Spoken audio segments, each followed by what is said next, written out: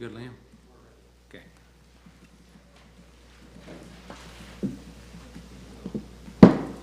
I'd like to call them into order, and we'll begin by standing for a moment of silence and then the Pledge of Allegiance.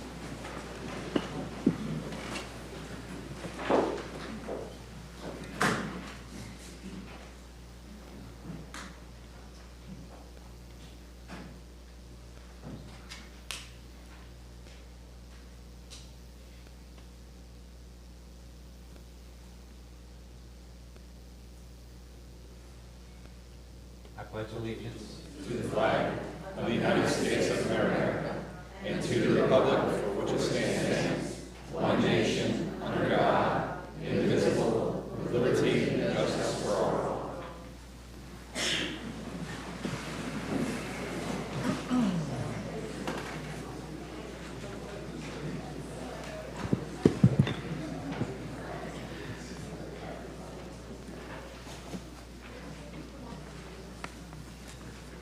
So before we start the meeting today, we have a new member on our board. I'd like to introduce Derek Pontlitz. Derek. And I would like to make sure that we start him off in a legal manner, so let's swear him in. You can stand and raise your right hand. I state your name. I, Derek Pontlitz, A citizen of the state of Florida and the United States of America. a citizen of the state of Florida and the United States of America, And being an officer of Pasco County. and being an officer of Pasco County, Do hereby solemnly swear or affirm.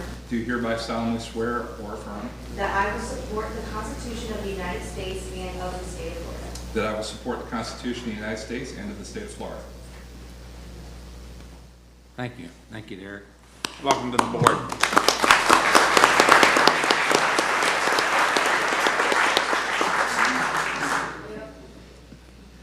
And if you do a good job, they'll double your pay. I heard that that's why everybody was here today. Yeah. Because he was getting sworn in, so. Yeah. For the incredible pay, right? You drew a crowd there. Yeah. So, Madam Secretary, if we could have the roll call, please. Mr. Jamie Girardi. Here. Mr. Derek Montlitz. Here. Mr. Peter Hansel. Here. Mr. John Moody. Here. Mr. Christopher Poole. Mr. Chris Williams. Here. And Chairman Charles Wright. I'm here. And could we read the proof of publication, please? The items were published in the Tampa Bay Times on August 3rd, 2022, November 23rd, 2022, and December 21st, 2022. Okay, thank you. Do we have minutes? Yeah, make a motion to approve the minutes from the November 3rd meeting. Second. We have a motion to approve the minutes, and we have a second. Any further discussion on the minutes? If not, all in favor? Aye. Signify Aye. by saying aye. Aye. Opposed, like sign. Okay, motion carries. So I know that probably many of you who are here today have not been here before, so I'll go through the instructions on how we proceed with our meetings. It's divided up into 3 segments, and we're the Planning Commission. We're appointed by the Board of County Commissioners, and we meet twice monthly. We serve as the local planning agency. We hold public hearings and transmit to the Board of County Commissioners recommendations on comprehensive plan amendments, land development code amendments, rezonings, and conditional use requests. We are the final decision-making body for special exceptions, certain appeals, variance requests, and certain alternative standard requests. However, final decisions may be appealed to the Board of County Commissioners. If anyone is in opposition to any comprehensive plan amendment, development code amendment, rezoning, conditional use, or any item where the Planning Commission transmits a recommendation to the Board of County Commissioners, it's important for you to attend the appropriate Board of County Commission meeting. We do have those dates available for you if you have any questions about that. For those of you who are not familiar with the procedures, we have several sections here. We have continuances, and it's been our custom to approve a request for continuance by the applicant or the staff unless there are extenuating circumstances. And, but it's been our tradition to approve them unless there are. We have a consent agenda, and there are items where we receive no objections from the staff or the public. Those items will go on consent agenda. We'll go through those one at a time. If there's anything on consent that you'd like to have heard, when we read it off, just raise your hand. We'll be glad to pull it for discussion. And it'll go on to the regular items. So, and then the last is the regular items, or are the regular items. Those items are anything that's not placed on consent or approved for continuance. And they'll be part of the regular agenda and discussed one at a time. Applicants will have 3 minutes to make their presentation, and objectors or questioners will have 3 minutes to state their concerns. Following the presentation, then the objections to the applicant's application may be addressed by the applicant, and they will have 5 minutes unless they've requested additional time at least 24 hours prior to this meeting. We have had some requests for additional time from the applicant and also the objectors. I think there are two groups of them represented by attorneys. We want to give everybody an opportunity to state their concerns. What we ask is that we try to not state the same concerns over and over. Once we hear it, you know, we're good with that.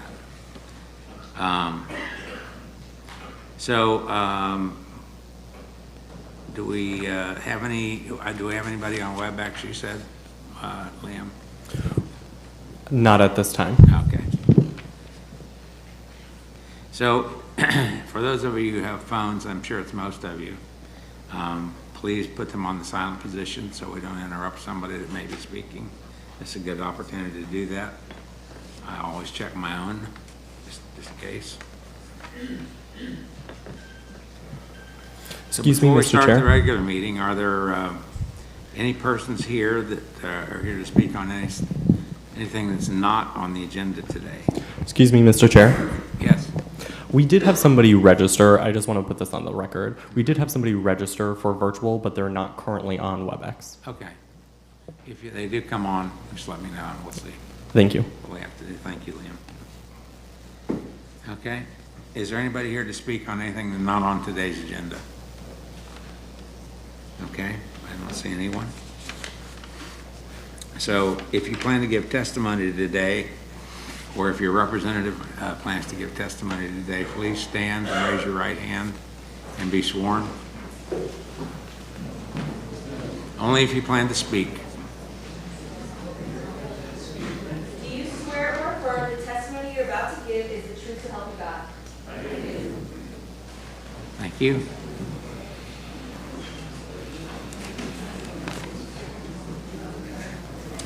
Okay. Terry, I think we can begin. Good afternoon, Mr. Chairman. Nectarios Pitos with the Planning and Development Will we Department. please have quiet? Go ahead. I'll start off by reading the two continuances first. Item PC2 is a zoning amendment in the name of Margie A. Tingley, change in zoning from a C3 commercial light manufacturing district to a C2 general commercial district in central Pasco County on the south side of State Road 52, approximately half a mile east of Murata Boulevard, containing approximately 9.82 acres, and the item is recommended for continuance. Okay, is the applicant present? Anyone here to object? I see no objections. Do I hear a motion? So moved. And do I have a second? Second. All right, any further discussion on the motion? If Just to not, clarify, that's to January 19th, 2023, Newport Richie. Terry? Terry, I believe, yes, I believe so. It's not on the thing. is that correct? Yes, that's correct. Okay.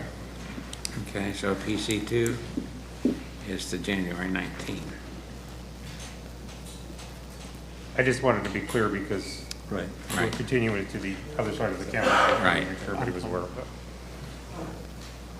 Okay, so we do have a motion. I think we have a second.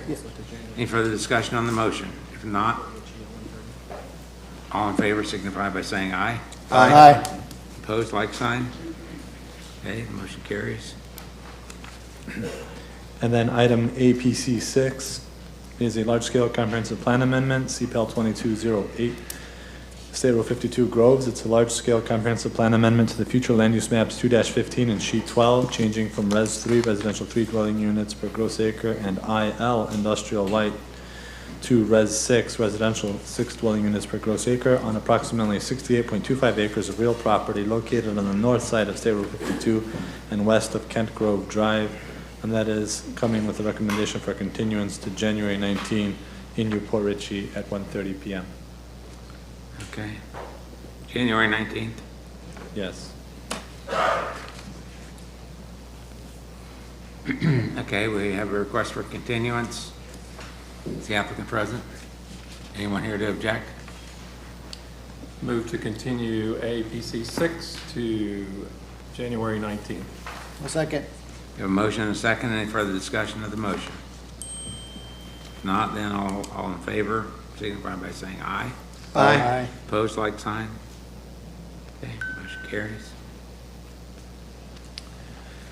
Item PC3 is a variance request in the name of Elizabeth A. Kutch. It's to reduce the minimum 5-foot setback for accessory structures to 2.9 feet for a screen room and carport in an R2 low-density residential district in the east central Pasco County on the east side of Abbey Drive, approximately 600 feet west of the first intersection of Happy Hill Road and Abbey Drive, containing approximately 0.39 acres, and this comes with a recommendation for approval with conditions. All right. That's PC3? Yes. You said, okay. All right. Is the applicant present? Anyone here to object? I'm sorry, was the applicant present? Yes. The applicant's present. I'd like to hear the case. You like it pulled? Yes, sir. Okay.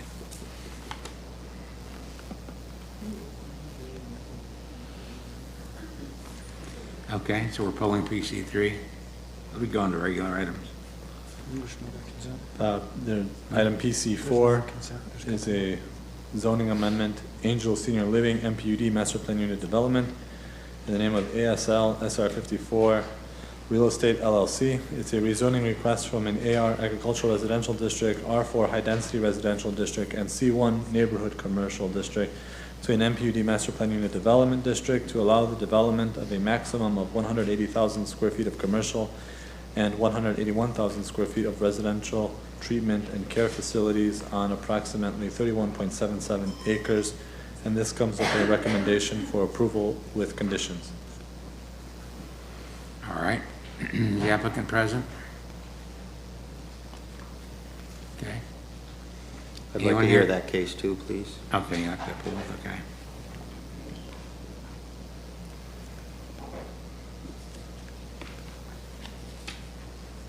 Eric, don't use John as an example of what you...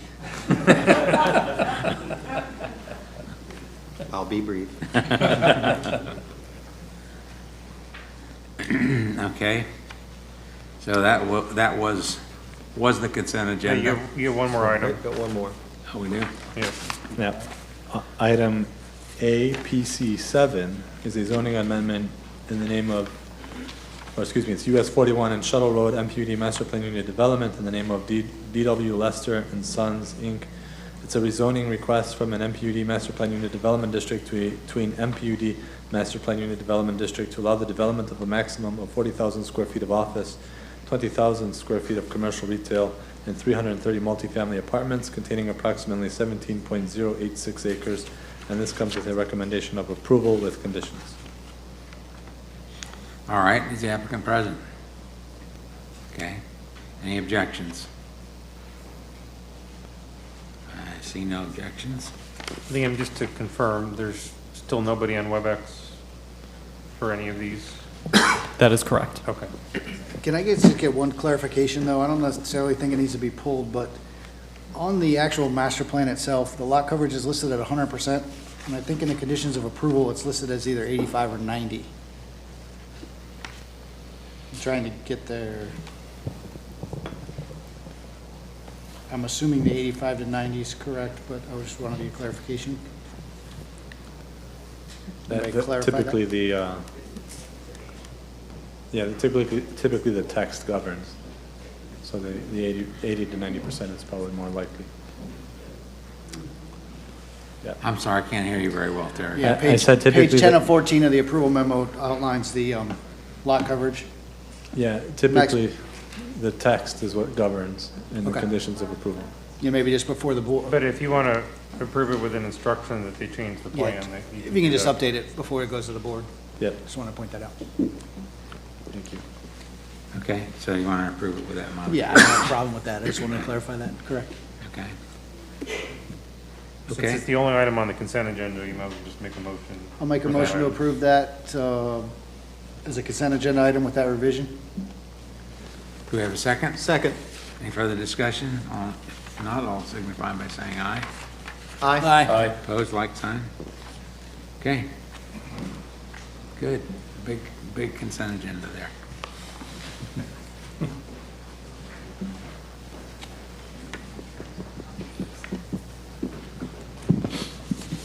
Liam Devine, Planning and Development. And I'll wait for the PowerPoint to pop up. So this is item PDD 23-2100 in the name of Elizabeth A. Cush. It is a variance request to reduce the minimum 5-foot setback for an accessory structure to 2.9 feet for a screened room and carport in an R2 low-density residential district. The subject site is located on the east side of Abbey Drive, approximately 600 feet west of the first intersection of Happy Hill Road and Abbey Road. And this is a look at the aerial. Oops. And this is a look at the aerial view. The surrounding future land use is Res 6. And the surrounding zoning is R2. The subject site consists of a single-family dwelling on approximately 0.39 of an acre. If approved, the variance request would allow the applicant to apply for an after-effect building permit and bring the accessory structure side property line to conformance, side yard setback line to conformance. The subject site has a future land use designation of Res 6. On January 6, 2016, the applicant hired ASAP Rescreening and Repairs LLC to install a screened-in room on the side yard of the single-family dwelling. And on March 11, 2022, the applicant hired a different contractor to build a carport in front of that screened room. And during the final inspection, it was discovered that the screened-in room was never permitted back in 2016. So this is what it would be with the variance, and this is what it would be without the variance. And this is coming with recommendation for approval with conditions from Planning and Development Department. Okay. The reason that I pulled it, Liam, I have a question. Okay. She hired a contractor to build the screen room. The screen room somehow got built encroaching into the setback. Correct. Then, many years later, we hire a contractor to build a carport. But I noticed in the exhibit that the carport also encroaches in the setback. So how did that happen? That is correct. It is, from my understanding, is when the contractor went to go build the carport, they used the existing line of the screened enclosure, assuming that it was permitted, which they didn't find until after the fact. So they submitted plans showing that it was in line and that their setbacks was appropriately distanced. So what they actually submitted actually had correct setbacks, but when they went to build, they built it in line, and they did a survey after the fact during the inspection and realized it was not correct, and the property line was actually somewhere else. So how come they didn't, how come there was no survey? They did a site plan and they showed that there was a 5-foot setback, but it wasn't an actual survey. There was just an assumption. So the question is, why were they issued a permit? That is a good question. 'Cause I The understand answer- the first mistake, it's the second mistake that I had. I think basically the answer is there was an oversight, you know, from the people that were approving the application. Would you like to hear from the applicant? Sure. Excuse me, I'm sorry, you can't speak from there. If you need to speak, you need to just come to the microphone and give us your name and address, and then we can get you on record in case we have to come after you. Hi, this all happened way back in 2016. I'm sorry, I need your name. My name is Elizabeth Kutch. I live at 12601 Abbey Drive. And this all happened way back in 2016 when I hired a contractor from Brooksville to come and do a screen porch. He did it, he was licensed, he said he had all the credentials. I believed him, he built a carport, nothing more was said. 2021, I got my other contractor from Lakeland to come. He got everything done. He said he was licensed and contractor. And I got a survey. I showed him everything. I did everything I was supposed to do. When the inspector came by, he found out there was no permit on the screen porch, and also that the setback wasn't correct. I had no knowledge of how far the setback was supposed to go. And I also assumed, I should have not assumed, but when he was licensed and contractor for the screen porch, I thought for sure he had all the right stuff. The permit and everything was done. And he told me that. I paid him exactly the amount for the screen porch, and I paid him for the carport. And then when the inspector came and said that it wasn't right, that we had to go get a variance. So I went to Newport Richie and I did all the proper things. And here I am trying to get the variance after 3 or 5 years this has been going on. So did you So sorry. give the contractor a survey before he applied for the permit, or this was a survey that was done after the construction was complete? It was after. No one told me to get the survey until after. The contractor said, we're going to need a survey. So I went ahead and got it as soon as I could and submitted it to the county and submitted it to the contractor both. And do you know the contractor that put the screen room up, is he still in business today? He's still active. I contacted him. I asked him, and I told him, I said, you didn't get a permit? And he said, yes, we did. I says, no. In fact, if you read one of the letters what he wrote or the papers he gave me, he or somebody that built the contract wrote on the letter, if I can remember, I think we can get a contract. If not, we'll still continue. But I didn't know this until after all this was all done, and then he informed me about it. If I would have known, I would have done all the right steps.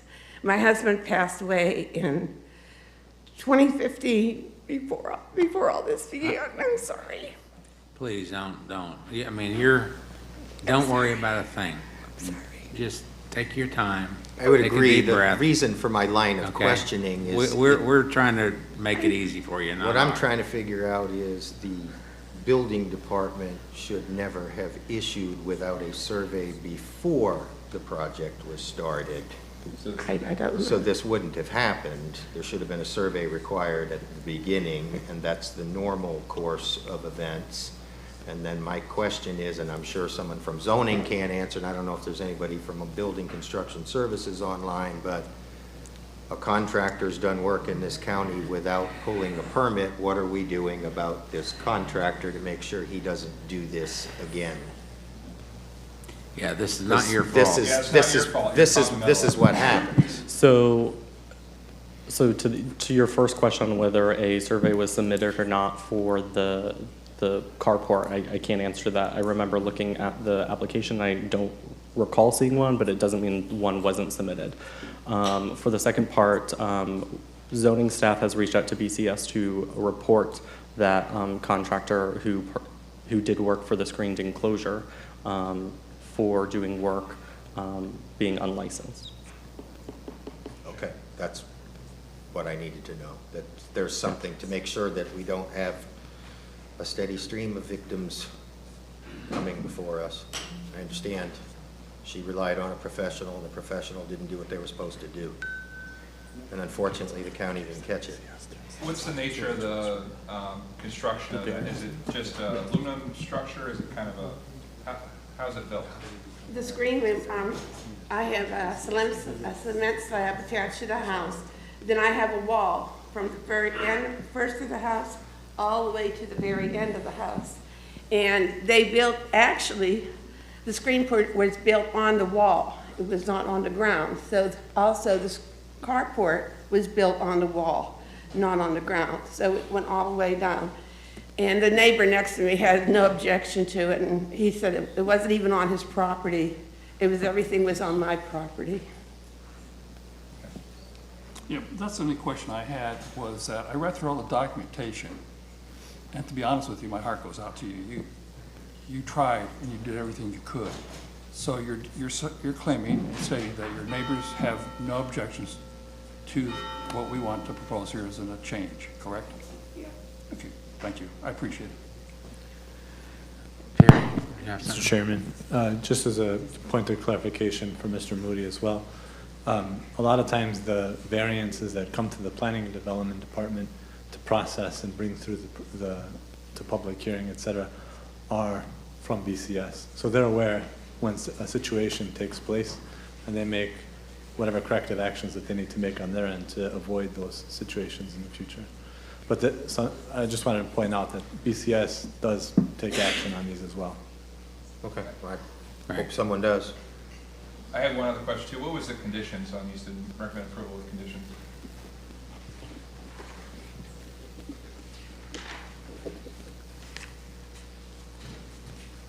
Yep, so they're pretty standard conditions that we have for all variances. So the variance is limited to the setbacks for the screened-in room and carport as shown on the survey dated June 17, 2022, as submitted with this application, which is attachment 2 in your packet.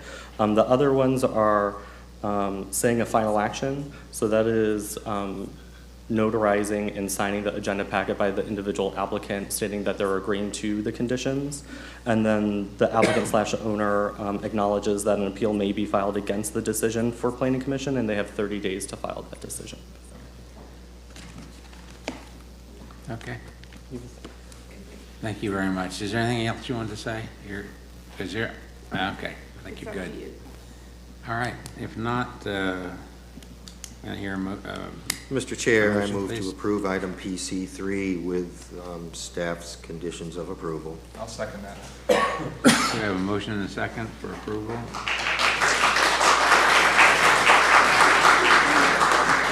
Any further discussion of the motion? If not, all in favor signify by saying aye. Aye. Aye. Opposed, like sign.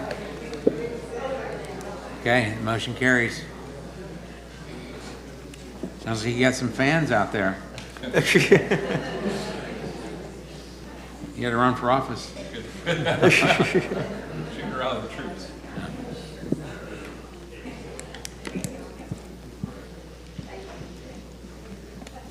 So again, Liam Devine, Planning and Development.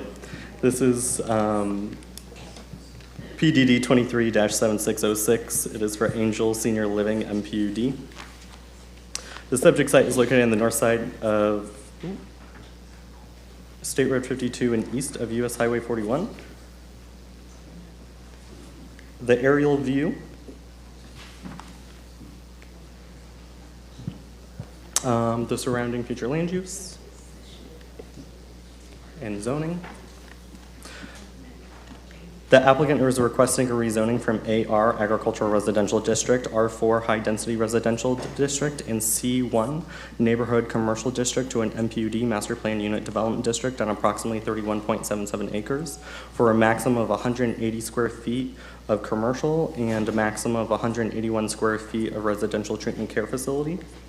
The applicant is requesting deviations from the Land Development Code, LDC Section 901.6.d.11, Street Design and Dedication Requirements, and LDC Section 901.7.e and 901.8.f, which talk about bicycle and pedestrian facilities and obstructions.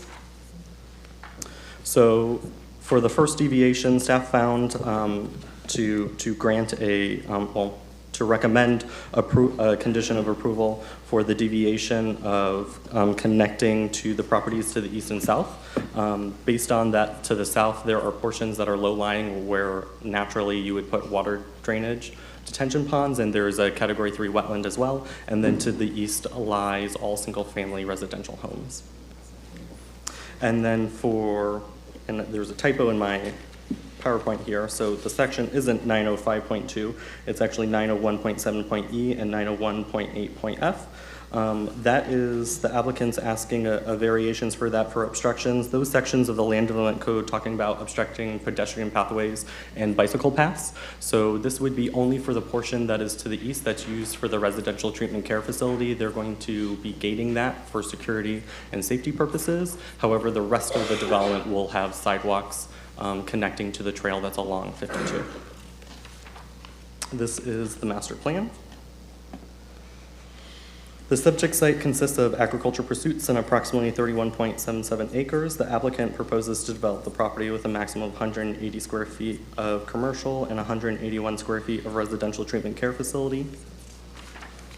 The surrounding area is characterized by residential development consisting of Fox Ridge single-family detached dwellings, and then New River subdivision, which is also single-family detached dwellings.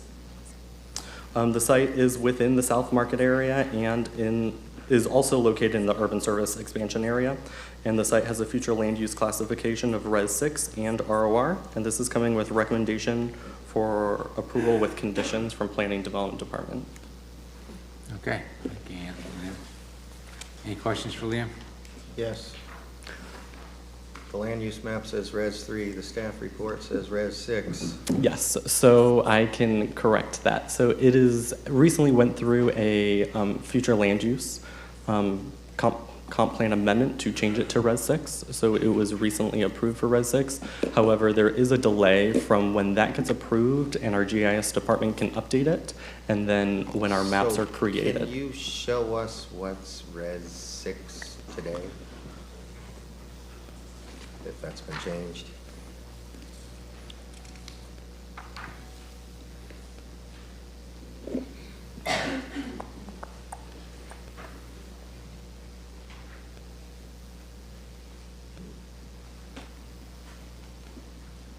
So the portion that would have been changed would have been the portion that is to the west, which would have been Res 3. That was. So there's still So Res to comp, 3 to on comp, the. sorry.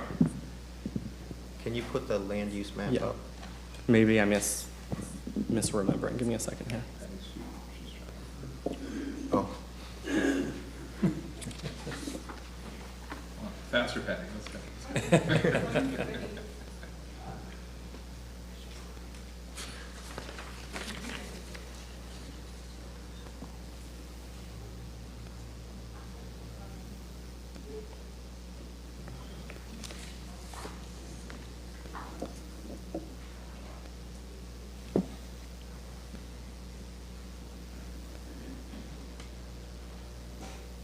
So I believe what was changed is if you see the red outlined area, that's ROR, that did not change. Right. The portion that is highlighted in pink to the west of that, to the left, was Res 3. That was changed to commercial. However, the small portions to the east, that is in the pink outside of the red area, and the small portion to the south that they're using for water drainage retention that looks like a single family lot, that is still Res 3. okay, so I saw on the map, there's maybe it's better on the master plan, it shows, there's a little inset that shows the land use. You said that small residential lot section, that's going to be drainage and retention? Yes. Okay, that was going to be my question. I'm sorry, the master plan.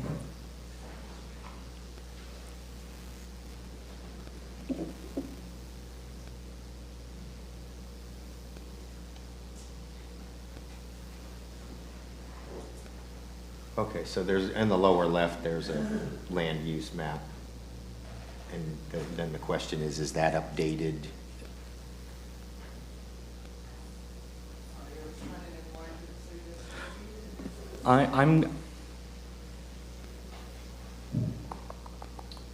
Give me 1 second. Let me look a little See, closer. ROR, there's COM, and then there's, it says Res 3, but you say it's Res 6. It's the same as the red outline.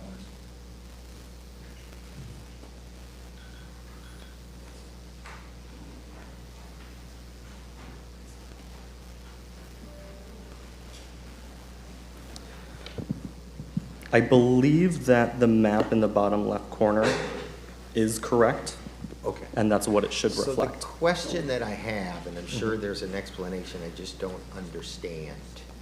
I'm trying to figure out how the res, whether it's Res 3 or Res 6, and it really doesn't matter for this question, how they're being developed as either commercial or residential treatment and care facility. I think I understand the residential treatment and care facility portion being that in the Res 3 district, that healthcare facilities can be allowed as a public slash semi, maybe Barbara can help me, well, you're not getting paid for this, public slash semi-public use. But it also says neighborhood scale public slash semi-public use. 180,000 square feet is the equivalent of 90 single-family homes. That's the scale of a neighborhood. That's not neighborhood scale. So I believe, And then I'm trying to figure out on the west where we're giving it C1 commercial uses, how that Res 3 or Res 6, whatever it is being developed as commercial because it doesn't meet the commercial node criteria, and it's not a public, semi-public use, and it doesn't appear to meet the commercial infill development So- criteria. So I'm trying to figure out how we're approving it. yeah, so to the west, and I might have misspoke, to the west, there's actually split, and I know it's very difficult seeing the bottom left corner. The only portion that was changed for that future land use was commercial along the front. And if you see in this master plan, they're planning on putting their water retention to the south, and they left that as res. Okay, so the retention, it will be only retention in the Res 3 or That Res is 6 or whatever it is? Correct, that is what shows on their master plan, Oh, yes. And then they have that commercial along the front. all right, I understand that. So then how Yes. about on the east, where we have a Res 3 portion that we're doing as residential treatment and care, and that's my question, is what's neighborhood scale? I looked in the definitions in the glossary in the comp plan, and there's no definition for what neighborhood scale means. To me, that seems, 180,000 square feet seems pretty large for neighborhood scale, but Well, I think you just have to answer the question about how they're permitting it in Res 3, whatever their theory is. The neighborhood scale is what, for public, semi-public uses, is what allows these uses to be able to locate in any of the future land uses. right, I understand that. So the neighborhood scale has to do with the impact of the property, or excuse me, the impact of the land use to the surrounding development, not necessarily the amount of entitlement. Typically, the amount of the entitlement is going to drive impact, right? So, but it's not necessarily the case that a large, say, user or facility, like a residential treatment care facility, is going to carry the same kind of impact on that 180,000 square feet as, say, an 180,000 square foot retail building. So it's my understanding that what's happening at this location is that a portion of that site straddles the future land use district boundary. And Yes. And so there's going to be a blending of that, of that intensity on the site between the two future land uses. So that's where I was confused. What controls the limitation? Or I didn't see anything of how they arrived at the calculation, how. Is there a certain amount of that residential treatment care that can be Would that be on? the same like a school? Would that be a neighborhood scale? You know, we have schools, pretty good-sized schools in neighborhoods. Right. Of course, they're not subject to our. Well, and I think a residential treatment and care facility is a conditional use in most residential, or many residential zoning districts, is it not? That is correct. Just to be clear, I'm not opposed, I'm just trying to understand. So I think, to a certain extent, the zoning districts are probably informing that being a permitted use, because I'm pretty confident that we've approved many residential treatment and care facilities in residential zoning Sure. districts in the past as a conditional use. So that would imply that it is a type of use that can be permitted in a residential land use and zoning. Okay. I think your issue probably is the scale of that use, which is kind of more of a compatibility issue, in my opinion, that if you think that the scale of that use is not compatible for this area, that's something. I don't particularly think it's not necessarily compatible. I'm just asking how there's no definition in the comprehensive plan as to what constitutes neighborhood scale. So that was what I'm trying to get at, is how do we make that determination that that is neighborhood scale? Mr. Moody's correct, that there isn't a specific definition in the comprehensive plan, but there is an A positive definition in the comprehensive plan, in the sense that if you look at the public, semi-public future land use definition in Appendix A6. It has major and minor. Right. Right. In there, it discusses which public, semi-public uses require the future land use designation for PSP, thereby leaving the remainder to be the neighborhood scale public, semi-public that then is applicable in all the other FLUs. Okay, so just going forward, if it's listed as the minor semi-public use, we can make the assumption that that meets the neighborhood scale Correct. criteria. Okay. That's correct. There's all I also a need to provision of our comp plan that says that all minor public, semi-public uses are allowed in any land use category. Okay, that's what I needed to understand. Thanks, Terry. Thank you. That's it? Okay. Nothing else? Anything from the public? Anything from the board? Okay, if not, I hear a motion. Yes, since I pulled it and I'm not opposed to it, and now I'm very clear upon it, I would move to approve item PDD 237606. All right, so we have a motion to So, approve.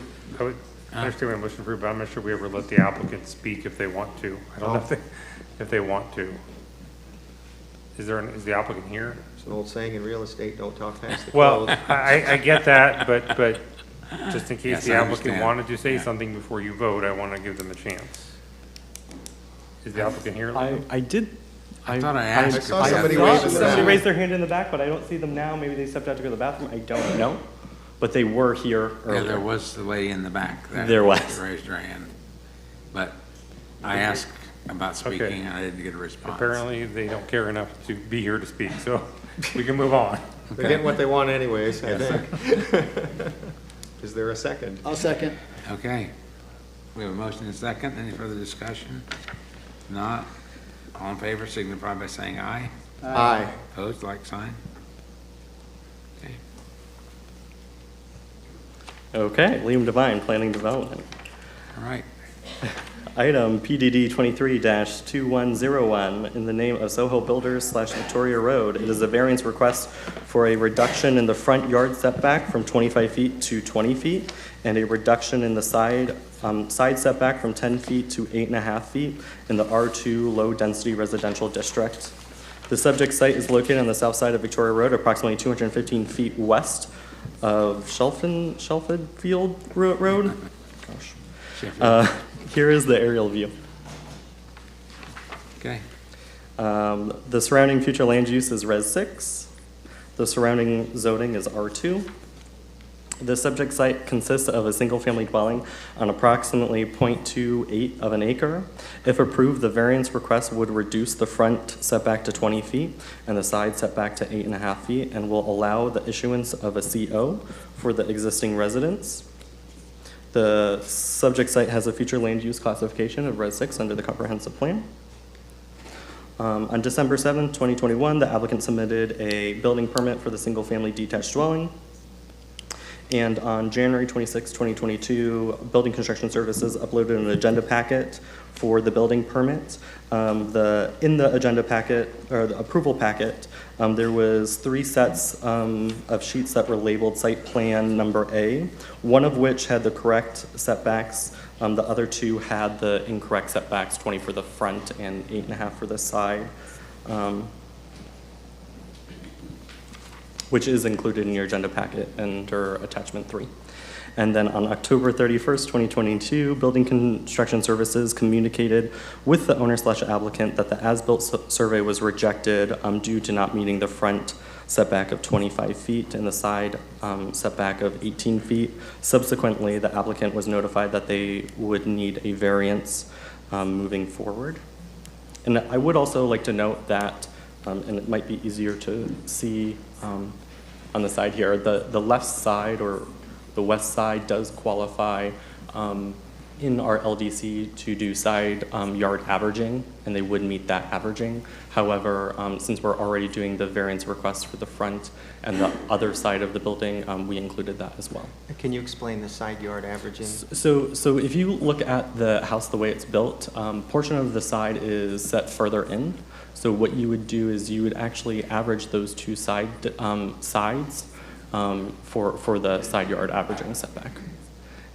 And I could have explained that better, but so you have a side yard setback of 8.5, and then let's say you have another portion of that side that is set further back, which this case there on is. the same side or on the same side. Okay.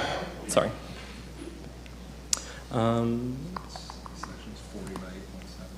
And is that an actual as-built survey, or is that? This is a snippet from the actual agenda packet for the incorrect setbacks for this one. And my clicker is no longer working. So the question that I have then is, why are there 3 site plans? That is a great question. So from my understanding, and maybe the applicant can speak better to this than I can. From my understanding, there was a submittal that had the incorrect setbacks. There were revisions and updated sheets that were submitted. However, somehow submitting and replacing those and approving the packet, some got left in and some were not removed. Okay, so the site plan that has the correct setbacks was submitted in response to a site plan that was submitted with incorrect setbacks. That is my understanding. Okay, but then there's a 3rd site plan. The 3rd site plan was for drainage. That drainage had incorrect setbacks. So there were, in the approval packet, there were 3 sheets that were labeled site plan number A. Got it.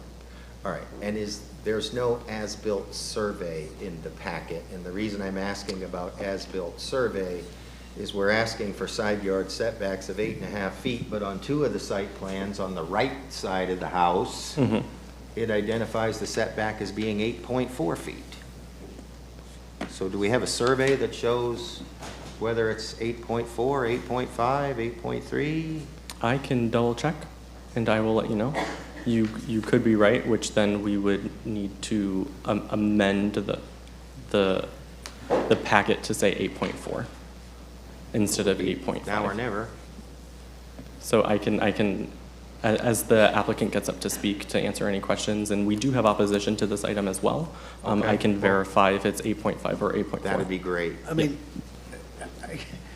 I guess if I'm just doing simple math here, you got a 90-foot lot and you got one plan that shows 10-foot side setbacks.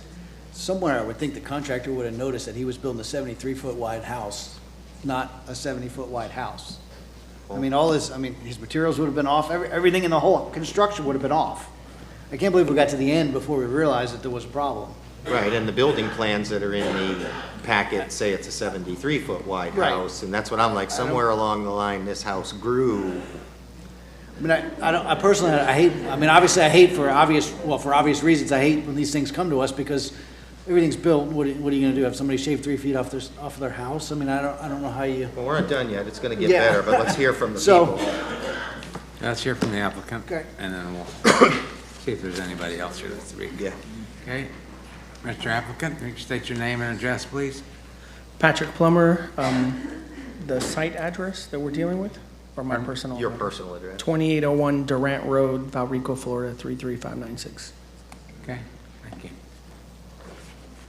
All right, you want to tell us how we got to where we are? So, we have an architect that also used drafting services. It's not one single person, so they drew up the plans. It's my understanding they submitted them. There was feedback that the original 8.5-foot setback was not okay, so it had to be 10.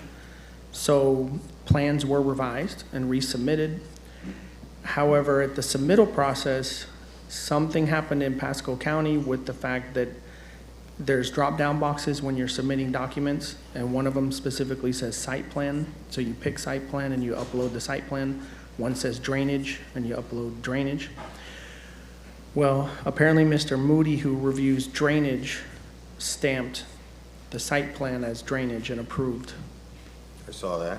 And so there was a confusion, whereas for some reason 3 site plans were included and approved, 2 of which had the incorrect site plan. So when the architect passed us the packet to build the house, they gave us the 2 pages that said site plan, not stamped by Moody as drainage. So we did not see the site plan that said 10-foot setbacks. We only ever saw one that was 8.5. And apparently also, when we downloaded the plans to build the house, somehow we built the house that is 73 foot wide, not 70. And apparently this error was from the very beginning, because even the trusses, when they were ordered for the wrong house. So then during construction, we get to the point where we have the stem wall built, but we've filled in the dirt and compacted it. We've done our plumbing and our electrical underground, but we haven't put the foundation.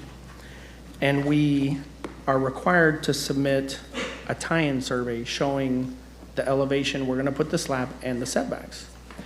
And so we called an inspection and failed because we didn't have the tie-in on site. So we got the tie-in survey, we uploaded it, it was reviewed as it was built incorrectly and approved. So no one caught the issue at that point either. So the setback wasn't caught during the tie-in survey. Correct. And so that was also approved, which would have been a great time to catch it, because then changing a stem wall is a little different than a house. So we proceeded to build the entire house, finished the house, got all of our inspections passed, submitted our tie-in survey, which I did just email the actual as-built survey showing that it is indeed 8.5 feet where it said 8.4, and it's 8.6 in the front. Okay.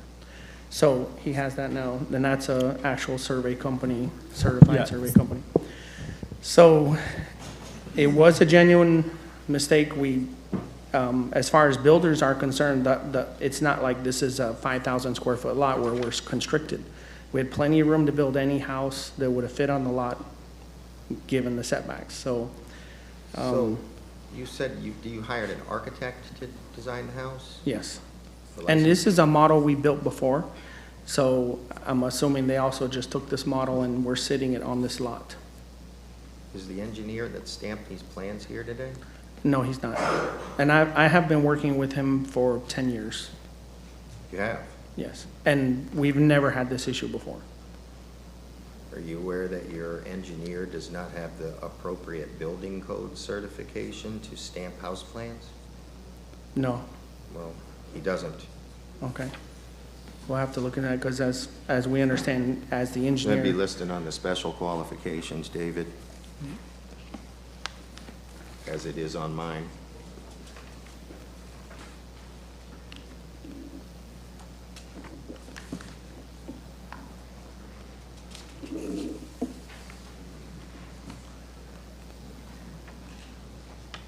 Well, I think similar to the prior variance request, if we feel that somebody's acted outside the scope of their license, that's something for staff to report. Okay, good, because you're obligated by Florida statutes 471 to do that.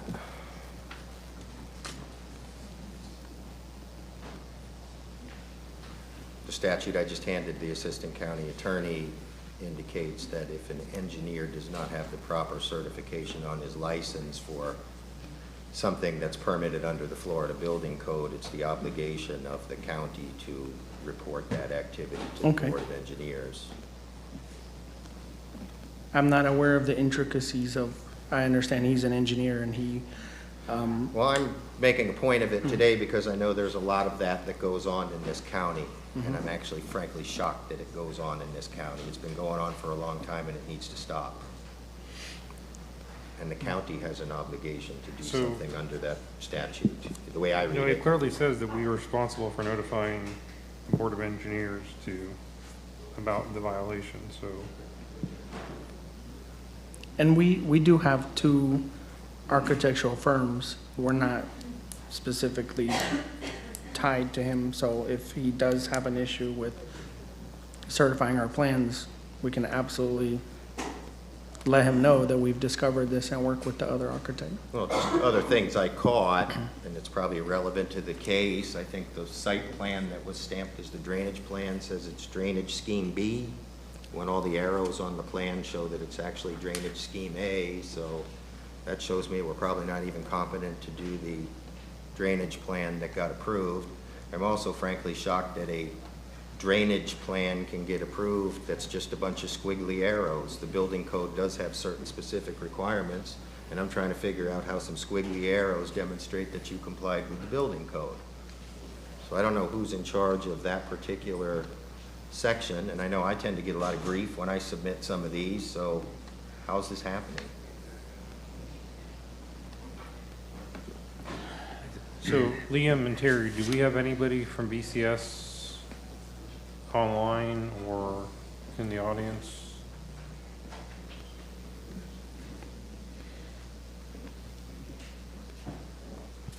We do not. I think in the future, when you have these variances that are resulting from errors in the building BCS building review process, that you need to have somebody from BCS available to answer these kinds of questions. I understand that you can't, but these are legitimate questions that are coming up that somebody from BCS should be here to answer. Understood. I can tell you that I did reach out to individuals from BCS. However, with the holiday break, I did reach out very late and have not heard a response. The individuals that usually attend these meetings on BCS behalf are, I can tell you, are out. So I was trying to coordinate somebody else to attend. Okay, but regardless, are you going to notify the appropriate BCS staff person about the violation so they can? Absolutely. They're supposed to check every time an engineer submits a permit. It's a building permit, not site plans, not zonings, but it goes for a building permit. They're supposed to check that that engineer has the proper certification to do that work. And this is just one I happened to catch in checking it today, but I can tell you there's lots of it that goes on in this county that hasn't been caught. And it needs to get caught because I see all kinds of garbage coming out. Okay, well, I trust that Liam will inform them to do their duty under the Florida statute to notify the board of the violation. Thank you. We do have somebody in opposition. Okay. And I will also state, she was granted an extra 2 minutes as well. Okay, great, thank you.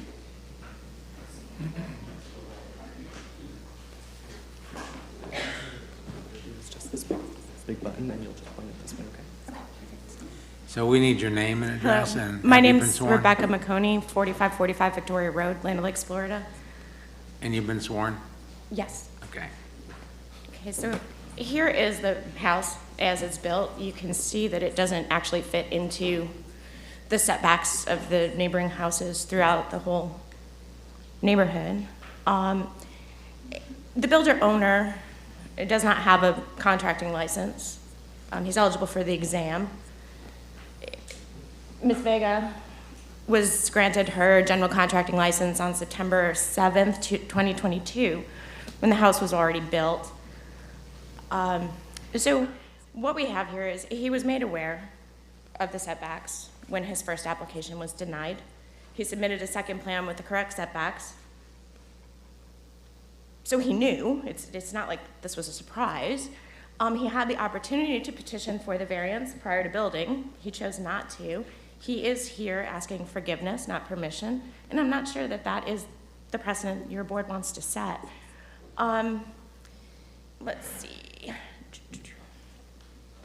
So the plans to the right were included in the building plans. I'm not sure how much more Pasco County Building Department could get across that he needed 10-foot side setbacks and a 25-foot front setback.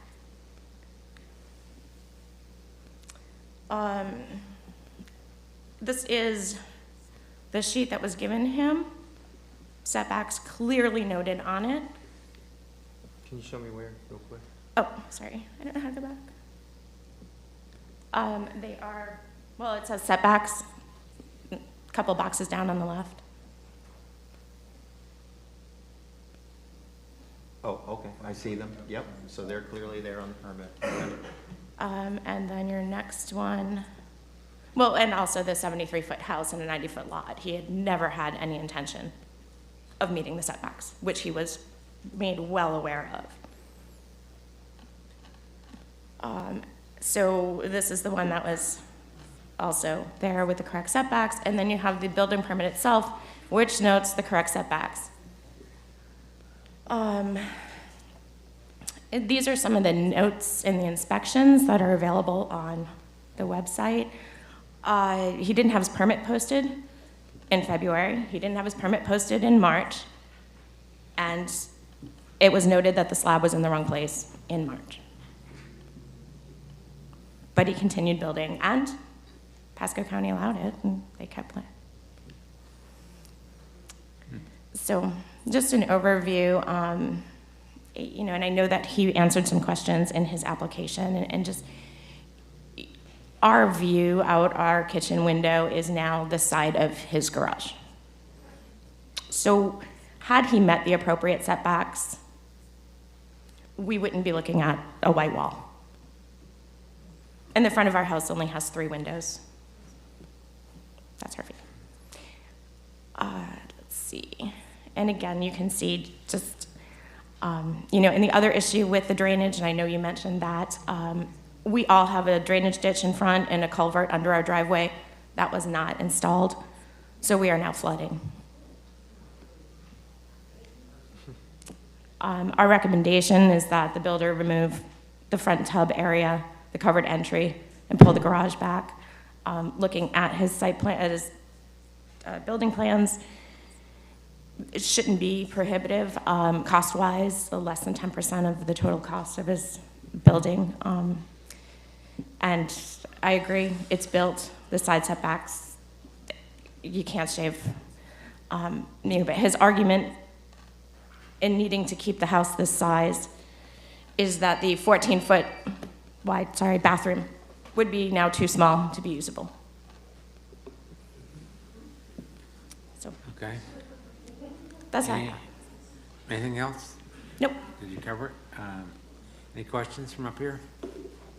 So to be clear, you don't have an objection to the side setback variance, but you do have an objection to the front setback variance? I can understand that the cost to meet the side setbacks at this point would be prohibitive. They've had to take down the house, essentially. But I do think that there are some modifications that can be made to meet the front setback. But the reason I'm asking the question is you talked about how the front setback variance is, the front setback issue is affecting your view. You didn't say whether the side setback issue was affecting you in any way. No, other than it's just too close. Okay. Okay, you've answered my question. All right. Is there anybody else who would like to speak? Yeah, I On have this one subject. question. When I was going through this documentation about the, presented to us, I had a concern because setbacks have been brought up a number of times, especially by the Board of County Commissioners. My question is the driveway. I noticed in the other, from maps and from pictures online of the homes in your community have significantly large driveways. And by large, I mean they fit the cars. Has this driveway presented a problem with parking cars in it or being too small to put 1 or 2 cars in there? I think they could fit 2 But would to it be 3. a hazard? It'll block our view of the road. Well, Yes. what I'm concerned about is parking cars in there. It's been brought up before from some folks that I spoke to in the past, not this particular project. Mm-hmm. But some of the homes that are being built in Pasco County have very narrow, by narrow, I mean short driveways, where you Correct. can't park the vehicles in there safely, because they back up, and when they're backing up, they may have 1 or 2 feet to back up, and then they're in the road. That's Well, I my, think the Right. concern, to be clear, Mr. Ansel, the concern that's been raised at the board level in the past is when they block the sidewalk. So they park, Yes. they park to the point where it's blocking the free flow of using the sidewalk, but it doesn't appear there's any sidewalks in this neighborhood, from what I can tell. there are none. I saw from the map that there are no sidewalks, but who knows eventually.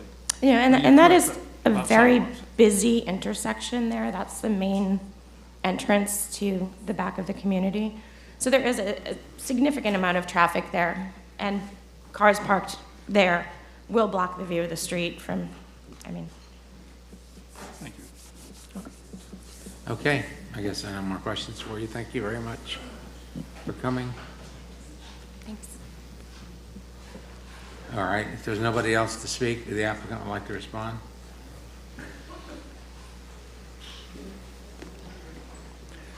So the distance from the house to the street is 45 feet. Given that the length of a car is probably around 17 feet, and it does have a 3-car garage, so the occupants of the house, while they have 3 spaces inside the garage, the driveway is for 2 cars, so 2 cars could park side by side and still be approximately 28 feet from the street. So I don't feel that's an issue with obstructing anyone's view to pull out or safely in and out of their driveway. Jamie, The the question? 45 feet's to the center line of the road, correct? The edge of the road's probably more like 34, 35, just to clarify for the record. Okay. Yes, I have 20 feet to the property line, and then it looks like, I suppose, another 15 feet. Okay, so about 35 feet. The road's approximately 21 feet wide, so, and it's a 25-foot right-of-way from the center of the road to the front of the property line. Correct. And also modifying 5 feet of the front of the house, I guess the way trusses are designed, you can't just cut them off, and you would actually have to cut back, I suppose, significantly into the house and redesign the slope of the roof to remove 5 feet from the front of the house. And I'm not sure, I haven't done a cost analysis, but it would be significant to modify. And at Soho Builders, we work with Alejandro Perez, who is a licensed general contractor and has been for 20 years. And so when we started this project, he is our builder, and we work with him. And during the course of building the house, Ladies Vega became licensed as a contractor and took over supervision of the construction with Alejandro. So she's been like an accessory to him, like a right-hand person to help finish the house.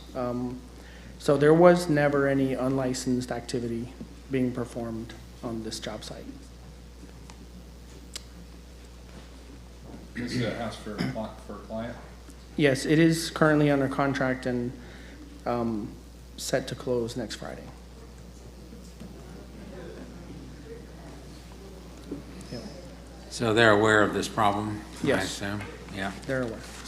Are they here? No, they did not come. They actually live up north and they're moving down here. Is there a rebuttal to the things that were brought up where in March, you guys were made aware that the footers were not, and the slab was not? We were not made aware. I do have, and I can submit here as part of the record.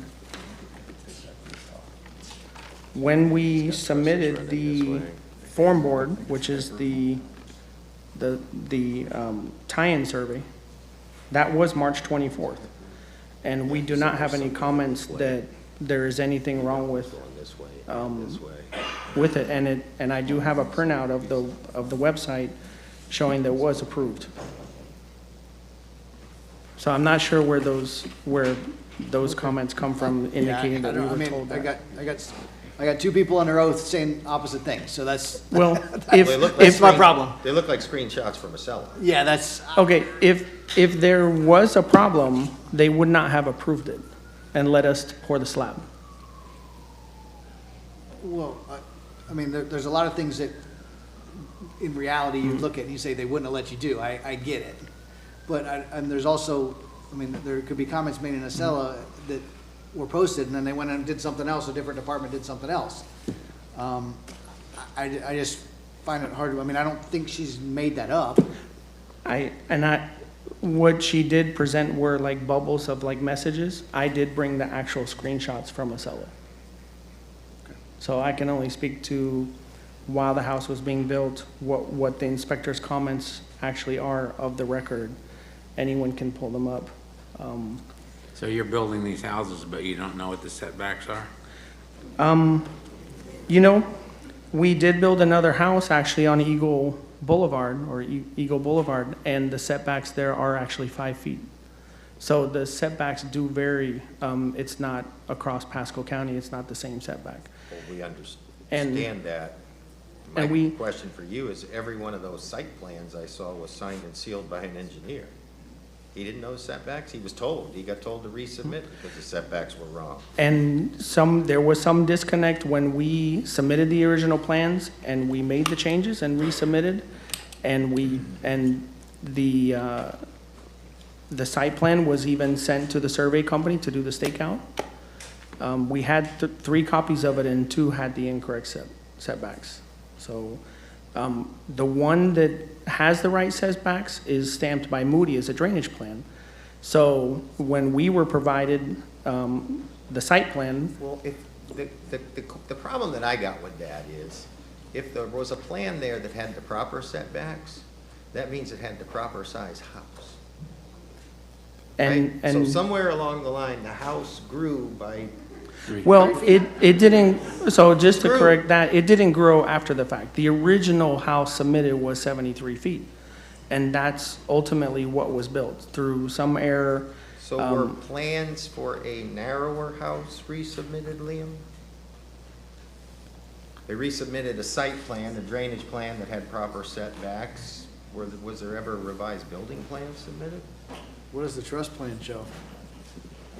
And isn't it the same engineer that signed the house plan, that signed the site plan? He responsible to coordinate these things? The trust plan 73. And again, when we went to the county website to download these things, there were 3 sheets. Yeah, but they're your plans. Yes. The county didn't prepare the plans. Correct. And the county might have messed up in how they filed their plans or whatever. At the end of the day, you're the builder. You didn't know what you were building? Your engineer didn't know what he was designing? Well, there was a mix-up because we did not intend to build a 73-foot wide house. But you did. Yes, we did. We didn't intend to build a 73-foot wide house, but we did. No, we get the plans and it's a process, so you submit for the stakeout, you get a stakeout, you do your footers. Mr. Chairman, I move to deny the variance. All right. please. So to be clear, you need to then state which of the variance criteria they do not meet. I don't believe it was a bona fide error, for one. Well, one of the criteria is that they have to show that the alleged hardship was not created by any person presently having an interest in the property. Well, then there you have It sounds like you concluded that it was created by a person Yes. who has an interest in the property.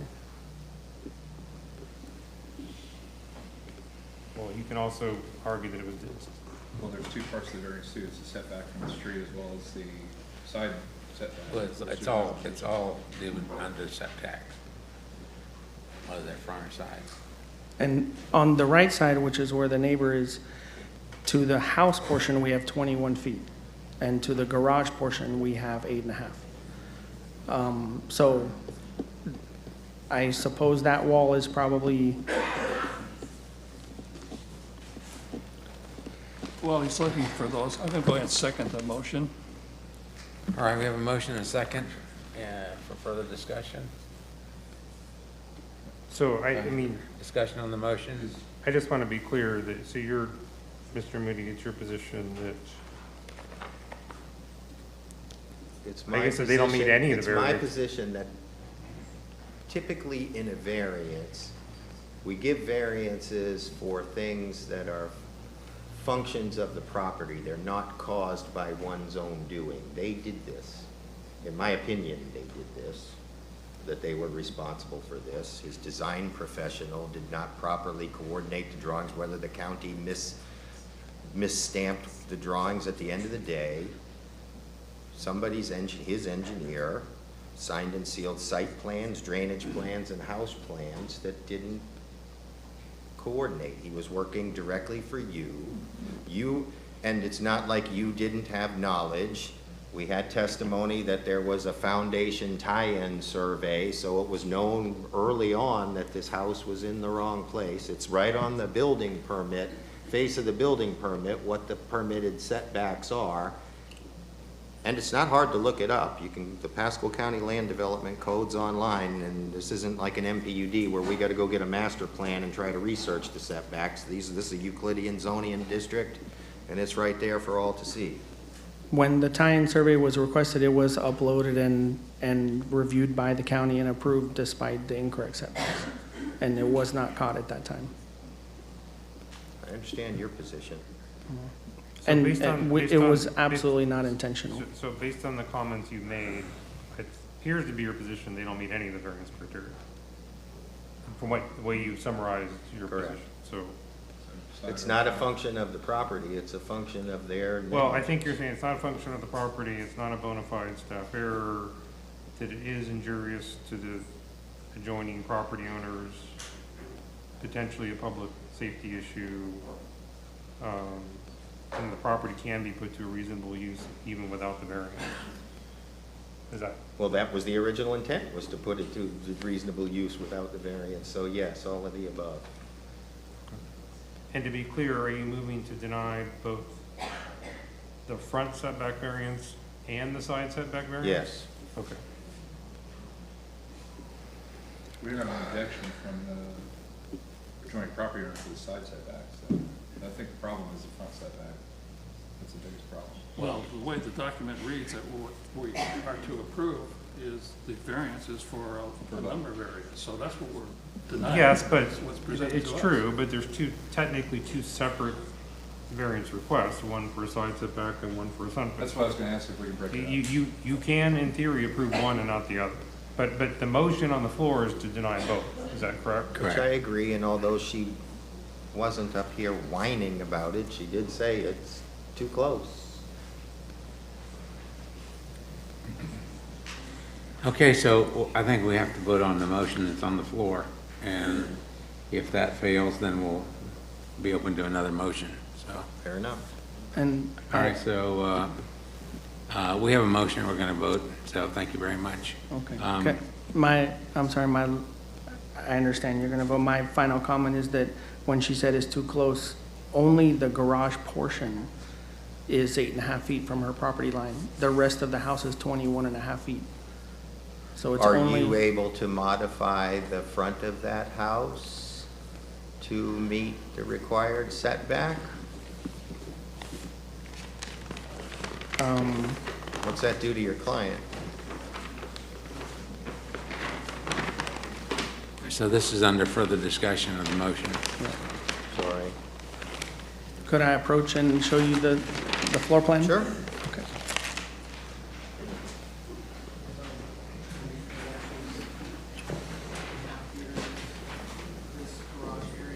Sir, you're not being picked up on the record, so you're gonna have to turn Yeah. the mic around so that the clerk can pick up your comments. So here is the this garage area. So you can see this is her house. And from here to the property line, we have 21 and a half Please be feet. quiet in the audience so we can all hear. And from here to the property line, we have 8.5. So it's only this portion that's 1.5 feet too close.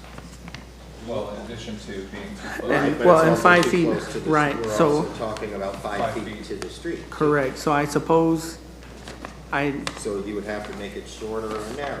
but I think that would stretch across the entire front of the house. If it were just this portion, maybe, but if we're cutting off the entire front 5 feet of the house.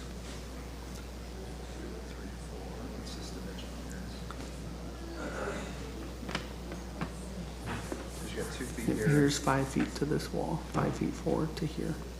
So it would be this, all of the front entry, the laundry.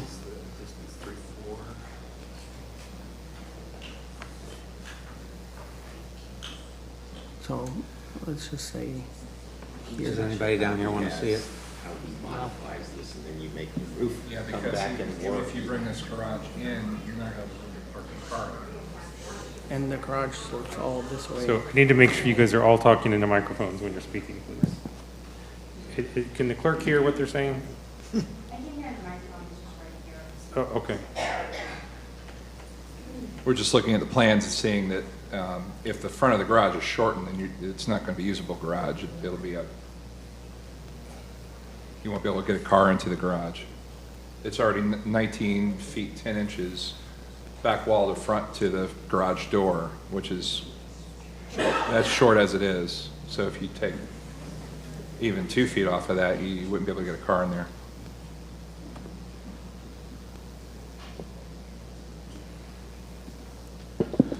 Okay, well, Was your question answered, Mr. Moody? Yes. So I'd like to get this back to the board I without. Don't see engaging a it. practical way of fixing that, and again, I'm gonna qualify that I'm not a structural engineer or an architect either, so. I'm glad you said that. So is your motion stand the way it is? Yes. Okay. Okay, so we do have a motion, we've had discussion. Is there any further discussion? Yeah, I guess before we vote, I mean, obviously, this is not an easy thing, and there doesn't appear to be an easy fix out there. I mean, the point being that the builder was made aware of the issue at the beginning when the permit was issued. The setbacks were clearly identified in the permit. I think you acknowledged you were told because you revised part of the plans. Furthermore, I feel like, and I think that the picture out the kitchen window or out the front of the house where, I mean, it's clearly, it's created a hardship on the neighbor. I mean, I look at it as if somebody lived on the water and they wanted to put a solid fence up, and all of a sudden the neighbor couldn't see the water from their house that they could see before, and they were entitled to see the water.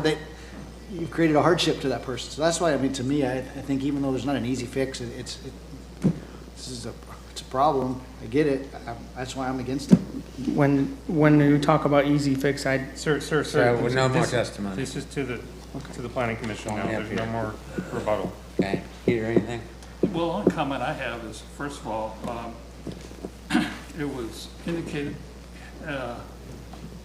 that screenshots were shown that there were certain approvals on it, but we never physically saw the screenshots, so there's no evidence there.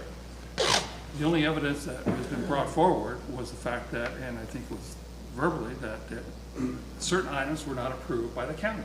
or if they were approved, they were somehow interpreted as being approved to fit this particular lot. And the fact that only several folks here had the opportunity to see the map, I could see that if he wanted to contest this down the road, that a person who is in the legal profession may say, hey, look, not everybody on the board saw these documents, therefore the vote may not have been sufficiently documented. So my concern is to move forward and let them, I hate to say pay the price, but a comedy of errors is what comes to my mind, and this is what happened. And that's the reason why I have a hard time even thinking about approving this particular item. I hope I didn't lose you in my train of thought, but that's how I feel. So I'm not sure if you're suggesting it should be denied or suggesting it should be continued so we can bring BCS back here. I'm concerned that it be denied, moving towards this. Oh, you're suggesting it should be denied. Okay, Okay. then you answered my question. Okay. Thank you. So I have a question. If the motion is for... Excuse me, just a minute. No, sir. No, okay.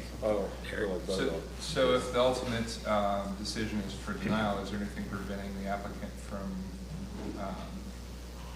making amendments or changes to the building and then coming back for a different variance if they are not able to make a variance? They could apply for a different variance. I don't think they can apply for the same variance. I think our code prohibits them from. But this doesn't stop him from attempting, if we deny the variance, this doesn't stop him from modifying the house to fit within the permitted setbacks. Correct. Oh, absolutely. You can. Or if the modification is within 5 feet instead of, 4 feet instead of 5 feet. He could come back and ask for Could a they for a different 1 foot variance, yes. Okay.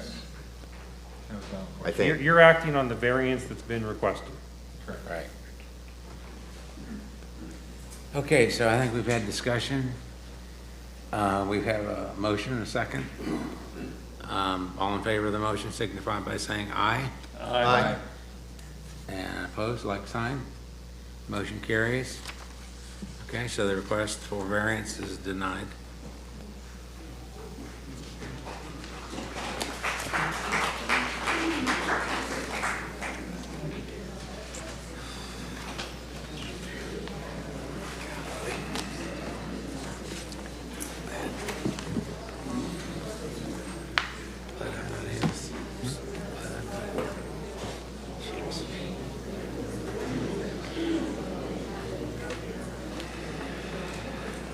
There's only one thing left on the agenda. We do reset. Can we do a recess? Is that only one thing left? yeah, now get ready for. We're gonna take a 5-minute recess, Amy. Okay, thanks.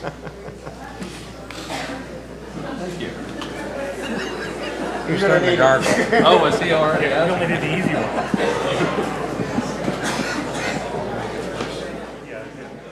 That was the easy part of it.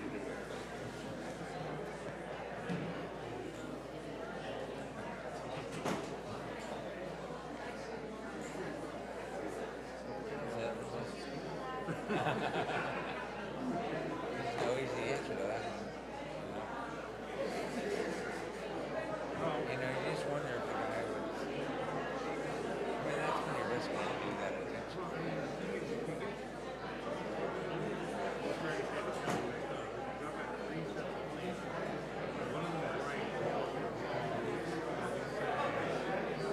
Which one of these I go? What am I supposed to be building? Right. I don't think you just assume. Yeah. Yeah, it's almost like they were trying to use that as an excuse. But man, that's it. You know, that's, I should go to Las Vegas and feel like that. There is, so you can go and talk to people. That's crazy.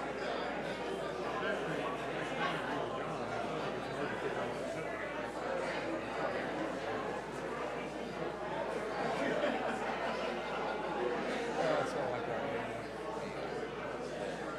Way the camera speaks. And he really is asking. Yeah, but this is not a permission. That's a real fucking offensive.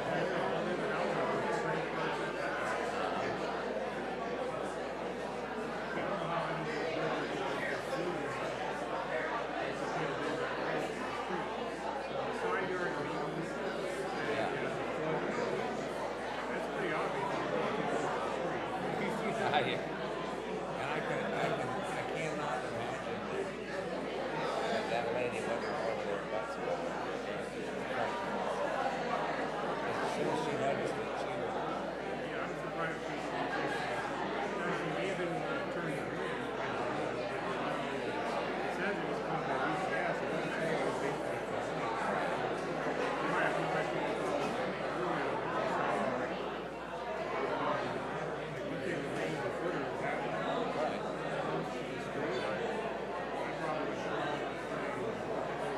What's going on, man?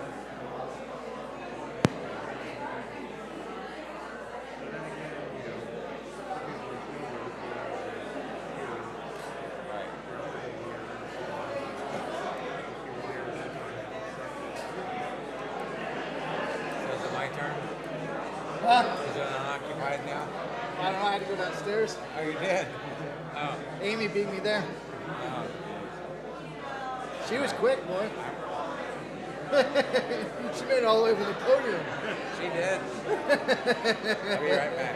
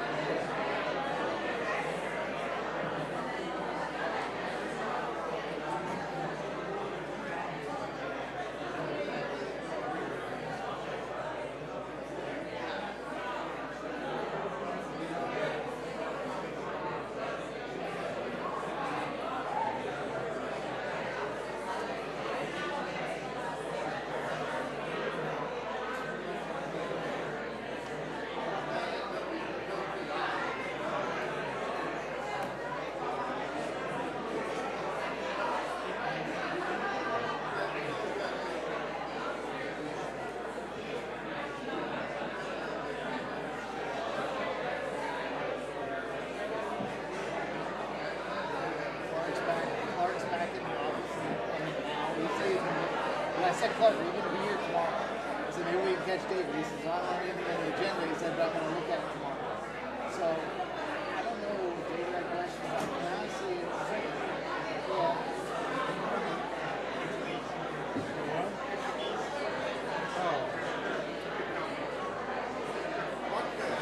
yeah.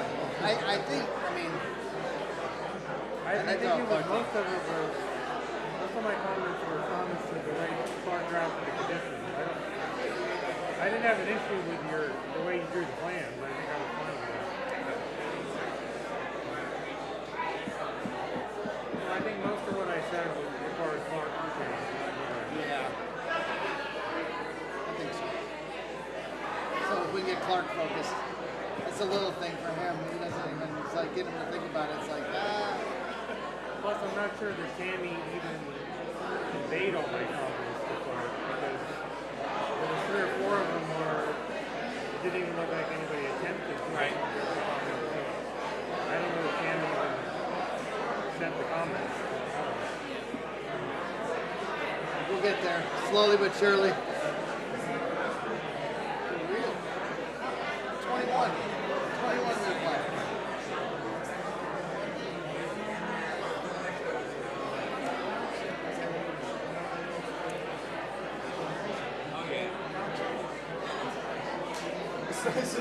Oh, the executive suite.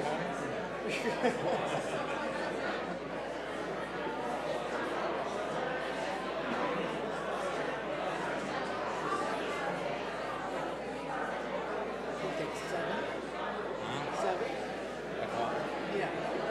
Probably. If all these people are gonna speak.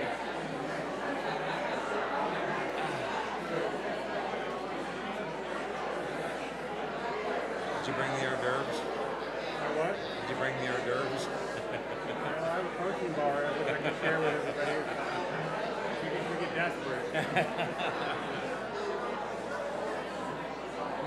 What was that place around the corner? He sent up for some cookies. Yeah, that's right. That's right, the green door. Yeah, right. The green door, they've always got cookies. Oh, That's right. Oh, he's gotta just tell his car where It'll go pick it up for him. Yeah. It was raining one day and he called his car over there to himself. Yeah, I saw it, the county building. Yeah. He just did that to see what the people in the parking lot already would say. Yeah. I wondered what happened if the car got pulled over. This was Saturday at Alico and River Crossing Boulevard. Holy crap. Is that Tesla? Looks like it. It's not red. I wonder if it was a Tesla full. I don't know if anybody was driving it or if it was It's not being Alex. self-driven. No, it's not Alex. That's his color, isn't it? Yeah, but he doesn't have tinted windows. Ours is without a commission. For a while. Yeah. And you know, he has brick pavers in his driveway. Yeah. And he had to push it out to the street. They wouldn't come on his driveway to get it.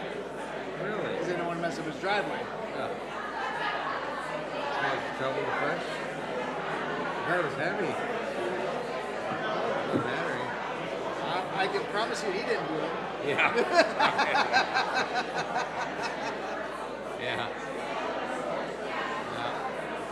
Surprised he didn't call us to help.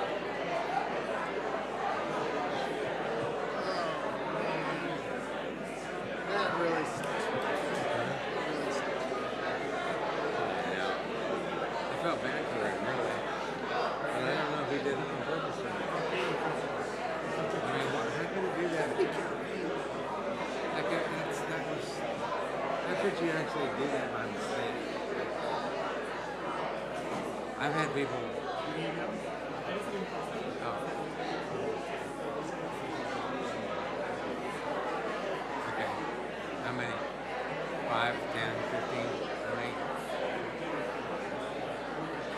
Okay, we can take a dinner break. Is that what you're thinking?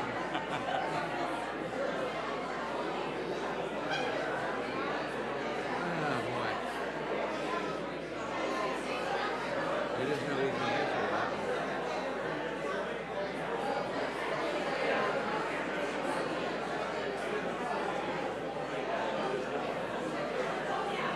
All right, what's Barbara getting us into now?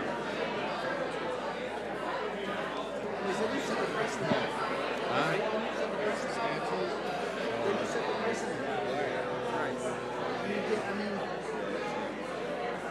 Yeah. I just can't believe they didn't know something like license if you have a qualification. How can they not know? I mean, if they did everything without what was wrong.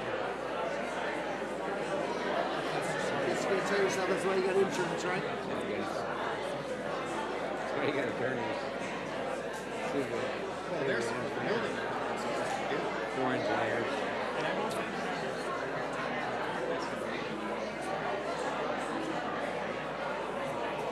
Have you reviewed this? I'm looking at it right now.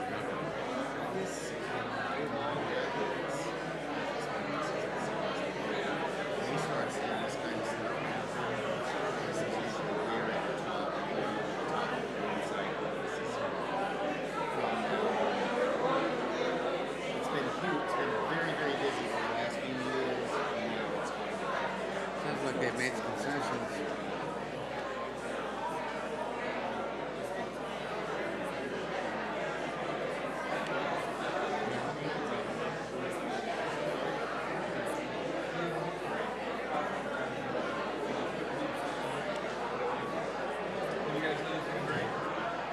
I'm okay, thank you.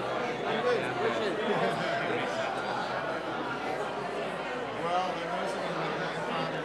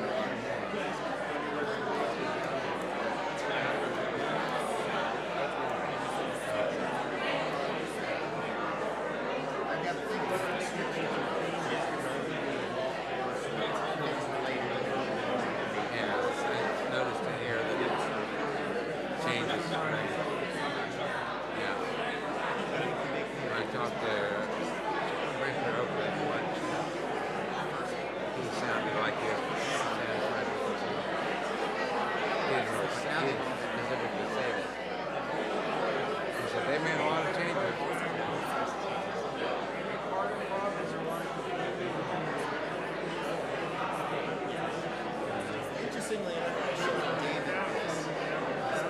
A lady sent an email out to each member. Yeah. And she was wondering about Well, hopefully Barbara will do a good job explaining it. January 2nd. Barbara's, I guess, just about everybody in here is about this.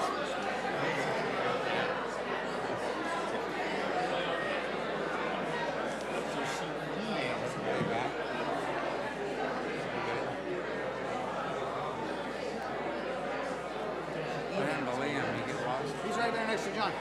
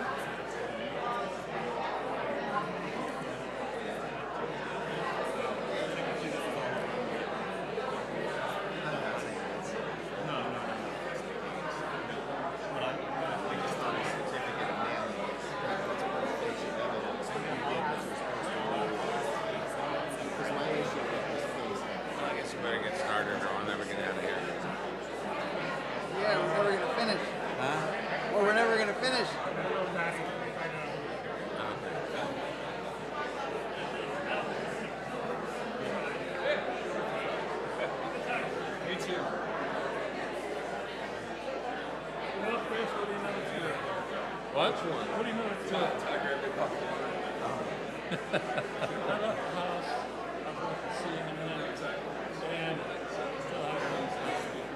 Like Tell the 8 wife you're gonna be votes or late for something? dinner? Is that what I heard? What? Just tell the wife you're gonna be late for dinner. I'm always late. She never knows when I'm coming home.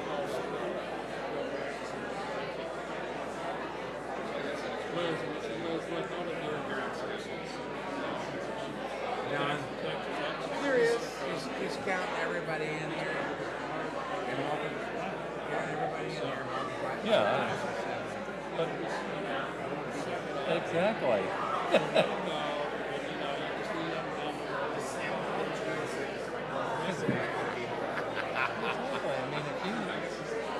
A handful of people, who do they want then? I think going to get somebody in there. about every other month we go like this.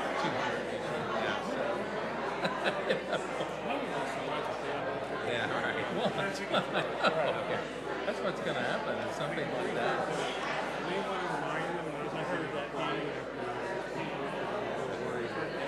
Okay.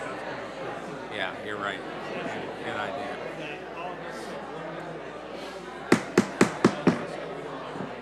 Okay, let's get restarted. Everybody will have a seat, please.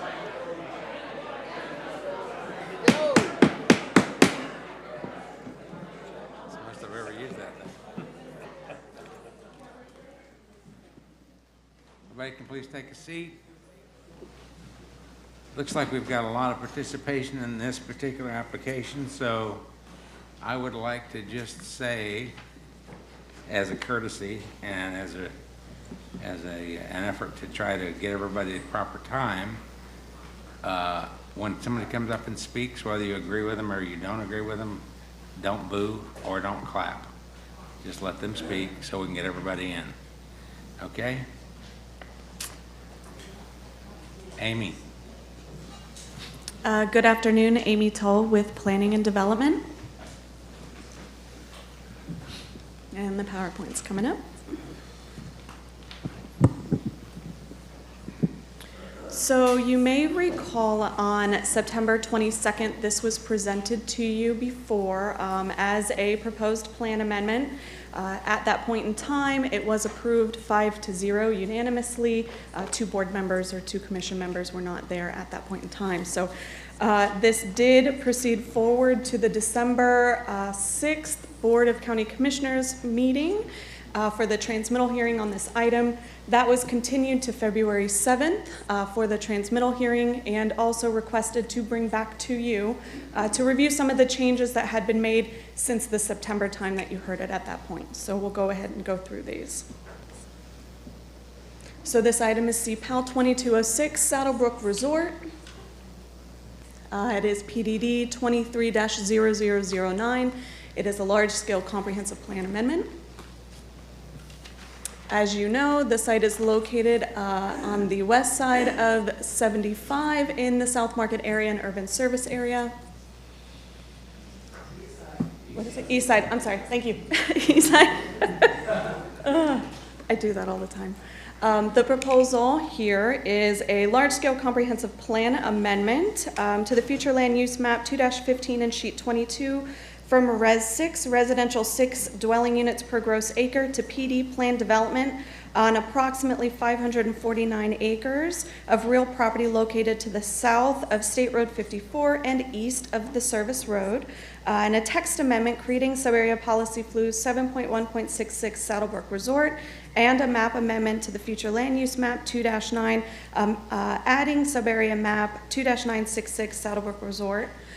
So as I stated, location is on south of State Road 54, east of Service Road, and the resolution to the proposal is a map amendment to 2-15, a map amendment 2-9, and a text amendment adding sub-area policy flu 7.1.66.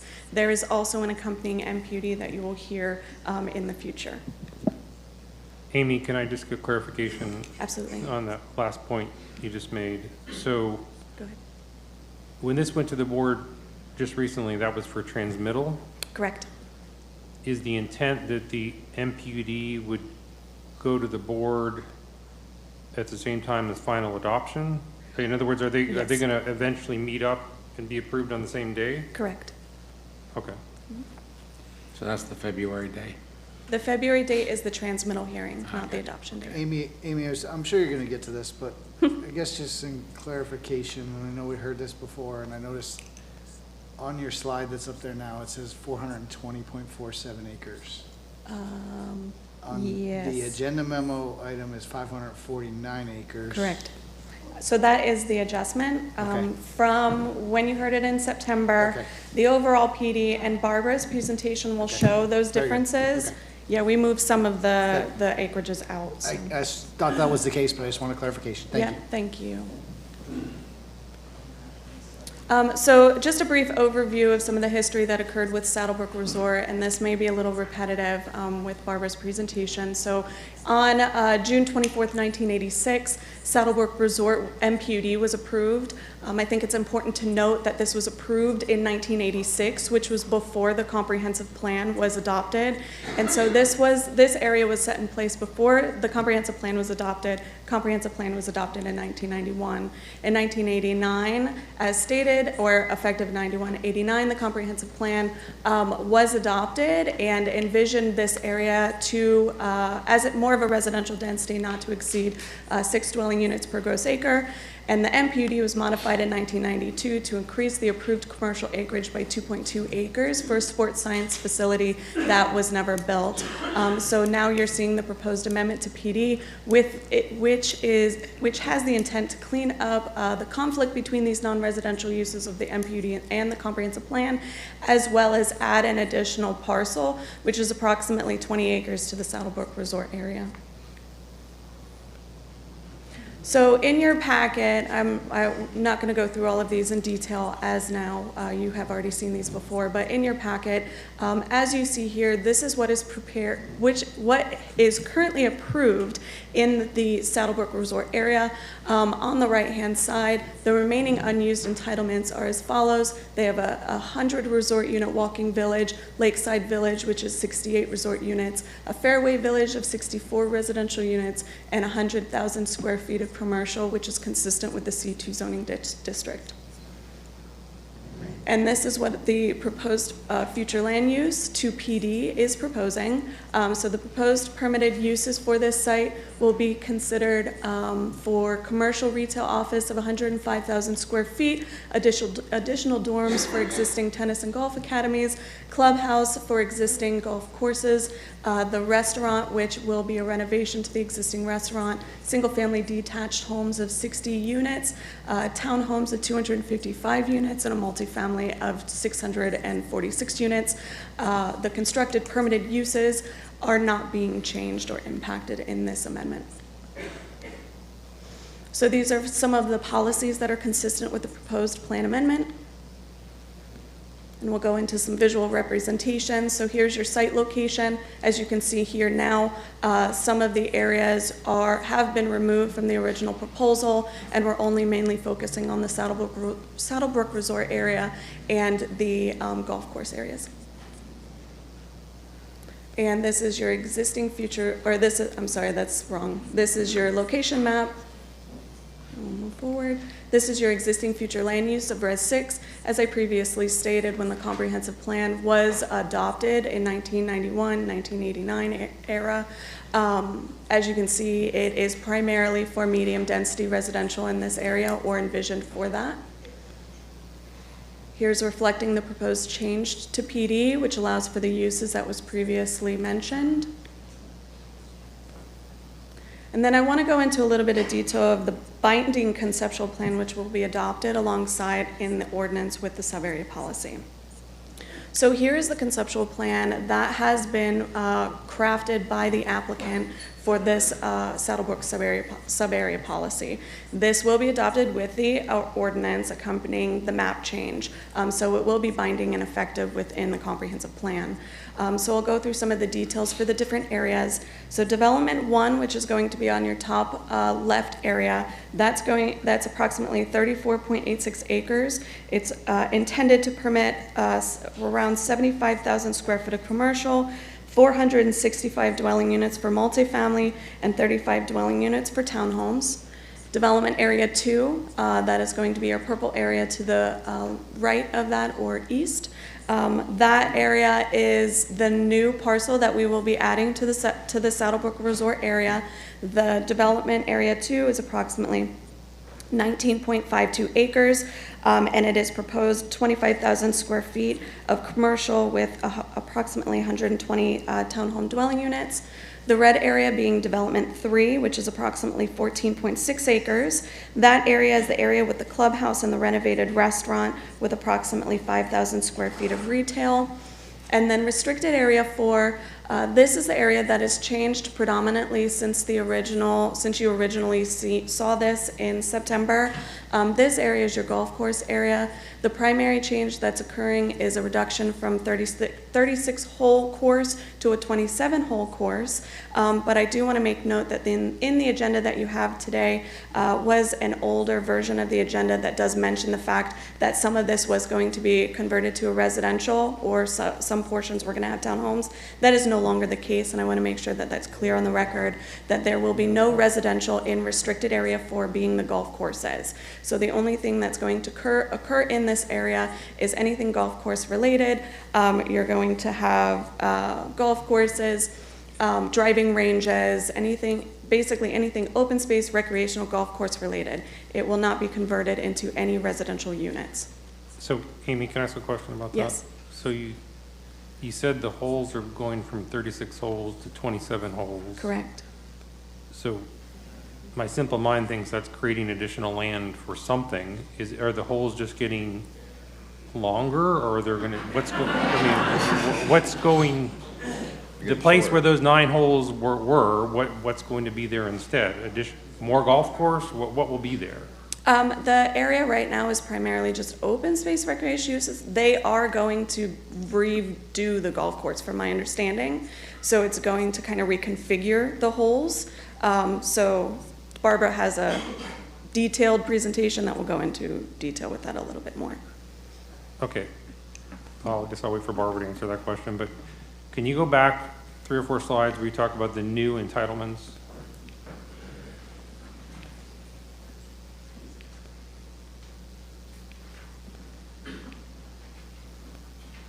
stop. So, on your list of proposed permitted use is 60 single-family detached units. When you were talking about the entitlements for Area 1 and Area 2, I did not hear you say anything about single-family detached units. So where are those 60 single-family detached units going? I'll relay that question to Barbara. If we could, Barbara Wilhite, 6327 Grand Boulevard, Newport Richey, Florida, 34652. If we could present, all this will be cleared up. There are some errors that you're seeing and catching. Okay. All right, so that's not accurate then, is what I'm hearing. That's the first I've heard of it as well, so. Okay.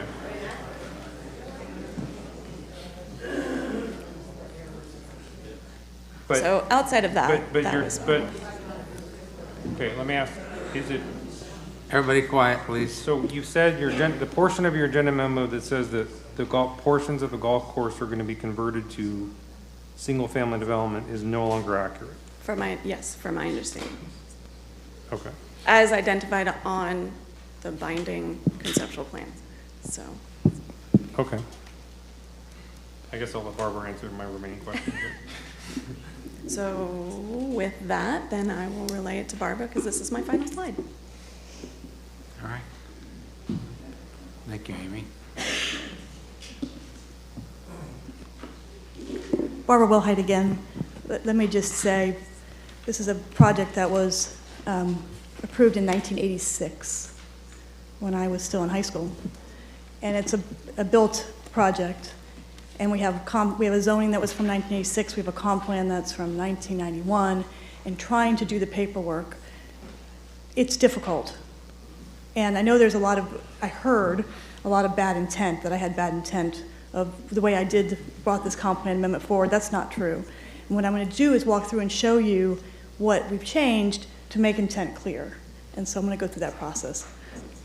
But I'd like to also, before I get started, I'd like to put a few things in the record to kind of clean up. First of all, last evening I emailed to each of you as well as the two opposing attorneys. They didn't make themselves known to who they are because I would have given them some paperwork, but in any event, so for the clerk, the last night email had 5 items in it. One was a comp plan narrative, and you got this and they got it as well as staff. 2 was a PD subarea policy. 3 was a PD subarea plan, which you've seen staff presenting. 4 was a summary of our community outreach. 5 was the affidavit of public notice regarding the signs. And 6 was the affidavit of public notice mailings. We mailed out almost 800 letters for this hearing.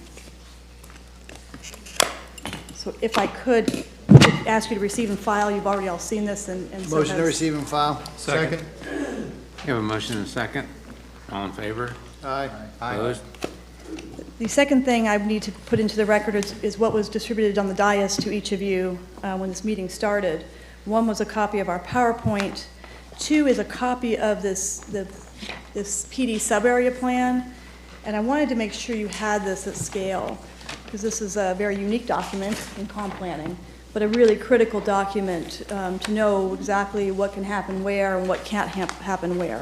One of the criticisms I had received of the initial effort to bring this comp plan amendment forward.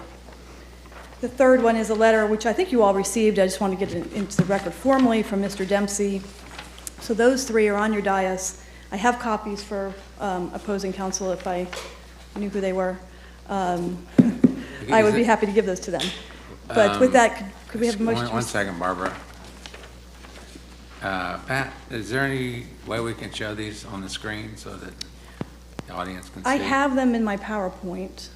Okay, can we show them on the screen so the audience can see them? Yes, I will be happy to go through the PowerPoint and yes. Okay, great. Absolutely. I wouldn't give you something that's not available. So with that, the motion to receive and file the things that are on your dais? Yeah, we've approved. To receive and file. Yeah, that's the second one. I'll second. Okay, all in favor? Aye. Okay. Okay. Thank you for having us back. I welcome the opportunity to present this project in more detail, to explain all the paperwork and the history, and very important to me to hear what the residents have to say. This is the beginning of, well, we're still in a process, as you've kind of heard. We were in Planning Commission back in September. We're back to talk to you today. The board's transmittal hearing is in February, but there are more steps to go after that. We have to come back to you with an MPUD and ultimately come back to the board for them to make a final decision on the comp plan and a final decision on the zoning. So which probably will not, at the earliest, occur probably in April. So there's plenty of time to continue to work with the residents, and you'll see the substantial things that have been done to date, and there's still time to have more conversations. And I reached out and talked to Ms. Graham this morning, attorney for Save Saddlebrook Coalition, and extend that olive branch, and I'll do the same with Mr. Brooks and anybody else that wants to work with us to build a consensus and make this even a better community than it is today. This is a chronology. We started with our submittal in April. The client did presentations to each of the board of directors. They were virtual presentations. You can see that going on starting in June. We submitted our MPUD in June. More meetings through August with the board, for example, on August 10th with the Fairway Village Association Board. 8/15, public notice letters went out to each of the presidents. 8/22, another board meeting presentation. 8/31 was what you heard about the acreage difference. We were criticized we heard criticism coming that we were changing the land use on existing homes and units, so we pulled those out. Never the intent to change the fact that those were existing homes, and actually the comp plan was fine like it was, but we were happy to change it to make sure it was clear. Another meeting that you see there on the 8th, there's multiple associations, so my client's been having meetings with them, recurring meetings. 9/22, we came to you as the LPA. We were advertised in compliance with requirements. Although we're not required, we posted 3 signs and sent notice letters to each of the association presidents. For this meeting, we've posted 5 signs, sent out 800 letters. So just so you know what we've done before here. In October and November, virtual meetings with each of the associations. And then in December, made available for in-person meetings, and those have occurred in December. My client's intending to do there's not a lot new to present, but if people want to, we're going to have one meeting where if anybody else wants to attend, just to keep trying to get the information out and have people participate. He's going to have an in-person meeting this month. He's working on the details of that. Everybody, 800 people will be noticed to that as well, and signs will be put up.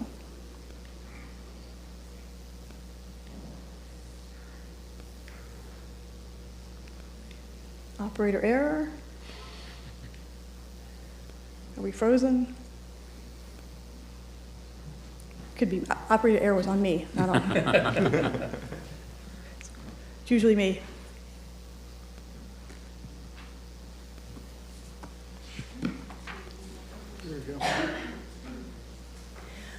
So the next thing I want to go through is the changes, and we're going to talk about these generally, and then we're going to talk about them specifically.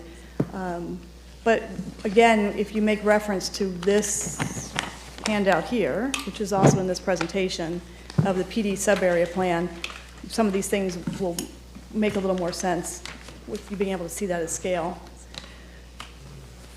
So our original plans had a redevelopment area number 4, which is in the southeast corner, which is now, it has a note on it, restricted area number 4. That proposed 60 single-family units and 100 townhomes on a portion of the existing golf course. That has been dropped and removed. And you can see if you look at the PD sub-area plan that's in front of you, that's now called a restricted area number 4. Another thing that we did, based upon criticism that our comp plan wasn't clear, and what were we doing where can we do things, I created a binding PD sub-area plan to set forth where new permitted uses could only be located. created restricted area number 4, which encompasses all of the existing golf course area, including areas where new single-family homes and townhomes were previously proposed. Restricted area number 4, this language is in the sub-area policy. It's noted on the face of the sub-area plan. It also will be carried into a condition of approval and on the master plan as well. The language says that that area may only be used as a 27-hole golf course, together with any ancillary and incidental uses to the operation and maintenance of a golf course, including without limitation, practice fields, putting greens, chipping areas, food and beverage areas, open areas, landscaping, irrigation, drainage, floodplain compensation, and maintenance activities, and other things customarily applicable to the operation of a golf course. Very clearly, no residential uses, no commercial uses, other than the fact that a golf course could be a commercial operation, as it is today. I am no pride of authorship. If any of the other attorneys that are participating in this endeavor want to suggest other language that wasn't clear enough, I'm happy to listen to any of those and make this as clear as it can be. We revised the sub-area policy, and that's where you saw that there was that error in that prior in staff's in their PowerPoint. But we revised the sub-area policy to remove the single-family detached units and the 100 townhome units. Another thing that we heard in the meetings was when you look at development area number 2, and again we'll look at these when we can flash that plan up. Development area 2 was an area. Let's see if I can get that up while I talk about it. Oops.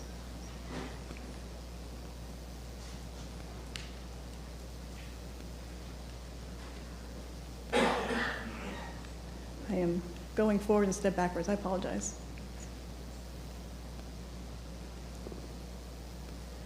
So development area 2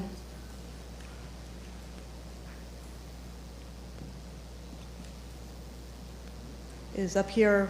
This is the purple up to the right-hand side top. That property was always owned by the Dempsey family, never part of the Saddlebrook MPUD boundary. So we're now including it into the boundary. It's currently Res 6 land use. So then it's proposed for townhomes and non-residential on the front, exactly how you tell us, the board has told us from a policy standpoint they want to see development. But our plan that we submitted to the county, our plan showed a connection, a pedestrian bicycle connection between that parcel and Saddlebrook Resort, which is the golf course area there, as required by code. It was actually a variation of code because your code actually requires a vehicular connection. So we showed a pedestrian bicycle connection because actually when we met with staff, they actually asked us to do that. But because that was a concern of the residents, we've amended our plans and our narrative to request a full variation to not have any connection between development area number 2, which will be townhomes, and the existing golf course in that community, which is Fairway Village. Barbara, on that issue, what is immediately south of development area 2 today? What is that, golf course? Yes, you can kind of see it on here. You can see it's a golf course. The intent was to hook up to the trails, and so people could the golf cart path, and so they could come through that. So staff was requesting a bike bed connection. There is a trail that goes through the golf to the. There are trails through the golf course pass, and the intent was to hook up so this community could come through. But was pointed out by the residents, and they are here to speak, is that they're a gated community and they want to maintain that as their community, and they don't want another community coming through their community unless they're coming through the guardhouse.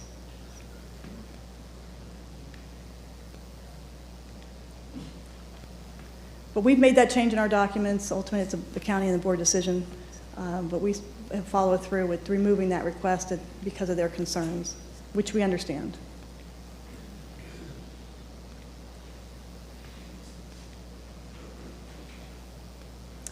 So that's the final bullet there. The next bullet, the residents have not heard, have not seen this. Nobody's seen it. This is something that as we continue as a team to meet and talk about the feedback that we're getting, one of the concerns that you will hear is regarding traffic at the entrance, at the existing Saddlebrook entrance, leaving and going out. When you leave and you have to take a left turn or a right turn from the existing entrance.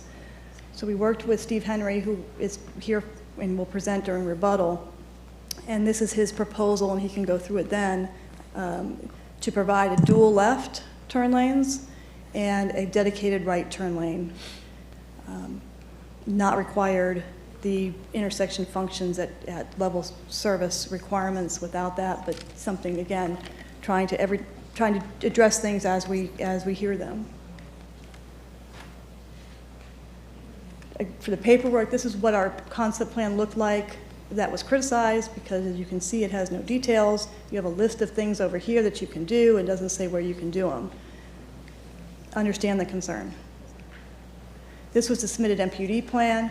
Most specifically, you can see in the pink, that was proposed where the homes were proposed and the townhomes were proposed. And you can see it's overlaid. You can see it's on the golf course, existing golf course. As we went through, this is the revised sub-area plan, which will be regulatory. It says what can go where and what can't go on the golf course. Can you go back one? Uh-huh.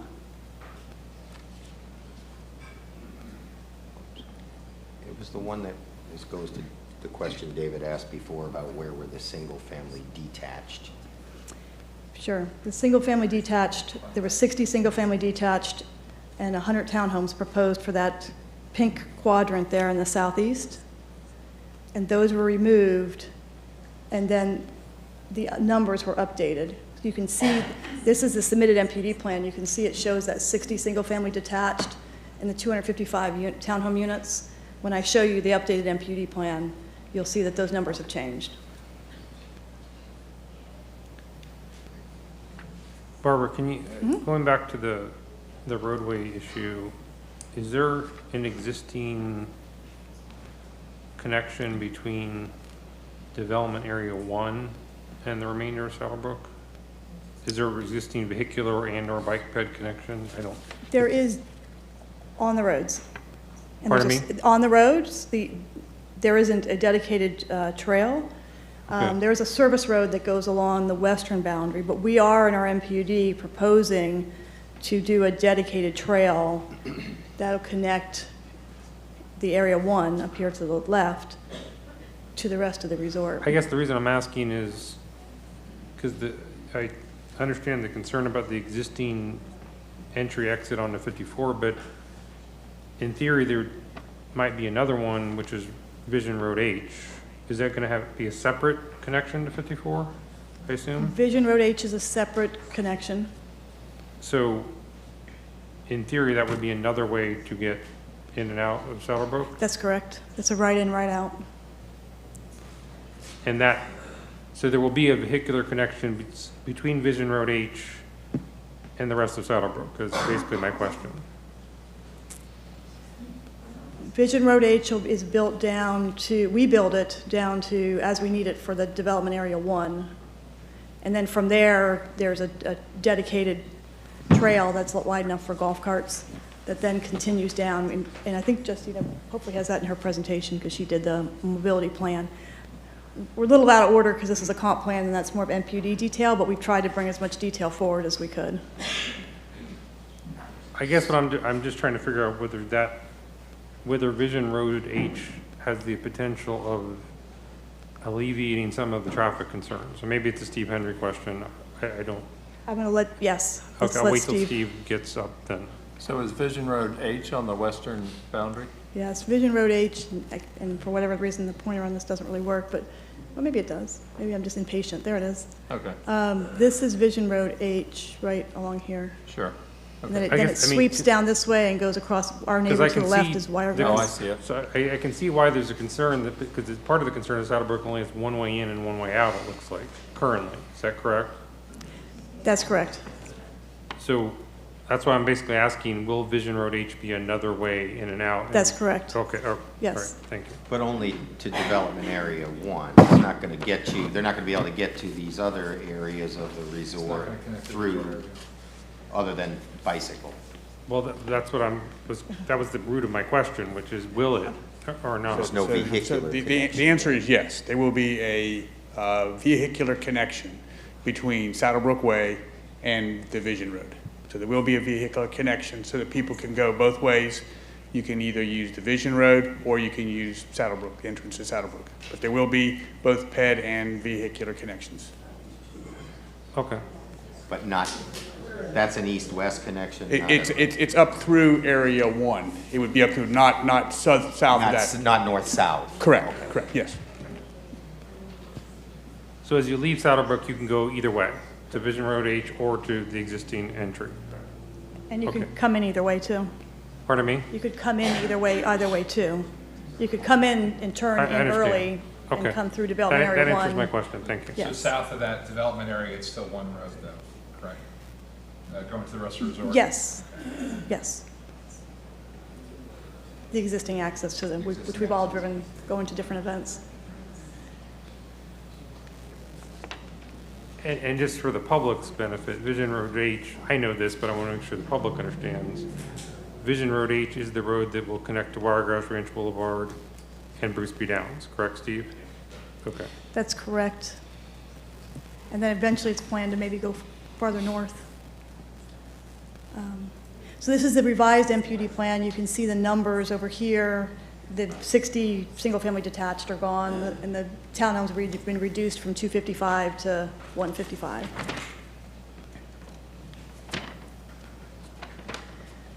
The sub-area policy, we broke it into what's constructed and what is additional, trying to be as clear as possible. Any multifamily adjacent, cannot be adjacent to 54. It has to be located behind non-residential land uses unless there's a vertical integration. Requires a multimodal mobility plan, which is on record. The existing comp plan, and I think this is really kind of interesting because we actually focused on the comp plan. The comp plan is Res 6. The existing resort and all of those golf courses are designated for residential uses today. That's what they're designated for in your comp plan, is for residential use, not for resort use, not for golf course uses. Right now, within the comprehensive plan boundary, the maximum density is 1,779 residential units. Those units can be single-family, townhomes, or multifamily, and/or multifamily. The existing comp plan, as you've heard, has conflicts between what was approved in '86 and what's adopted in the comp plan, obviously, because you have areas that were approved and developed as a golf course, and they are now designated for residential use in the comp plan. So my endeavor was to clean that up. And actually what that does is restrict my client by cleaning that up, because today they own property that's designated for residential use, not golf course use. Yeah, but in the Res 6, it says recreational uses are allowed too, so. True. It goes back to the case True. we heard earlier. True, but The neighborhood scale. right. Public, I'm not saying the semi-public use is uses. inconsistent. I'm not saying the use is inconsistent. I'm just saying that if somebody wanted to come in and rezone the property, when you have a future land use of Res 6, it's allowed. And obviously that has to go through a process. But we're not doing that. We're changing that. We're taking that off the golf course. We're making a restricted area that can never be anything but golf course and related uses. So that's what we're doing. But I just wanted to kind of point out how it is today. Staff has gone through this list of what the permitted uses are in that 1986 MPUD. Hard to believe it was only amended once in 1992. There are remaining entitlements that staff went through as well that weren't used under the MPUD. The proposed comp plan has proposed permitted uses. It doesn't include those constructed permitted uses. Commercial retail of 105,000 square feet. It's currently approved for 100,000 square feet. And that 100,000 square feet, we're adding 5,000 square feet to allow for the possibility of another restaurant within the resort area. Additional dorms to allow that tennis and golf academy to grow, 55 beds. Golf course clubhouse, my client will go over and explain to you what their plans are for the resort and the golf course to revitalize it and to make it world-class like it used to be. Restaurant, I mentioned that. 155 townhomes, 465 multifamily units. Total residential units proposed in the comp plan is 620, of which 232 are already remaining from a density standpoint. So we're really adding 388 units to this project through this request. If you look at the comp plan maximum density of 1,779 residential units, and then you add up what we're proposing, it's an 1,159 unit decrease. I'm taking this comp plan designation on my client's property, and I'm decreasing it by 1,159 residential units, and restricting ourselves to 620, of which 232 were already approved. And that's why you have plan development category in your comp plan, is so that we can have these specific approvals and know exactly what's been approved. With that, my client from Mass Capital, Aaron Landry, has a presentation. We get asked a lot about operational issues and what they intend to do regarding the resort. He has a brief presentation and some renderings, really not comp plan related, but I know everybody wants to hear about it. So he's going to go through that, and then Justina Gale from FDC put together the Mudroom plan, can talk a little about the planning. He spent a lot of time planning Development Area 1 and Development Area 2. Development Area 1 is a Mudroom plan, which is mixed-use trip reduction measures. We followed that. We followed the vertical integration. We've done residential uses behind non-residential uses, excuse me. So we've thoughtfully planned out how we're going to bring forward development because of what Saddlebrook is and what we hope for it to be. With that, I'm going to let Aaron come up and tell you a little bit about what his company plans to do. So Barbara, is Aaron going to answer my question about the 36 to 27? Yes. Okay, thank you. Thank you, Barbara. This one's forward and that one's backward.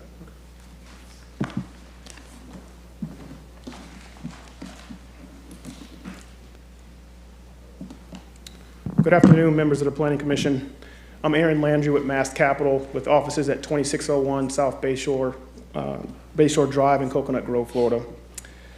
As Barbara mentioned, obviously we have significant plans for the Saddlebrook Resort, and I think as part of our plans, we always try to take a holistic approach to it. So while there are land use related and mudroom related design elements that Justina will speak to, part and parcel of our plan has also been the core of the resort itself, which is to upgrade it. I think anyone who's visited the resort in the last couple of years and you compare that experience against 5-10 years ago, undoubtedly the resort itself has been in significant decline. And so the way you obviously change that direction, and our company is committed to doing that, is you hire obviously a team of really sophisticated consultants with great ideas. You take input from everyone and you spend millions of dollars to try to change the direction of the resort, and that's exactly what we intend to do. And so some of the core elements of our plan really revolve around the public spaces in particular. You think about the arrival when you come up to the hotel itself today, certainly isn't very welcoming. The food and beverage opportunities that we certainly intend to provide beyond obviously what is there today, but it all needs significant renovation.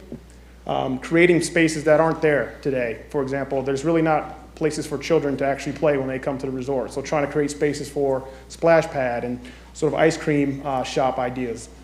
And then the other element I would say related to the public space renovation certainly is the pool areas themselves. There's a massive pool. It's completely underwhelming. Literally no shade. So we're trying to create an environment that's much more upscale beyond what it's been historically.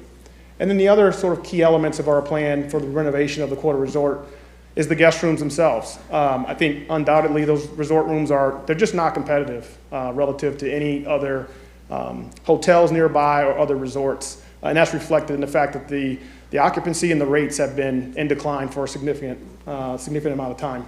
And we intend to change that. The clubhouse, there actually is no clubhouse.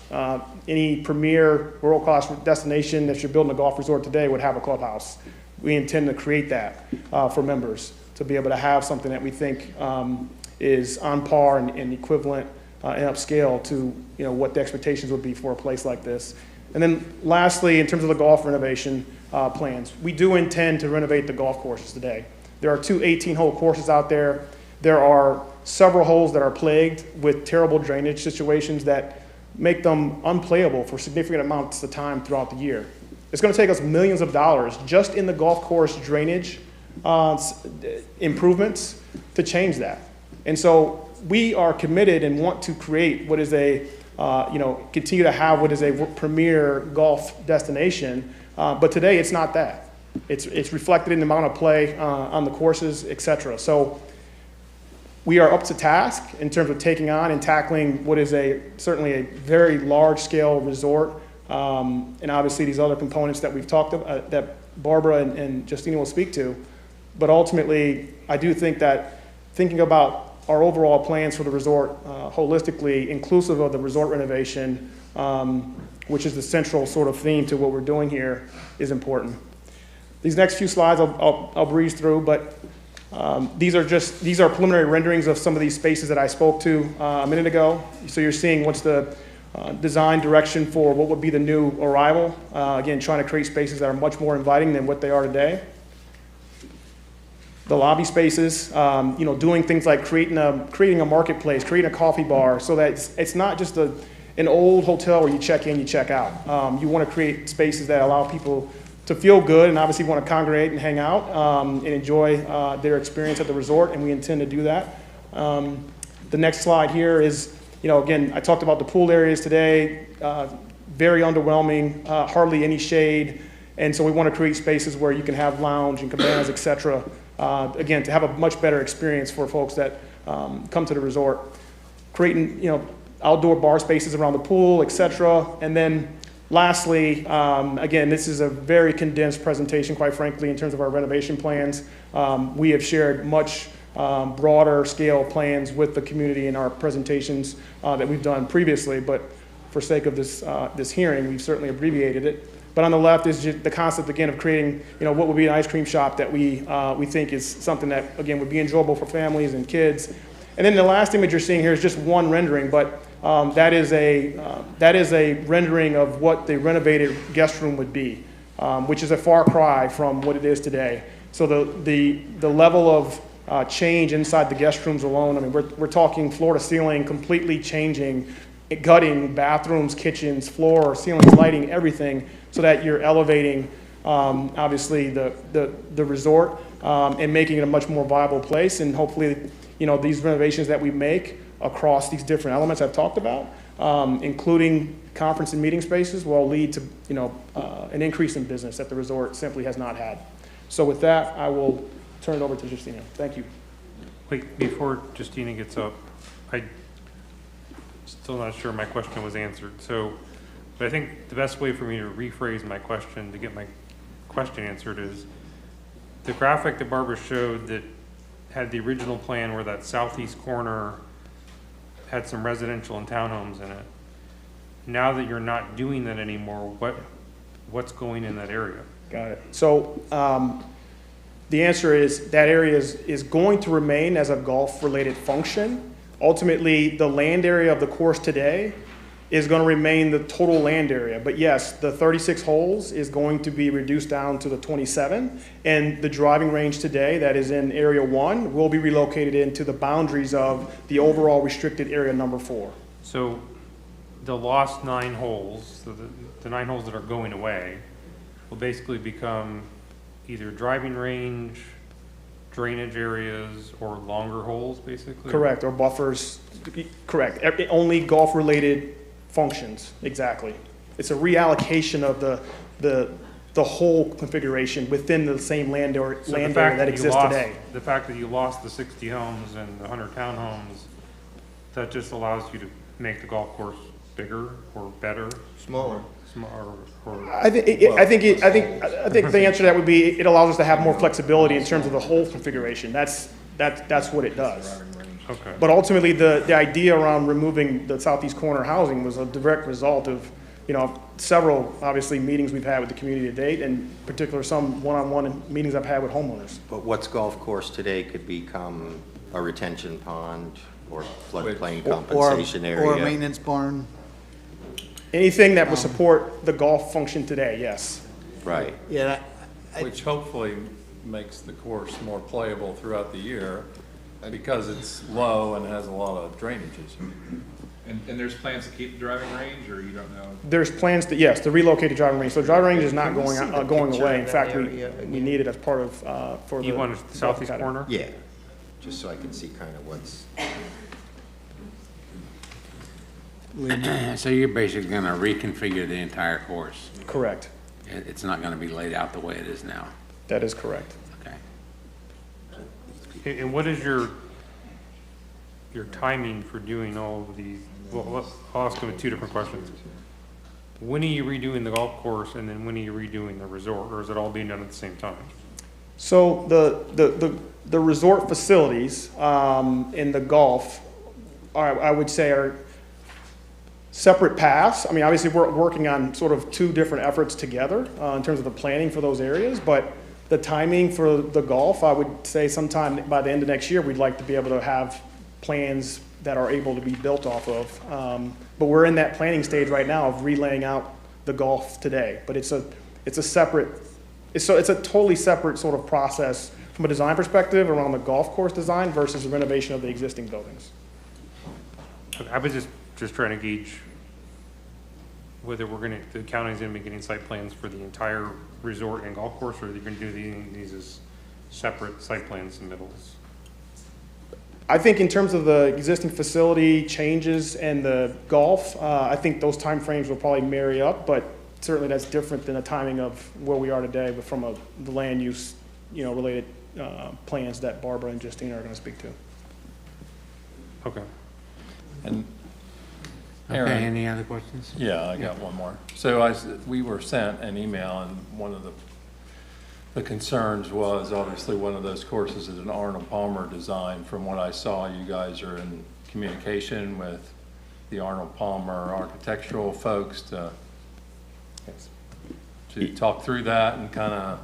Yeah, so to answer that question, we have not, we are close, we are negotiating, but there are two that we're negotiating with, of which Arnold Palmer is one. So that decision will be made hopefully in short order, but there's some other very compelling golf architects out there that we want to make sure we're considering. Sure, understood. So, thank you.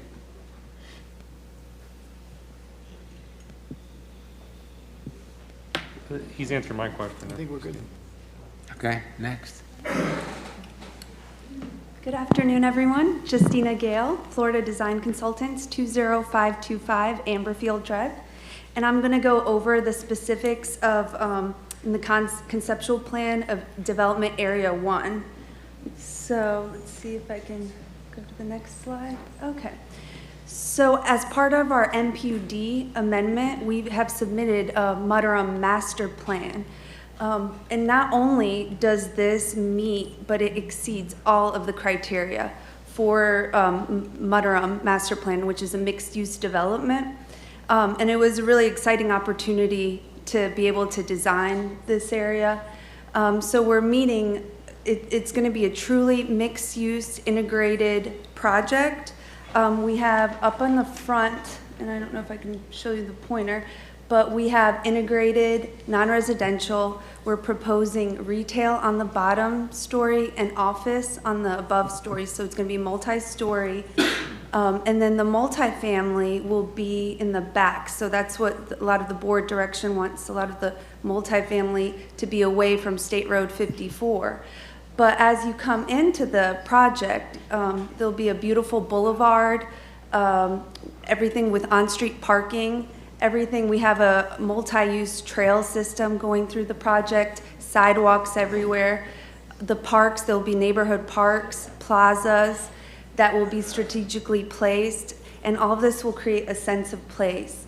The non-residential will also have courtyards to have patio seating, have a place for create public realm so people can go to restaurants, and everything will be very walkable. All the buildings have been moved close to the boulevard to create that sense of place, and there will also be a focal point around the roundabout, and then also another boulevard that'll go to the amenity center. So it was a very fun project to design, meeting all of the criteria and truly creating a sense of place. And then there will also be some of the townhomes that will be located to the east, so that'll be approximately 35 units. And then for area, do you have any questions for Development Area 1? Yeah, I have one. Sure. On your presentation here, I don't see Vision Road on there. Where would that be at? And number two, how is? It's at the top. North is. Yeah, it's Yeah, it's, Yes. it's flipped. Otherwise, it wouldn't be able to fit on the PowerPoint, unfortunately, the way it's shaped. So the Vision Road is to the east, See that? So, or west, I'm sorry. Whoops. okay, To the west, I'm sorry. until Vision Road is developed, what's the, To the west. Looks like only access is Saddlebrook Way. the Vision Road's gonna be one road in, but, Oh, I'm sorry. thank you. What's gonna be the main entrance into this facility that's part of it? And is it open to the public, or is it gonna be gated? Because if, Be happy to, so the main entrance to Saddlebrook will still be the main entrance to Saddlebrook. It'll look so nicer they have than to it use the does main- today. They're gonna use the main entrance. You can use, Right, there's two true. things, right? So the Vision Road there will be an intersection Yeah. of the new Vision Road coming up here. It's on the top here, and Yeah, I that's see the that. western half, right? So that Vision Road will be from State Road 54 to serve this project. So if you're coming on 54 and you're going eastbound, you will turn right there to come in here. You can also keep going and go down to the main entrance. This portion of the project is not gated. The gates will be moved. The gate guard shack will be moved a little bit to the south so that the community and the resort will still be behind the gates. This part of the project will be in front of that guard, where we go to now. This portion of the project will be in front of that. Okay. Well, Mr. Hansel, but I want to be clear about something. This is not the MPUD, but at the time of MPUD approval, staff and/or the planning commission or board could require that they build that portion of Vision Road H before they develop this pod. I mean, that's something that's within the purview. Yeah, it does say it has to be built to serve this pod. Of course, you can't see that language yet, and we'll work on that But language. I'm just saying that we control whether their access would be off of Saddlebrook Way or Vision Road H. Agreed. So we could require that Vision Road H be built before this pod is developed. okay, that's an important part of the process there. Or as part of the development of this. That's So- our intent. So in other words, Vision Road in this particular area, right here, were built concurrently. That's correct. Now, it won't go all the way back as in here to the left, which is to the south, because there's nothing to hook it to. Because as you see, as it goes to the south, if you were looking the right way here, if you're going to the south, it starts to bend over into Wiregrass's property. And so there's no reason to build it beyond this development pod, because it doesn't go anywhere. But the county will have the right-of-way when they decide to build the Vision Road through Wiregrass, they'll have the right-of-way, and we're going to build the portion of the Vision Road to serve this pod. So it'll be fully functional, that Vision Road, to serve this pod. Okay. Thank you. My only concern is still, I hope at some point in time this will all come together about the same time, because you wouldn't want to have this particular project here built with no entrance or access to it. We have it saying here on the record, the documents they already are on record, because Okay. we already have conditions and different things that we've been working on the MPUD, but the requirement will be that that Vision Road be developed at the same time as that pod. Okay. The portion necessary to serve it. So that pod, nothing will happen in that pod, no COs or anything like that until that portion of the Vision Road is completed to serve it. Thank you. Any other questions for Development Area 1? Any questions? Any questions? Can I? Sure. So I understand what Barbara just said, but going back to Mr. Hansel's point, could you go back to the plan? Well, so it looks like the existing residents, if they want to get to Vision Road H, back to Steve Henry's point, I guess it's through this middle east-west road that goes sort of through the middle of the, because everything else seems like a parking lot. So I assume it's this. Right behind the pink buildings. There's an east-west thing that says focal feature right in the middle of it. That's correct. Okay. Will that be built as part of the first phase of this pod as well, so that the residents can get out through Vision Road H? I haven't written anything on that for the conditions, but we can certainly work on that. Okay. Do we have an idea of approximately how many homes that existing Saddlebrook Way serves? Yes. I'm trying to get an idea looking at the map.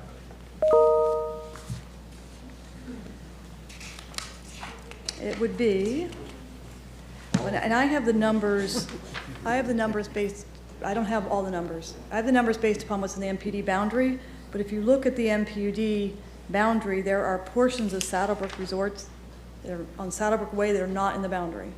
So I'd have to calculate that. We'd have to go look at that. 'Cause I can only tell you what's in the boundary because I know exactly what's been constructed in the boundary. But there are, I probably could show you where I'm talking about.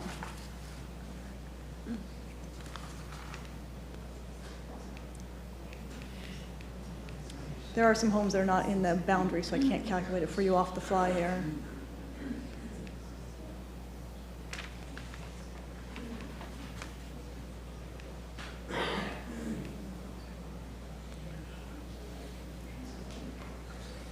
See, as you come, you can see the boundary.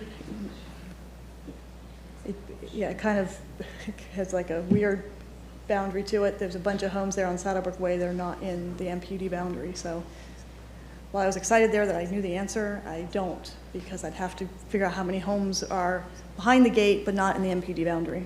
I don't have those numbers. Because that's their only egress and ingress there, if I'm correct, is Saddlebrook Way. That's correct.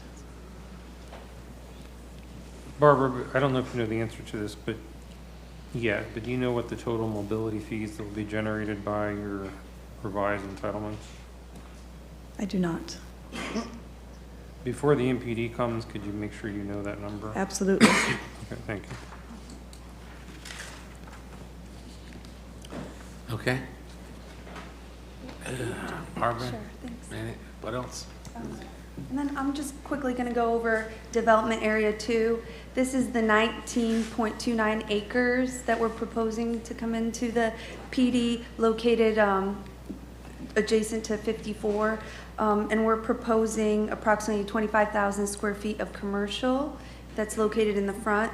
And then townhomes, 120 units. And the same thing, it was designed with a multi-use path, and the park being centrally located so that it's walkable and creates a community for this area. And that's it. Thank you. So, Justina, this looks like it may have been done when there was going to be a connection to the south. Because it looks like I see some kind of stub out to the south, unless that's... No, it's actually a turn you're required for fire. Oh, okay, all right. Fire access, Okay, yeah. so there won't be- it's just so there the won't be T-turn. any- And this is still the conceptual plan, so once we, engineer it and so forth, we'll get the details, but it's just a T turnaround for fire. Thank you. I think you've heard enough from us for now. We'd like to hear from the neighbors, and then we'll come back and answer questions and try to address things that come up. All right, thank you. Thank you. Okay, so we've heard from the applicant, and now we have an opportunity to get questions from the neighborhood. If you'd like to come up and speak, please do. State your name, your address, and make sure to tell me whether you've been sworn. My name is Ralph Brooks, attorney, and I have been sworn, and I submitted a request to speak on behalf of Fairways Association, Inc., and present expert planning testimony of our expert planner, Daryl Max Forgy, who's a former planning director of a number of counties in Florida, including some in this area. He'll speak after me. I'll speak for just a few minutes, and then you'll have a short presentation, and may last about 15 minutes. Okay. Before we start, Liam, do we have somebody keeping track of time? Yes. Yeah, I Okay, made all right. sure of that before the Okay, meeting. I just want to make sure, okay. Again, my name is attorney Ralph Brooks, and I'm board certified in city, county, and local government law. I've served as an assistant county attorney for Sarasota County and as land use attorney for Monroe County, which is the Florida Keys. And I've been city attorney for the small town of Yankeetown in this area, as well as St. Pete Beach and Madeira Beach, and I'm currently one of the city attorneys for the city of Naples. With me is Daryl Max Forgy, and he's an expert planner, and he'll be speaking with you as well. I wanted to lay out a few of the basic legal parameters for you to consider. I know you've heard plan amendments and rezonings and special exceptions and variances. And all of these things have their own standards of review, their own legal criteria, and how we get here. So plan amendments, as you know, comprehensive plans arise out of the Community Planning Act. The courts have determined in the USIM case and in Section 28 that all plan amendments, no matter how big they are legislative. So that means you have the discretion to change your community plan if you want to, but you also have the discretion to say no, that you don't want to change your community plan, that you like the way Saddlebrook Resort is laid out, you like the RS6, and you're allowed to keep that. That's a little bit different than the standards that are applied to rezonings later. There they would show, or have to show, that they're consistent with the comp plan. If an NPUD is not consistent with the comp plan, it can't be approved. And a rezoning could still be denied for a legitimate public purpose when we get to that stage. But if you're going to deny these changes to Saddlebrook Resort, or change them, or ask them to go back to the drawing board and continue this item for further revisions, then this would be the time that you would do it, before you transmit. And you do it in the comprehensive plan stage, particularly in Pasco County, where you have a land use district called planned development, which is very unusual. Most cities and counties have planned development zoning districts, but they don't have such a category for a future land use map. The developer's rights. The developer bought the property as it is currently designated in the comp plan. The county set up RS6 for Saddlebrook Resort when they adopted their comp plan. That was part of your community-based planning effort supported by data and analysis. What's in front of you now is an applicant-generated plan amendment. A developer has purchased the golf course and clubhouse and things and some land in and around Saddlebrook Resort, and they want to change things, and they want to do things, including 105,000 square feet of commercial. That's the size of 2 Publixes. A loss of golf courses. There's 2 18-hole golf courses. One is a very special Arnold Palmer golf course, and it's a beautiful golf course. Driving through the area today, I was amazed once again. And you can play that golf course if you go to Golf Now. So people in Pasco County and other places that come here for vacation can enjoy the benefits of what I consider to be one of the most beautiful premier golf courses in Florida. A place where people have had conventions, law firm retreats, planning conferences over the years, over the decades. And change it. Something that currently has a lot of green space, open space, serves as wildlife habitat, and it's why people like to live there. When you drive into the gate of Saddlebrook, you feel like you're going into someplace special, someplace different. It has a special sense of place, and the applicant, I think, is trying to bring in some things on the outside of Saddlebrook. Again, they're proposing not to connect it. Why? Because it probably doesn't fit. It doesn't have the sense of place, and people in Saddlebrook want to enjoy what they have. The developer has development rights to pursue development under the existing land use designations that are on the property, and to create this land use category planned development and leave behind the RS6 creates what's called reverse spot planning. You may have heard of spot zoning. Well, same type of concept applies to plans, to land use maps. You're creating all these little dots within here, these enclaves. They're isolating the existing residents, and you're going to tell them we're going to change what is behind your houses and around your houses and at the gate, and you don't have to do that. These are not reasonably contiguous or compact. They're spread throughout. We're also talking about doubling the number of units. There's existing something like 718, and they're talking about adding 620. They're saying, well, we could add some couple hundred already under the existing PUD, but where would they fit them? It really is not a spot. So they're really taking 620 and adding that to the existing 718 that would be Saddlebrook, doubling the number of people and the number of units that are in the area. With that, I don't want to take up too much more time because I want my expert, Max Forgy, to have a little bit of extra time because he's going to give you some expert planning advice. All right, thank you.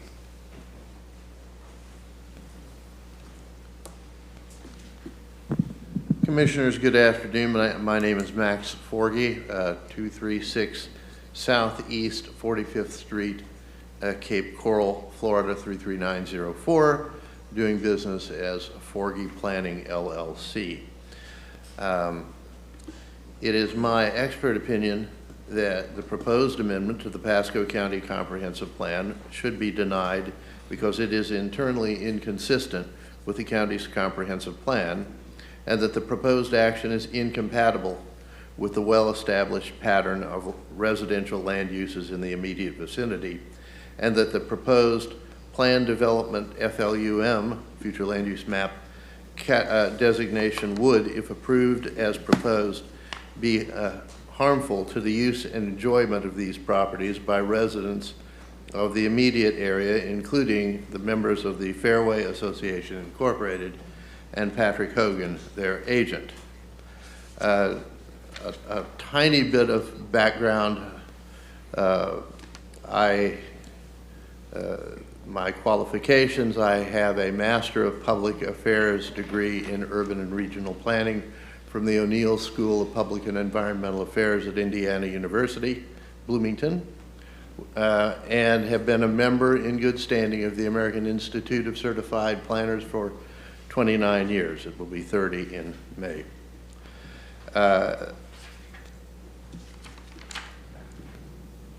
The action sought by the applicant is a future land use map amendment from Res 6, residential, 6 dwelling units per acre maximum, to plan development, and therefore this hearing is legislative in nature, as Mr. Brooks has explained.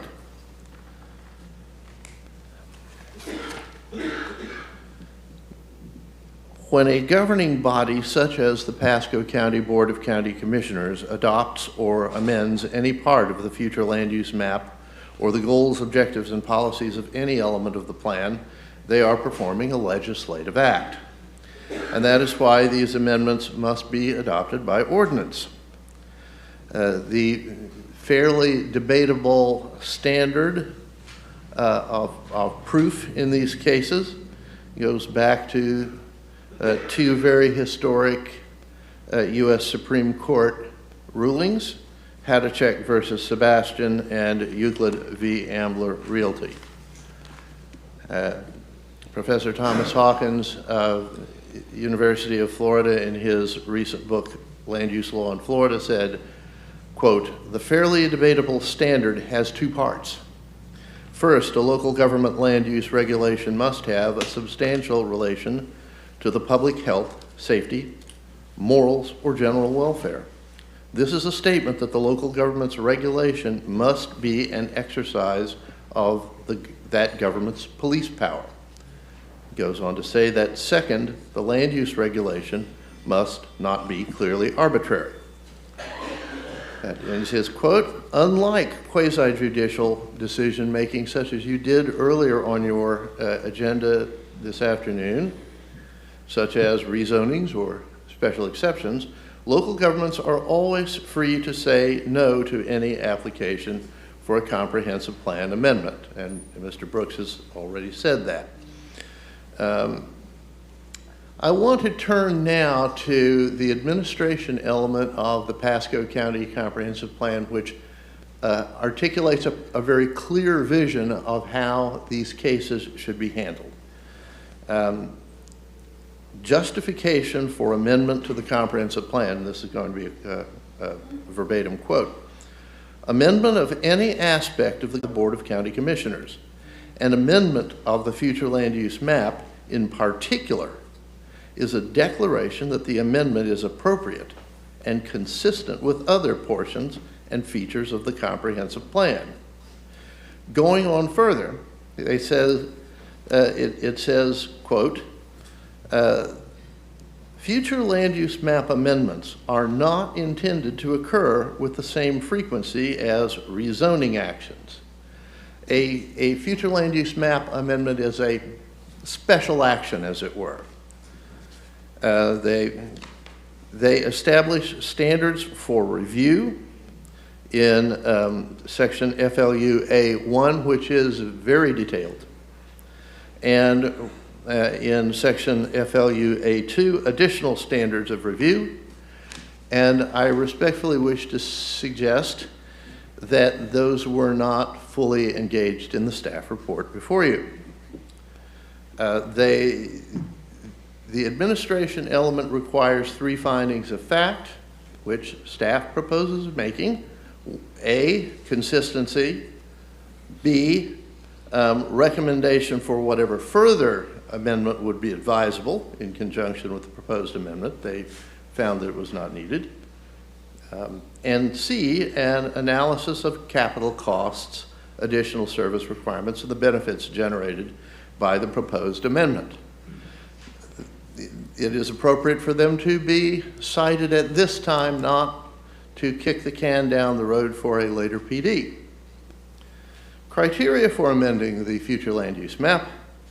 The Pasco County Comprehensive Plan declares that any amendment to the plan constitutes, quote, a major policy decision, end quote, and requires, and I think it is incumbent upon you today to make this, to consider this and deny it, declaration that the amendment is appropriate and consistent with other portions and features of the comprehensive plan. Staff recommends that. I do not see the evidence upon which they base that recommendation. Since comprehensive plans are based upon data and analysis by state law, it follows that amendments to any element, including maps and goals, objectives, and policies, must be based upon data and analysis.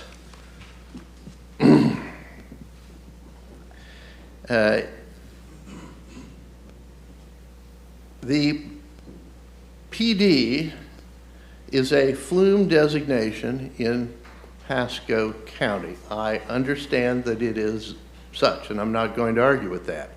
But I'm going to say that a PD is the instrument by which land use, the land use category, the land use designation, is designated. The PD or PUD, planned unit development, is the instrument by which that designation is realized. It is a definition which does not define the land use as a specific land use. I know what residential or commercial looks like, but I don't know what planned development looks like. But rather, it explains the philosophy or procedures for allowing additional density uses and other deviations from traditional land use districts behind planned developments, also known as PUDs. I disagree with the findings made by staff that the application meets or exceeds the expectations of the administration element. It doesn't. Staff analysis was perfunctory at best and cited only 2 specific policies of the Pasco County Comprehensive Plan. Conspicuously absent was an analysis of the proposed uses and their compatibility with neighboring uses, which I will discuss at greater length later. The next issue, compatibility. Compatibility is defined in state law, Florida Statutes 163.3164 paren 9, which is one of the most important definitions related to land use in state law, as compatibility means a condition in which land uses or conditions can coexist in relative proximity to each other in a stable fashion over time, such that no use or condition is unduly negatively impacted directly or indirectly by another use or condition, close quote. And you have a lot of references in the Pasco County Comprehensive Plan to compatibility, specifically in Policy 141 and 110.1, the review for compatibility. The jagged boundary between the Res 6 and the nebulous PD will create a frontier of incompatibility that will impose a heavy impact on existing Saddlebrook residents. Mr. Hogan and the Fairway Association and their neighbors will, I'm sure, tell you more about that. I recommend 5 findings of fact in support of denial. 1, the proposed use would be internally inconsistent with the comprehensive plan, and especially those policies which I've just cited, as well as the administration element. 2, lack of data and analysis. 3, the inadequacy of authentic public participation, which the Saddlebrook residents are still waiting to receive. 4, the confusing nature of the proposed future land use designation, which I've already addressed. If you go to Chapter 163.3177, there is a list of land uses that are appropriate in a future land use map, and PD isn't one of them. And the last finding is that it divides Saddlebrook into 2 planning regimes. If you look at the map you saw earlier, there were 6 what I would call fingers or peninsulas of R6 that will be jutting into a PD land use. That's not exactly good planning, I don't think. And there are 9 islands that will be isolated. So you'll have a use surrounded by another use. Generally not good planning practice. Saddlebrook is a beautiful community. It would be a great place to live. It is a recreation-based resort residential community. It may, I'm sure that the residents would welcome some improvement, but it's a beautiful place. And the golf courses are amazing. So these residents have invested heavily in their community. Their investment-backed expectations are why Saddlebrook continues to thrive. And they at least have a right to be consulted on their future. Based upon the information that I provided and other competent substantial evidence that will be presented in public testimony, it is my expert opinion that this application should be denied and not transmitted to the state of Florida for further action, and that you recommend thus to the Board of County Commissioners. Thank you. Thank you. Can I ask him a question? Yeah. Yep. Sir? Who do you want? Sir? Come back up, please, so we can ask questions. So, you and Mr. Brooks said a lot of words, but I never really heard what your substantive objection was to the plan that Ms. Gill presented. So I guess I'd like to hear why the specific plan that she presented is bad for your client. Well, you'll hear more from the client, but based upon the information I was able to work with, not the recent updates, I found very little factual information, data, and analysis to support the change in land use. That's not answering my question. Okay, my question is, Excuse me, wait a minute. He's asking a question of the other my person. question is, I mean, normally when we have residents or attorneys or experts get up and. Can you please pay attention, please, and not whisper in here?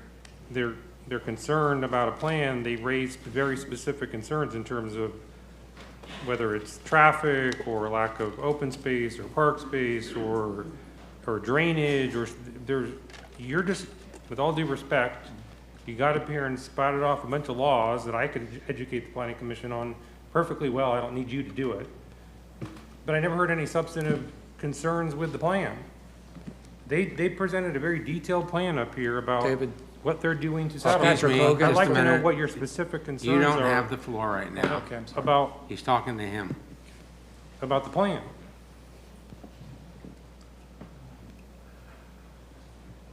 The concerns were, You're asking what the client's concerns are, so I'm going to bring the client up to answer. No, those. we don't want the client yet. We'll call him up when he's done asking You're an the expert in, question. you're an expert in planning. You got up here and say you're an expert in planning, okay?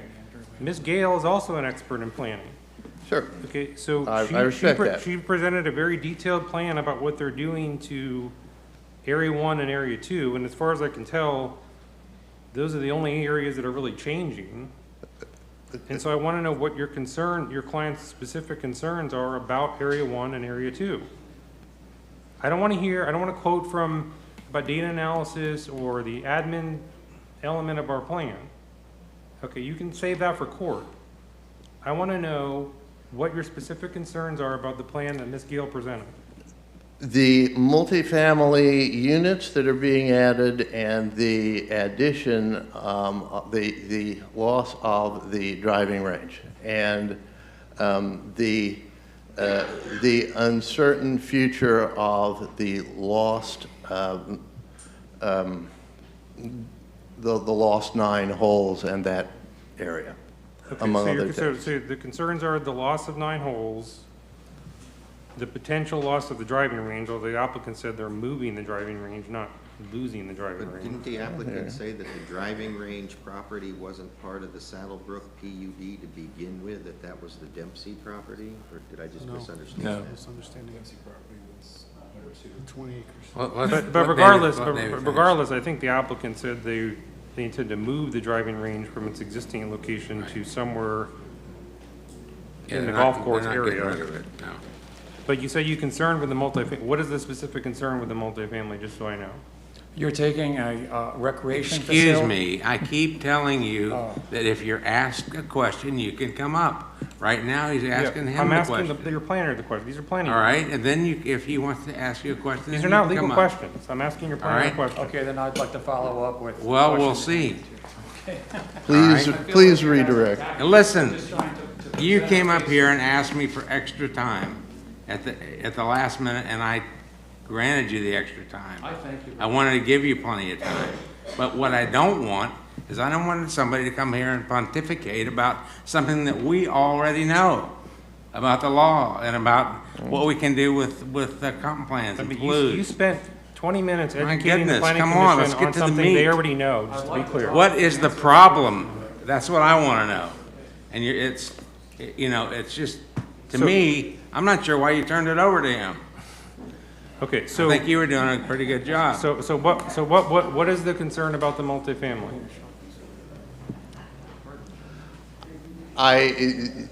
It's what they have expressed to be. That is their concern. Which is?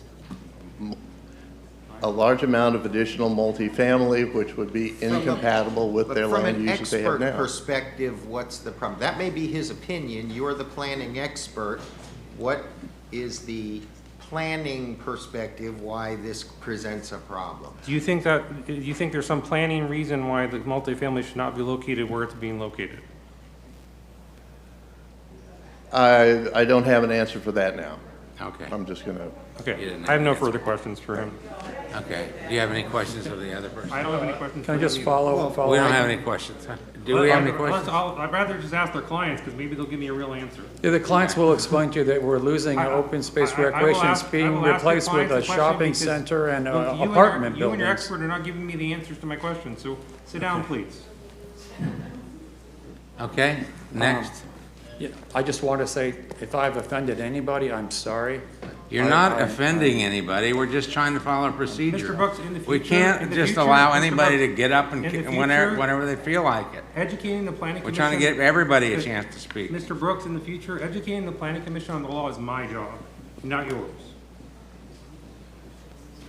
Thank you.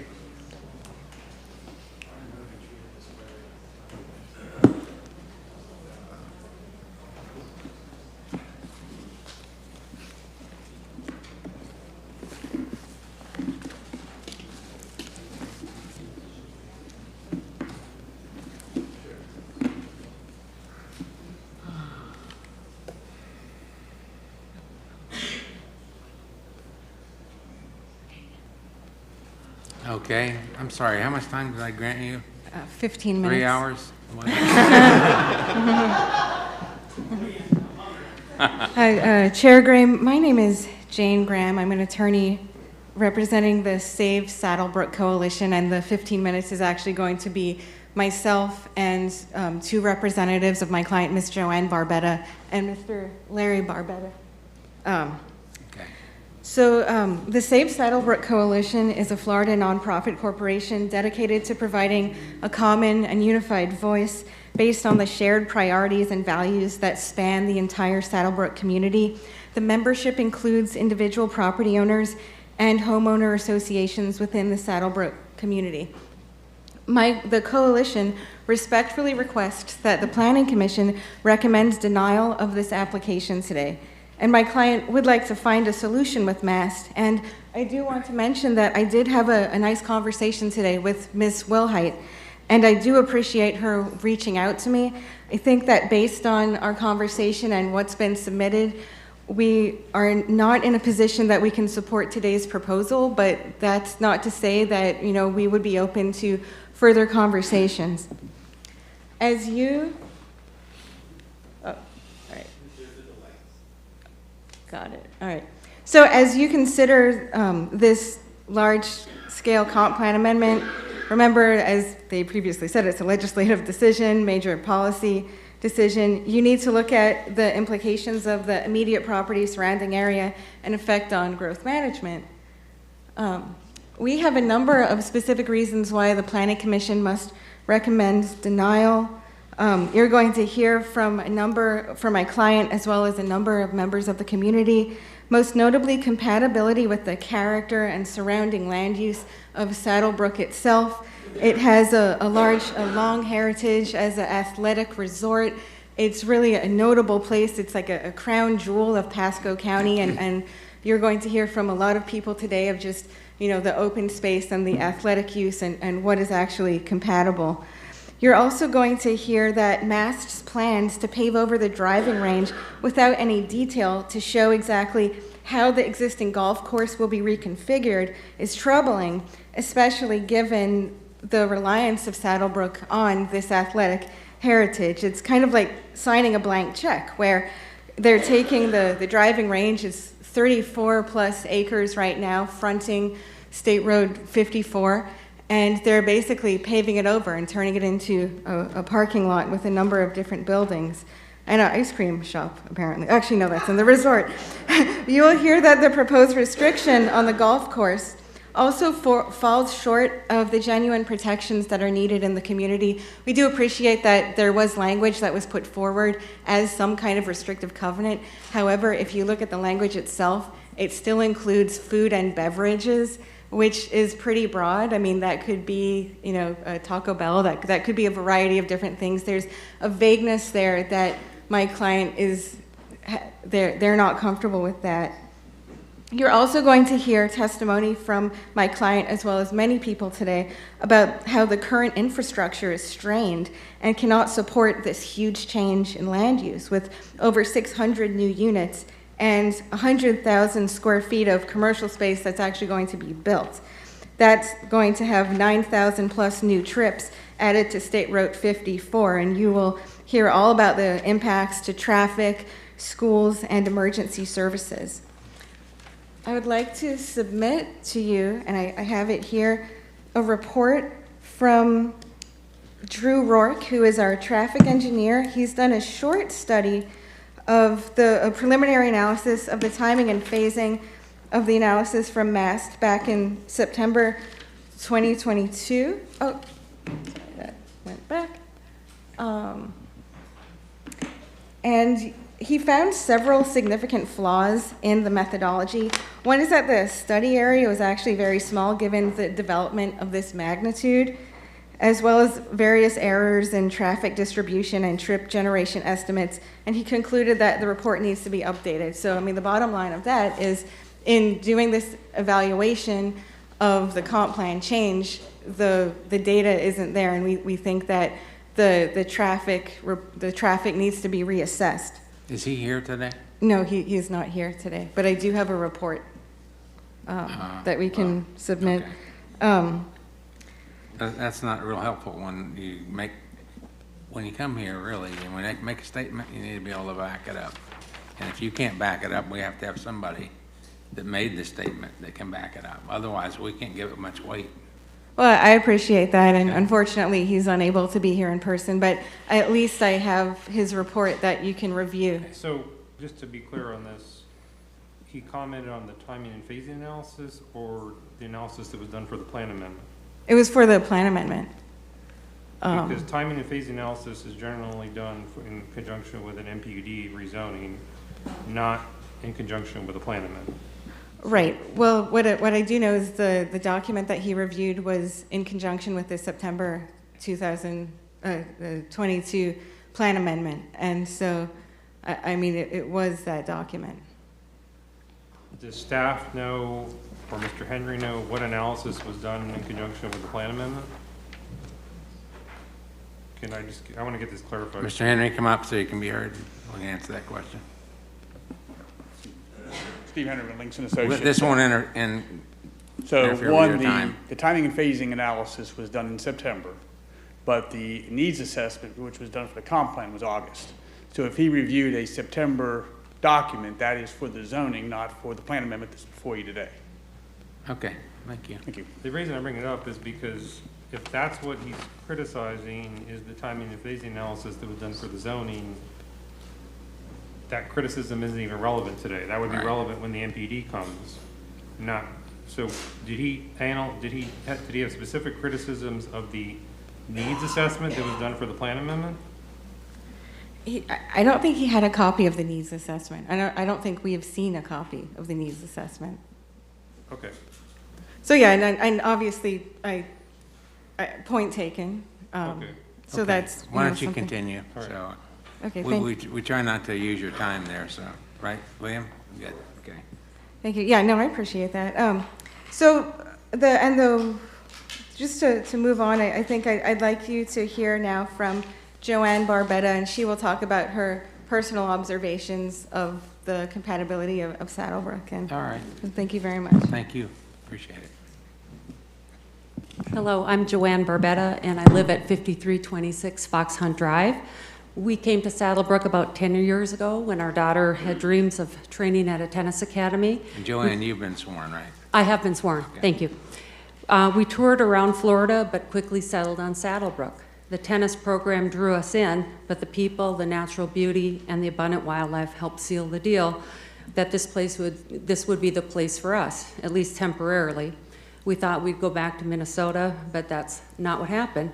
Within a few short months, we purchased a home here. It's hard to explain, but there's just something special about Saddlebrook. As you enter Saddlebrook, you immediately have the sense that you have arrived somewhere beautiful. Those who designed Saddlebrook took great care to create expansive green space, lush plantings, and native trees to welcome visitors to this beautiful environment.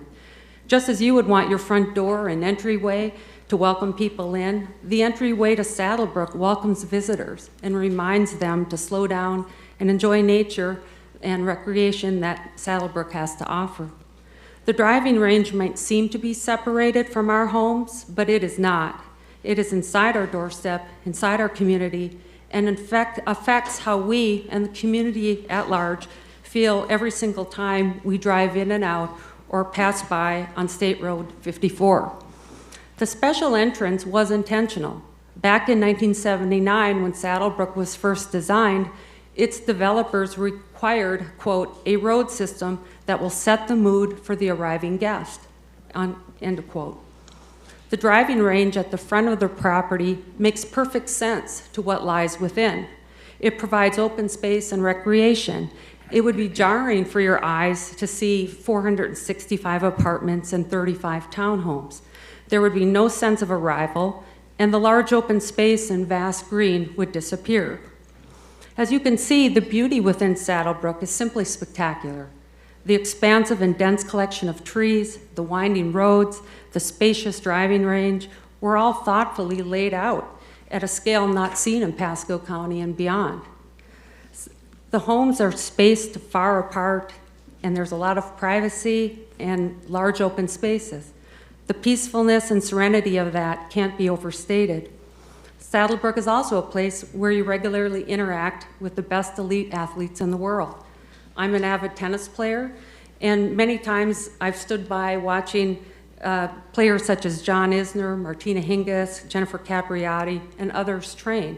Imagine if your sport was football, and you could regularly walk down and watch the best professional football players working, practicing, and joking around. It was a wonderful opportunity for our daughter, too. Imagine being a young player and running into John Isner by the training room, or feeling proud that your primary tennis coach used to train Pete Sampras. Increased traffic congestion, even at off-peak times, is a growing problem. I recently took these photos of State Road 54 at 1:30 in the afternoon on 2 separate days. On the far right photo, you can see the driver in the white car hopping onto the grass median to get to the left turn lane. Now, I'm not trying to tell you that this happens every day. I know it does not. But you'd be surprised how often it does happen. More traffic from the proposed apartments and townhomes will only increase the frequency of midday congestion, much less at rush hour. With respect to traffic, Mass has told us many times, months ago, that the savior of all this added traffic was going to be this Vision Road. But when I called the county, they said the Vision Road isn't approved, isn't funded, at the very least could be many years away, if it happens at all. So that is the reassurance that they were trying to give to us. Flooding is also a consideration, as you can see from photos after our last heavy rain. Adding impervious surfaces by way of parking lots and apartments is the last thing we need at Saddlebrook. Lastly, look at Saddlebrook at night. You can see that the main road is actually very dark and quiet. We don't want the bright lights flooding into our peaceful environment, nor do we want our quiet streets and entrances lit up with enhanced security. Saddlebrook is not consistent with a development that brings in high-density housing. Saddlebrook is a gem and needs to be treated that way. Mass likes to give the impression that they have it all figured out with respect to the golf courses, but the answer they gave this distinguished gentleman here was the same answer they gave us months ago. So they don't have anyone hired that at least they're telling us about. Growth and development is a part of natural, of our life, and I understand that. But there comes a time, I believe, when we need to take a pause, step back, and ask whether we want to completely alter the character of a beloved and historic community like Saddlebrook. Thank you. Thank you very much.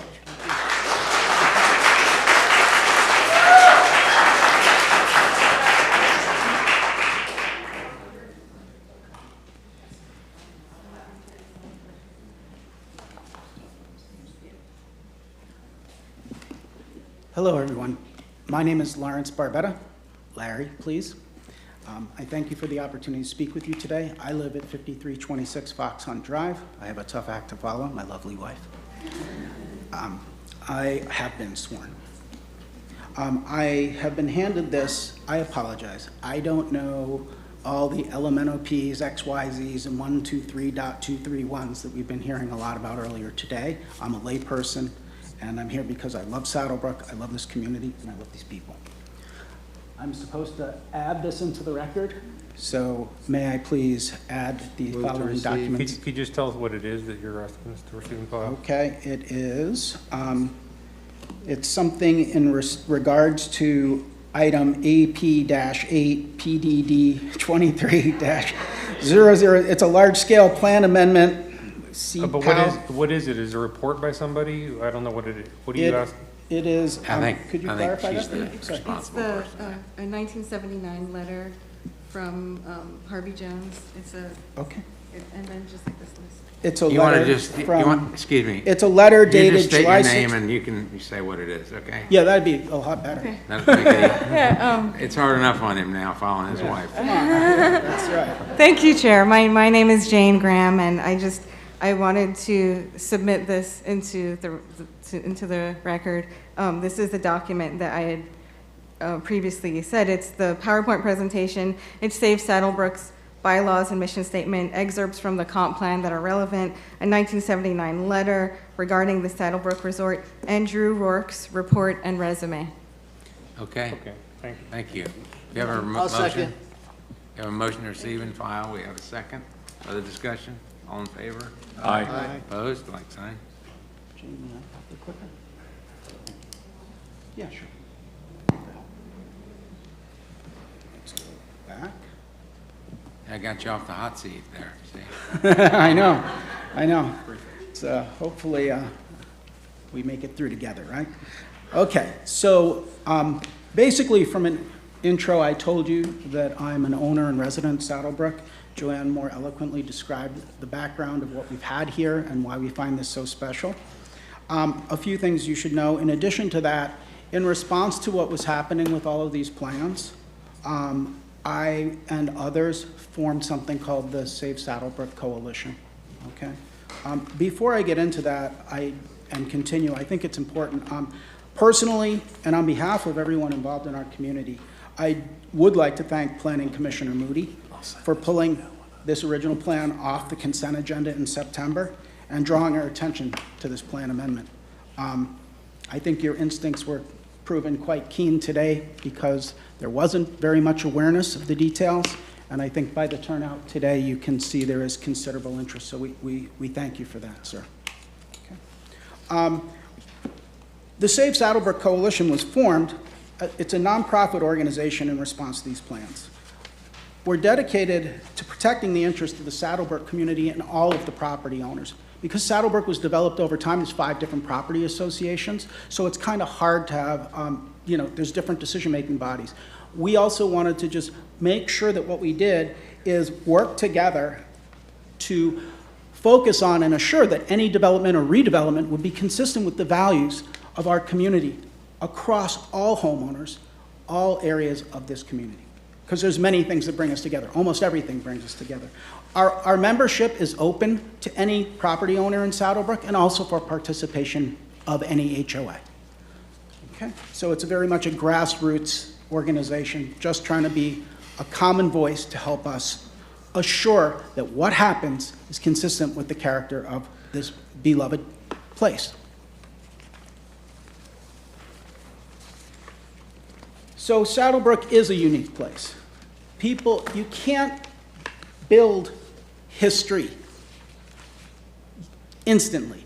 It's taken time to create what is a true world-renowned gem for Pasco County and for Florida and unique in the world. It was Mr. Dempsey's vision from the beginning to create a world-class resort. And Saddlebrook, while aged, has achieved that. We do need to do things to bring it back to its current, to its prior state of excellence, and we think that's important. Along those lines, to be clear, the coalition is not anti-development. We're not anti-business. That would be heretical. Many of us have started businesses, okay? And we also are not anti-mass capital. But what we must do is assure that any development or redevelopment is consistent with the values and character of our community. Saddlebrook, the core of Saddlebrook is its athletic heritage, okay? This is not just some tennis courts. This is the training ground of some of the champions of the world. Not only do they train there, they grew up there as children. They went to school there, and they come back there. They own homes there. Many of them still live there. Similarly with golf, it's one of the first Palmer-designed courses in the early days, and it is unique in that regard. Also, has a golf academy that's produced, among many others, the national junior champion and last year's PGA champion and Rookie of the Year. So that's quite a unique heritage and something that we think is critical and must be built upon, because that's the magnet that brings everything to that community. That's what brings children to train. It's what brings adult enthusiasts to come. I'm going to give you a little extra time because we had all. Yeah, we had a little bit of back and forth. Okay, it was her fault. Okay, thank you. Okay, I promise I'll be sensitive to time. Don't want to be between everybody's dinner and hopefully, beverage of choice. Okay, so it is this reputation that draws people to Saddlebrook. It's also what draws businesses and major events. The major events for the Super Bowl were hosted there. Governor DeSantis recently had a major event there. I mean, all sorts of things. So that is the core and the magnet that makes everything at Saddlebrook work.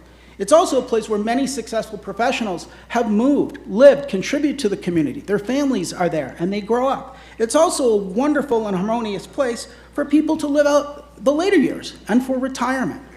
These plans that we're talking about on a personal level really affect us. Okay, I don't know really what this darn slide means, to be clear, but what I learned is that the pink part, which is all of this stuff, that's recreational use. This is the Pasco County GIS map of current land use. And the green stuff, which is when you come into Saddlebrook, that's forest. That's how that's all set up for current land use. Now, what's disturbing and concerning to me in that area, and there's others, and this is what it looks like. You've seen it, and if you don't see it, come. We'll see it together. It's beautiful. That's even the driving range. Okay, the rest is prettier. Okay? Now, this is the plans that have been submitted. Again, I'm a layperson. I don't understand too much, but I understand that this is not consistent with the character of what we have. How does that, before I get into that thing. Okay, so we're talking about putting in 500 new units in what was a green space golf course. We're putting in 100,000 square feet of commercial. I don't understand how that enhances or connects to our community. And it's very sad to us to see that. The other thing on inside, like you were asking another gentleman, and he doesn't live there. We live there. We have a lot of concern when we hear these different words.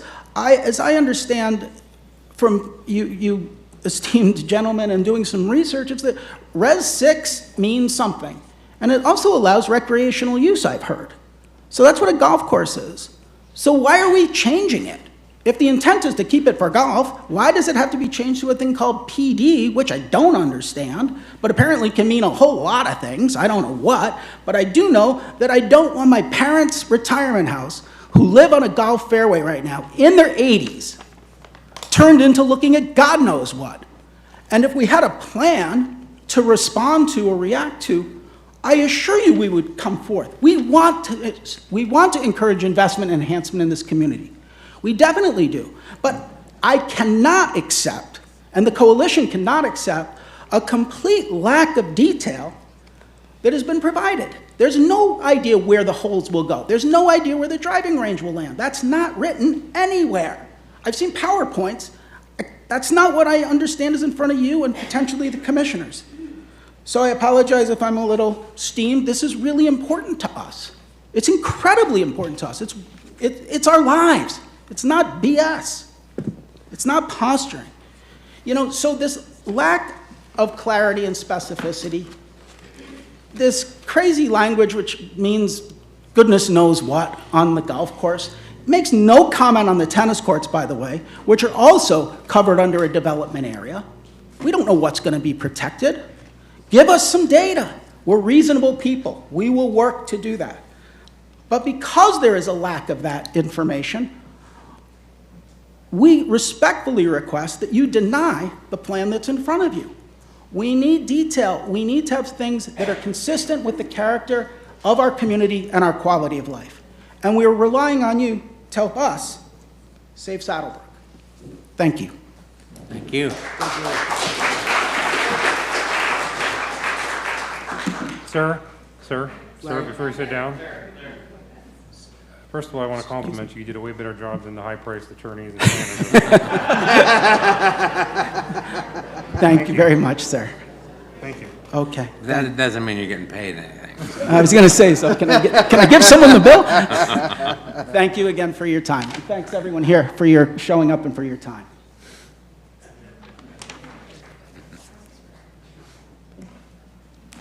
Anyone else like to speak?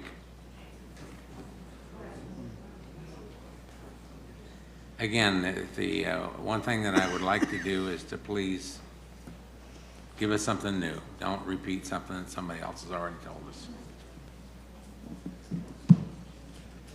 Good We afternoon. can have your name and address, sir? Patrick Hogan, 30304 Laurelwood Lane. Okay, Westwood and Chapel. you've been sworn, right? Thank you, I've been sworn in. Thank you very much. And I've been taking notes madly here as everybody was speaking because I did overlap, so I'll do the best I can, I really will, and not overlapping. A little bit about my story and with my wife. We're newbies to Saddlebrook. We only bought in 2019, but we bought our second home already because we love the place so much. A couple of things. One is that we bought the home with an expectation, and we're on a golf course. We bought in once. When we bought it, we re-upped again and invested heavily again. We're on the Palmer course. It's a Palmer course. We heard someone say earlier that, we're looking at another golf architect. There's a few of them around. There's only one Arnold. If you're a golfer, it's Arnold. It really is sad. And it affects the value of our homes. That's what we're concerned about. At the time we bought the second home, the resort had been sold and we were really excited about it. We thought it's good, positive news. One of the problems that we have with that is a lack of clarity. There's just something that Larry said. But one thing I will say, in addition to the lack of clarity, is that it seems like the plan is getting made up as we go along. For example, the road that was coming down into Saddlebrook out of that, and I don't have a PowerPoint, but that where the driving range is, and that road that comes down on the west side, they said it was for a trail for golf carts or bikes. We're a gated community. We don't let people in unless it goes through the guardhouse. There wasn't a mention of the guardhouse. They're just wide open, let them come in, let them go. Who knows who comes in? As a resident, that's a problem for us. I'm sorry, I gotta look at my notes again because one thing that the current amendment, You have another minute. 1 minute. One more minute, okay. The proposed amendment that's there now really does nothing to improve the resort for us. As I think there was a few questions about timing, and you got kind of a fuzzy answer, which is the answers we've been getting all along to our questions. What's the timing? If we're going to be without a golf course, what's going to happen? How is that all going to happen? There's nothing that way. It does nothing to help upgrade the resort, which is what the resort really needs. Right now, we've got a tired resort. It's been around a long time. It needs money, that's for sure.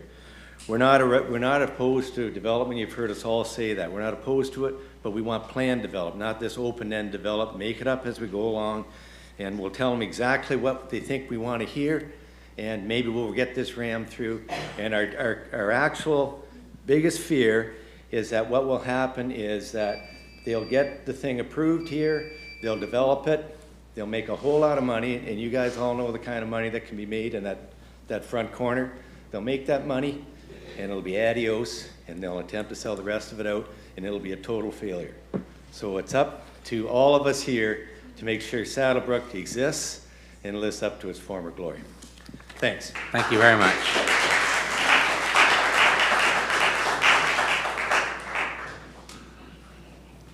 Hi, my name is Denise Reichenbach. I've been sworn in. I live at 5017 Pine Lake Road. And if you were to take a look at a map, you would see that my husband and I are kind of the lucky losers in this whole thing. That our house, which now has a 180-degree view of some of the Palmer Golf Course and Saddlebrook Golf Course, is looking at that Area 4. which you or somebody was asking about earlier, what's going to happen with those 9 holes, right? So I think the point here that we want to make is that we specifically bought the house that we did because of the view, and it was adjacent to a golf course. In fact, it was adjacent to a couple holes of a golf course. Our property taxes are based on that we have a golf course view. That's what it says on the website, right? And that's why we bought it. I think what a lot of people have already said is what's been frustrating is that we don't have any clarity of what's going to happen. And it's clear to me now, especially today and looking at all the plans that they went through, is that the only reason that they need to change the southeast corner is to make room for area number 1, the development of all those apartments and the strip malls and that type of thing. So that's the reason also for the change from going from 36 holes to 27 holes. So I guess my point to you is just that Rick and I, my husband, we're looking to you to protect the value of our home, to protect our investment, and that we don't think that an investor should be able to benefit at the detriment of our investment. That's all I had to say. Thank you. Thank you.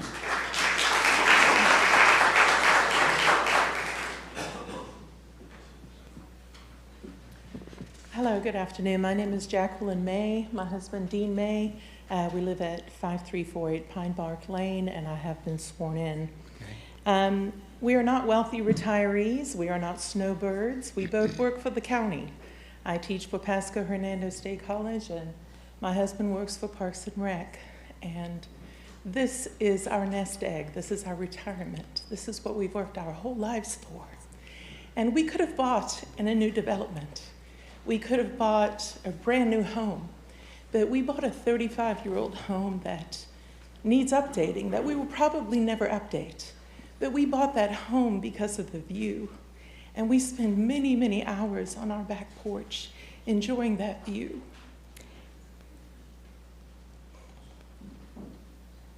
We love nature. Take your time. Take a deep breath. And it hurts my heart when developers come in and mow down every tree to get every dollar out of every inch of land. And that's why we bought in Saddlebrook. And I just ask that you preserve that quality of life for us. There was more, but I'm going to stop there. Thank you. Okay, thank you very much.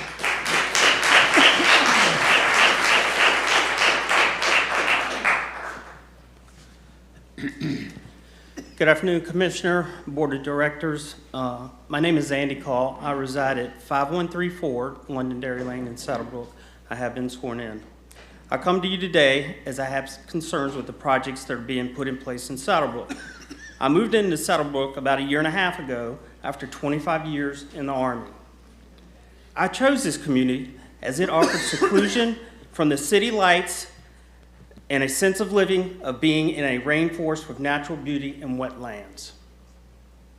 I agree our community does need a lot of cosmetic work, but I will say, based off the presentations that's been given to us, it has been confusing every month that we are giving some type of email or slide deck or whatever. I'm not no community planner. I don't know these codes or anything like that, so I've had to do a lot of research myself to understand just what the heck is going on in our community.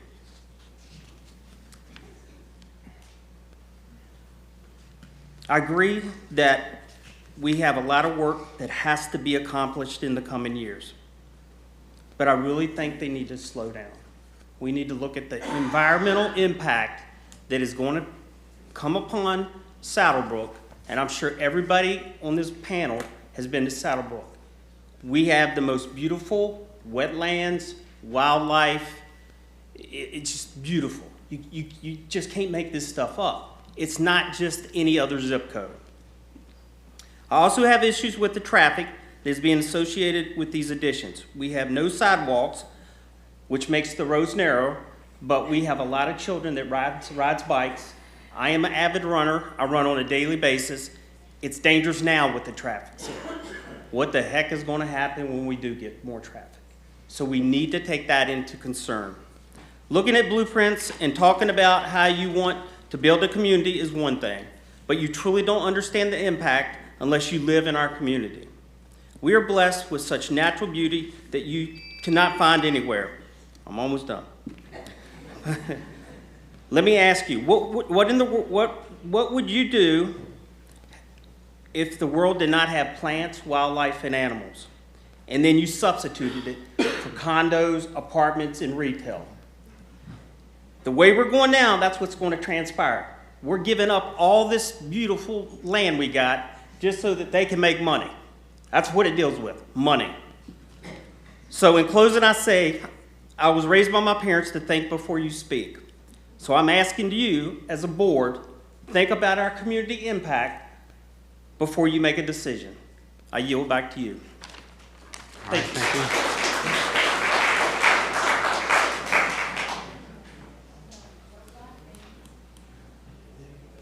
Good afternoon. I'm Nancy Foster.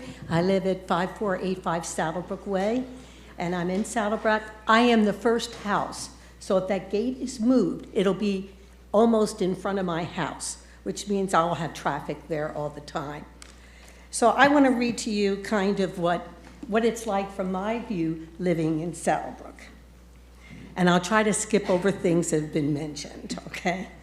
I've lived there in this world-renowned resort for 23 years. I came here to improve my tennis game. I also became an official for junior tennis tournaments. While living here, I've been privileged to watch pro tennis players practice and train, and you've heard those famous names already. We have courts that provide for these players to play at Wimbledon, the French Open, the Australian Open, and of course at home at the US Open. That's why they come here. Keeping the tennis courts and golf courses are important to the purpose of the resort. Harry Hopman, an Australian who was well known in the tennis world, established the tennis program, while Arnold Palmer designed the 2 golf courses. Whether you are an adult, teen, or young child, the tennis and golf programs at Saddlebrook conduct clinics and individual instructions from qualified coaches. Those coming to Saddlebrook expect to leave, improving their skills to compete, or improving their ranking in the world of golf or tennis. They expect to play 18 holes, no matter which course is played, and in tennis to play on different surfaces. Altering the Saddlebrook landscape will diminish the ability to provide a quality golf and tennis program. Saddlebrook Resort is a high-end resort that attracts players from around the world to experience the quality of the golf and tennis that has made Saddlebrook a legend. On a personal note, I want to talk about the wildlife. Can I have some extra You have another time? minute. Okay. It is home to many wildlife and an abundance of variety of plants. There is a hawk who announces his arrival as he flies over my house every day. A coyote visiting my back porch, taking a nap. A bobcat checking out my backyard. Then the deer arrive. The many wild turkeys with their young marching through. Let me not forget the otters, turtles, and especially the owls keeping a watch over my pet bird that is fortunately living in the house. I remember my granddaughter and I having a visit by 3 barned owls. How majestic they were. Everywhere I go on my golf cart, I see wildlife that make their home here. It warms my heart that Saddlebrook is their home too. Protecting our wildlife helps the wetlands, an ecosystem that exists and will be altered by restructuring the landscape. Thank you. Thank you very much.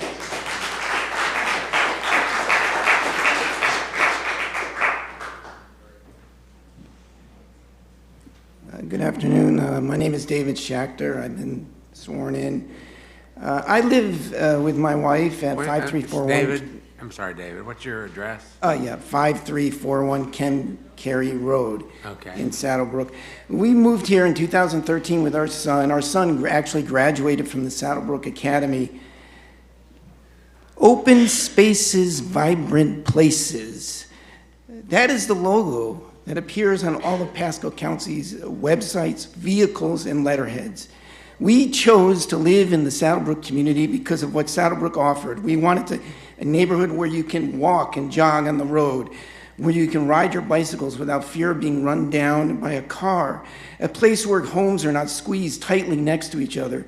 We chose to live at Saddlebrook because we wanted to live on a golf course, to enjoy the greenery, to see the turtles and the alligators gather at the ponds, to see the beautiful birds, the giant red-headed woodpeckers walking up an old pine tree, the giant majestic sand cranes walking across our lawns. We chose to live at Saddlebrook to enjoy walking under the beautiful giant live oaks and palm trees, to hear the birds chirping in the mornings and the screech of the many hawks and owls, to see the occasional bobcat. We chose to live at Saddlebrook because of the wonderful sense of beauty and tranquility, so we can cross the street barefooted to chat with our wonderful neighbors, so we could walk our dogs and go on bike rides without fear of being hit by fast-moving cars. We chose to live at Saddlebrook so that our son could ride his bicycle to school and tennis. We chose to live at Saddlebrook because it's gated and has security. Mass Capital will tell you they are making an investment. But what about our investment? The residents of Saddlebrook have also invested in this community. We did this not just simply to see our home values rise, but we understood that living in a community like this required investment in the preservation of its beauty. Excuse me one second, I lost my place. Got carried away there. You're doing so good. Excuse me one second. And its uniqueness. Please honor our investment also. But now Mass Capital wants to destroy our beautiful community. Mass Capital is not interested in the resort business. They're not interested in revitalizing a once beautiful resort that held weddings, golf, and tennis tournaments and business conventions. You saw this man's presentation of the resort renovation design plans. Did you get those pictures from Home and Garden magazine? A third grader could have presented a better hotel renovation plan. His resort renovation plan is perfunctory and purposely without detail because Mass Capital is not serious in making a premier hotel resort. Don't be deceived. Mass Capital is only interested in grabbing the land and golf courses to develop homes, giant 4-story apartment complexes, and businesses for their own greed. Mass Capital is not interested in Saddlebrook residents. It's all about greed and profit. I'm almost done. The proposal to build a, quote, town center with restaurants, businesses, and offices and a 600-unit apartment complex at the front of Saddlebrook entrance is insane and irresponsible. It will bring traffic and pollution and noise. How in the world are Saddlebrook residents going to get off the Saddlebrook route onto Route 54 with this added congestion? This is absolutely insane. It's all about greed and profit. We are the families that live in Saddlebrook. We all do respect county commissioners. You have the responsibility to its residents. I ask, would any of you sitting on the board here want your own neighborhoods destroyed by corporate greed? I submit to the county commissioners to please do not fall for the tricks of this mendacious, deceitful company like Mass Capital. Again, remember your own logo that appears at Pasco County website. Open spaces, vibrant places. Thank you for your time. Excuse me, before you hold your applause, before you step away, I just want you to know before anybody else comes up here again, I'm not going to sit here and allow anyone to disparage another person or their company. I think that undermines your purpose, and I think that's very low class. Don't let that happen again. Okay, thank you.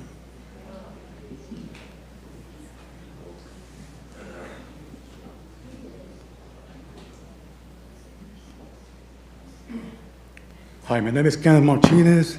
5495 Wesley Chapel Loop. I own a ranch over there, Kenneth Ranch, next to the Gulf of Saddlebrook. We live in Williams Acres Part 2, and we haven't been informed about this development. It's going to be developed next to our neighborhood. Approximately, we have 89 families, and we've been affected in the past by flood, by distribution of water, in which Pasco County put a mitigation pond across the street next to the Wesley Chapel Loop and State Road 54, in which is still affecting us. So you can imagine the development of this project next to our community, the impact that will provide to my community. So nobody here, I moved in this community 20 years ago and been fighting with the county about the mitigation water because my community flood, but also Saddlebrook is flood. So we haven't taken consideration the 150-year water, storm water in which is being developed. This is a big issue. We live in the flood area.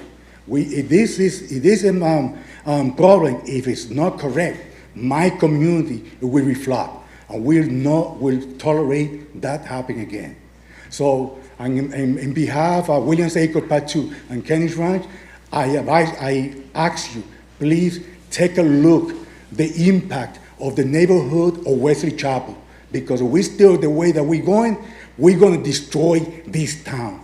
And we will not trees, our kids will not have oxygen. The pollution is getting worse day and day. You walk in the Wesley Chapel Street and State Road 54, is garbage everywhere. I mean, this is not the place I moved 20 years ago when everybody wearing cowboy hats.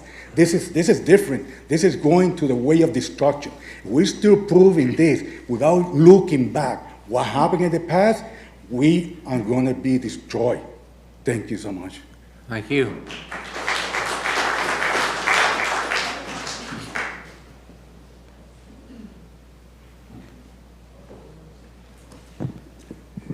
Good evening. My name is Colin Burns. I live at 5140 Cricket Lane in Saddlebrook, and Chairman, I have been sworn in. Thank you for the opportunity to voice some concerns I have for this amendment. Just as a background, I'm 14 days away from celebrating my 30th year in public safety in both the fire service and law enforcement. And my concern is with this, the effect that this development is going to have on public safety resources within the Pasco County region of Wesley Chapel. The proposal will absolutely affect the public safety resources we have, and I understand, and of course I've testified before these boards before and many different commissions. I understand there are formulas that we use to calculate the types of resources we need to respond to the population and the dwellings and the structures within certain areas. A lot of those formulas, I was actually there when they were created. The one thing or the flaw that I will say with the formulas that we use for providing public safety is that when we did write the formulas, we never took into account the active threat situations and the current situations in our societal structure that we're facing today. Now we're 3 years into a pandemic. None of us, when we wrote those formulas as how we were going to address public safety, took into account the toll that a pandemic and the different activities that happen in our society today will take on our public safety resources. That being said, and listening to the concerns of my fellow neighbors and our team that we have here, I don't feel that this resort is necessary this amendment is necessary to go through, and this proposal is necessary to be built to put that strain on the public safety resources that we have. I ask you to consider these current circumstances that we're dealing with in the public safety realm. Recruitment is down. It's down across the country. We're having a difficult time finding people to serve in those roles, to serve you and the rest of the citizens. Costs for retaining those people are extremely high at this point in time. So it is a certain drain on us. We're facing these new threats. We've met a few that we never predicted would come to us, but we don't know what's going to come in the next coming years. We can only guess and we can only propose that these things that we're going to face are going to get worse. And I truly ask, when we talk about public safety resources, that we associate a face with that resource. It's not a fire truck, it's not a police car. We have one of our brave warriors sitting in the back of the room. That's the face of the public safety resources that are coming to help our citizens. So I ask you to consider the strain and the effect it's going to have on those resources, those people that are serving us when considering this proposal. Sir, can I ask you a question? Yes, sir. First of all, I do appreciate you bringing up a new issue. I guess I'm confused because staff apparently sent this proposal to the sheriff's office, sent this proposal to fire rescue, and our agenda memo says they provided no comments. So I'm trying to figure out where the disconnect is. You're saying there's a real public safety impact. I do. But when our staff asked the very people that are in charge of public safety, the response they got was no comments. Where's the why is it happening? Certainly a question I asked myself when I found out there was no comment from either the Pasco County Sheriff's Office or Pasco County Fire Rescue. I found that very hard to believe. I can tell you in my almost 30-year career, never ever would a development come past my desk where I would not respond with the concern or the constraint that will put on our services. I came from a city where we built multiple high-rises. We went from a city that started at 6 to 10 stories, and we got up to 44 stories, which was a considerable strain on our resources, our equipment, and our costs. So there was never a time that I didn't respond to a request for this proposal. I find it very interesting that Pasco County Sheriff and Pasco County Fire Rescue did not respond. I'm just saying that it's going to be difficult for our planning department to address these types of concerns when the very agencies that are charged with monitoring this are not giving us comments. Absolutely, sir. I wouldn't want to, presume why they didn't respond. I certainly have my personal feelings, but I can't, I wouldn't want to put that on the record as to why they didn't respond. I'm saying you may need to have a conversation with those departments because that's what's in our record right now. Are you working there now? No, I do not work for Pasco Sheriff or Pasco Fire Rescue. All right. Were you finished with your comments or no? Yes, sir. Okay, thank you. Thank you very much.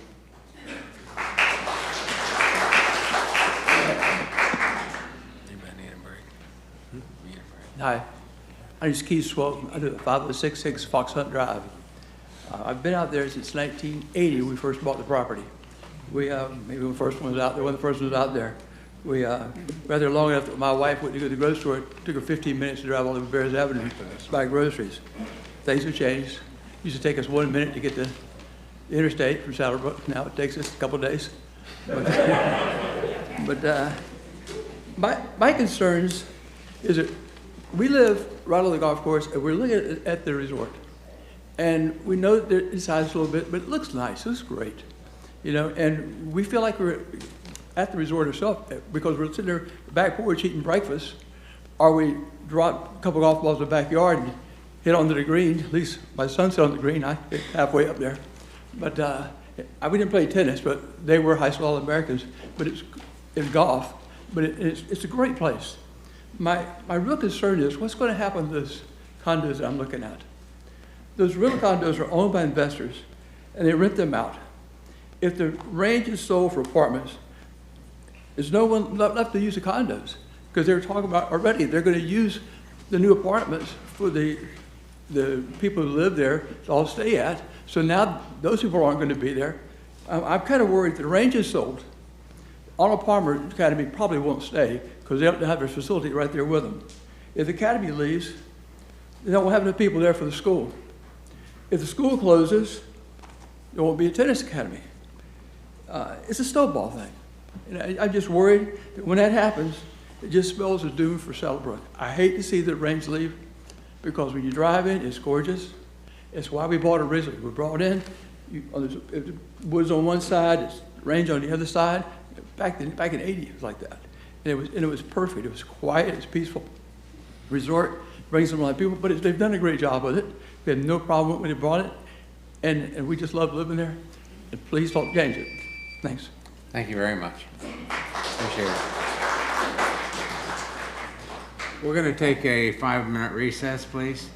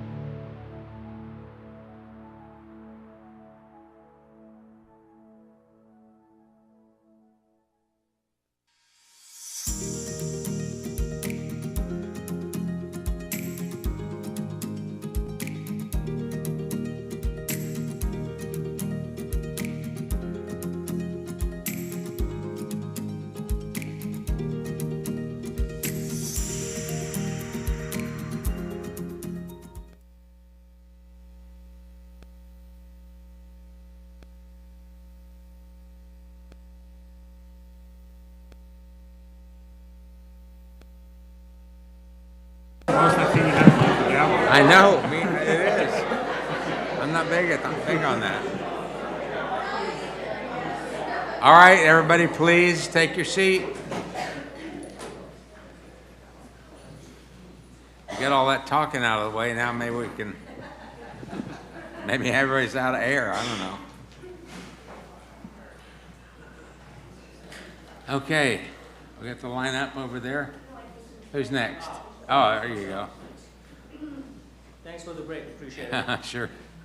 Name's Aditya Patel, reside at 5022 Pine Lake Road, Sworn Dade. My conversation was going to focus on three primary items: character, density, and personal things. You really can't say much about character anymore. All my predecessors have done a fantastic job, so I'll kind of skip over that.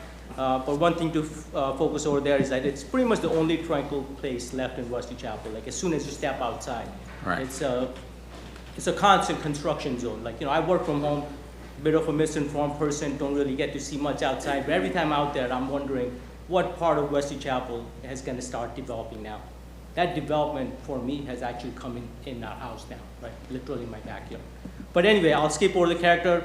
My predecessors have done a great job at it. The second point I have is density. Saddlebrook has about 900 or so residences right now, and this Mass Capital's proposal is additional 650 plus residences, right? Essentially, they're taking it about 20–30%. I don't have the full numbers, right? But if you look at the maps and those color-coded areas, you can see it's about 20–30% of the Saddlebrook area, and they're literally almost doubling the population of Saddlebrook, a confined space, by utilizing about 20–30% of it, right? That's going to have serious stress on our infrastructure. Yeah, granted, they're adding additional road and all that, but to really figure out, like, it's going to lose the character. You're doubling the population of a confined area that has a lot of history for it. And from the personal perspective, the area 4 that's been highlighted at golf-only area doesn't really have any plan for it. My predecessor, Denise, my neighbor, has already pointed out that, like, it's literally in our backyard. If you actually step in my backyard, all you see is golf courses. There's really nothing else. Now the area is to be determined, right? There could be anything in there. It's, there's open language about it, and I'm concerned that it may not be an open area that we're used to looking at. So I look at my backyard, and it's not going to look anything like it come tomorrow. So I just have one, I know I may be running out of time, but just one little analogy I wanted to do. For those of you familiar with the Disney movie Up, I feel like Mr. Fredrickson now. It's a matter of time before I have to lift up the house and to go somewhere else. I want to say thank you to Mass Capital. You guys, I do appreciate your efforts and focus on improving the resort facilities.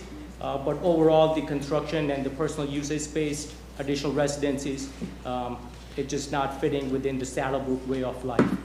Thank you. Thank you. Very nice.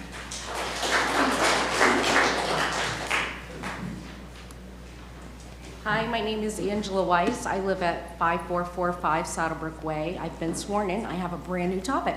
All right. First and foremost, I've been to lots of Mass Capital meetings, and the information is ever changing and inconsistent. Every time I attend a meeting, it's something different. But anyway, I have 3 kids that attend Wesley Chapel Elementary School and will be attending Waitman Middle next year. I've resided in Pasco County since 1997 and have taught at Pasco Elementary School for 15 years. Over the last 25 years of living on the east side of Pasco County, I have seen a tremendous amount of growth, especially in the Wesley Chapel area. We moved from Lake Jabita in Dade City in 2014 from our half-acre lot into our beautiful Saddlebrook community, which offered a more natural preserve inside the middle of Wesley Chapel. I love the neighborhood. It's our little slice of Mayberry here. One of my biggest concerns is the continued strain and overcrowding of our Pasco County schools. We have a shortage of instructional staff, meaning teachers, teacher assistants, speech pathologists, and non-instructional staff that includes bus drivers, custodians, and cafeteria staff. More students will affect current school zoning, which for me means my kids may not be going to Waitman Middle or Wesley Chapel High School in the future, all of which are excellent schools, and we had intentions of sending them there. With an increased school population coming to the Saddlebrook area, school boundaries will change. I feel that adding 450 or whatever the number is homes coming will negatively impact our current situation because of the volume of students. School times have changed multiple times within the school year in order to accommodate the students. Buses have had to do double runs, leaving kids at school after school in a classroom over an hour before the bus can get them home. This causes undue stress to the kids, and especially even getting there in the morning. And they're not marked tardy, but they are tardy, and therefore they're missing some schoolwork, and this is not conducive to the learning environment. In closing, 450 or more homes will negatively impact our school system and put a strain on our existing problem. Ma'am, before you sit down, I do have a question for Yes. you and/or Mr. Williams. So I'm going to put him on the spot just like you did the fire rescue people and sheriff. So our staff report says, under schools, there are no concerns regarding the proposed comprehensive plan amendment. I'll ask Mr. Williams, is that accurate? Sure, because, keep in mind that the number of residents, they're adding some multifamily and townhomes. That doesn't generate as many students as single family detached. So certainly Wesley Chapel Elementary is currently overcrowded. Several of the Wesley Chapel schools are overcrowded. But again, the number of units are actually lower than what they're entitled to in Saddlebrook. So, but that in mind, we just opened our Kirkland Ranch Academy of Innovation to help with high school capacity. We have a brand new K-8 magnet being built on that campus that'll be a magnet that will draw students from this entire region. There are additional charter schools opening in the near future that'll impact capacity in the Wesley Chapel area. We've bought additional land for options in the future. We have land right around the corner off of Meadow Point Boulevard that we can build additional facilities as needed. Certainly those schools are over capacity right now, many of them. But again, the facilities we're building, we're looking to accommodate those. So in sum, you think your plans are sufficient to accommodate the Yes. additional demand? Yes. The extra units they're adding to Saddlebrook, yes. Okay, that answers my question. Thank you, ma'am. Thank you. Okay. Now I got a quartet. I've got a pack with me. I travel by pack. Have you all been sworn in? I've been sworn in. They're just here for visual. They won't say anything. Oh, they're not saying anything? Nope. Okay. No, unless you ask them. Okay. My name is Julie Pines. We live at 5249 Saddlebrook Way in Wesley Chapel. I'm going to keep this brief because out of respect for your time, I know we've covered a lot of topics, and of course mine was amazing, my presentation, so I'm just going to have to go by... We'll take your word for it. Thank you. It was great about basically nature and the environment of why we bought where we live. We have 2 kids. We love the environment. We love all the trees. We love all the animals. We love the birds. They're constantly in our yard. But we pulled our kids out of school today for a civics lesson, purposely. And I respect the board. I respect your time and that you take this very seriously, and I wanted them to learn from this. So in talking to our neighbors, we've learned that for over 40 years, Saddlebrook has been a legacy property, and that it is the crown jewel of Pasco County. We only moved here a year ago. So it's very humbling for us to be a part of this.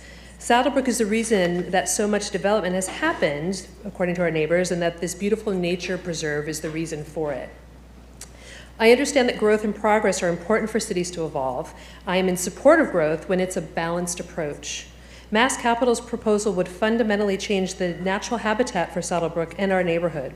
So voting no will help us prevent Mass from dismantling this legacy property for their own financial gain without regard for those of us that live there day to day. Basically, I also want to just address quickly, we are condo owners. We own a home and a condo there.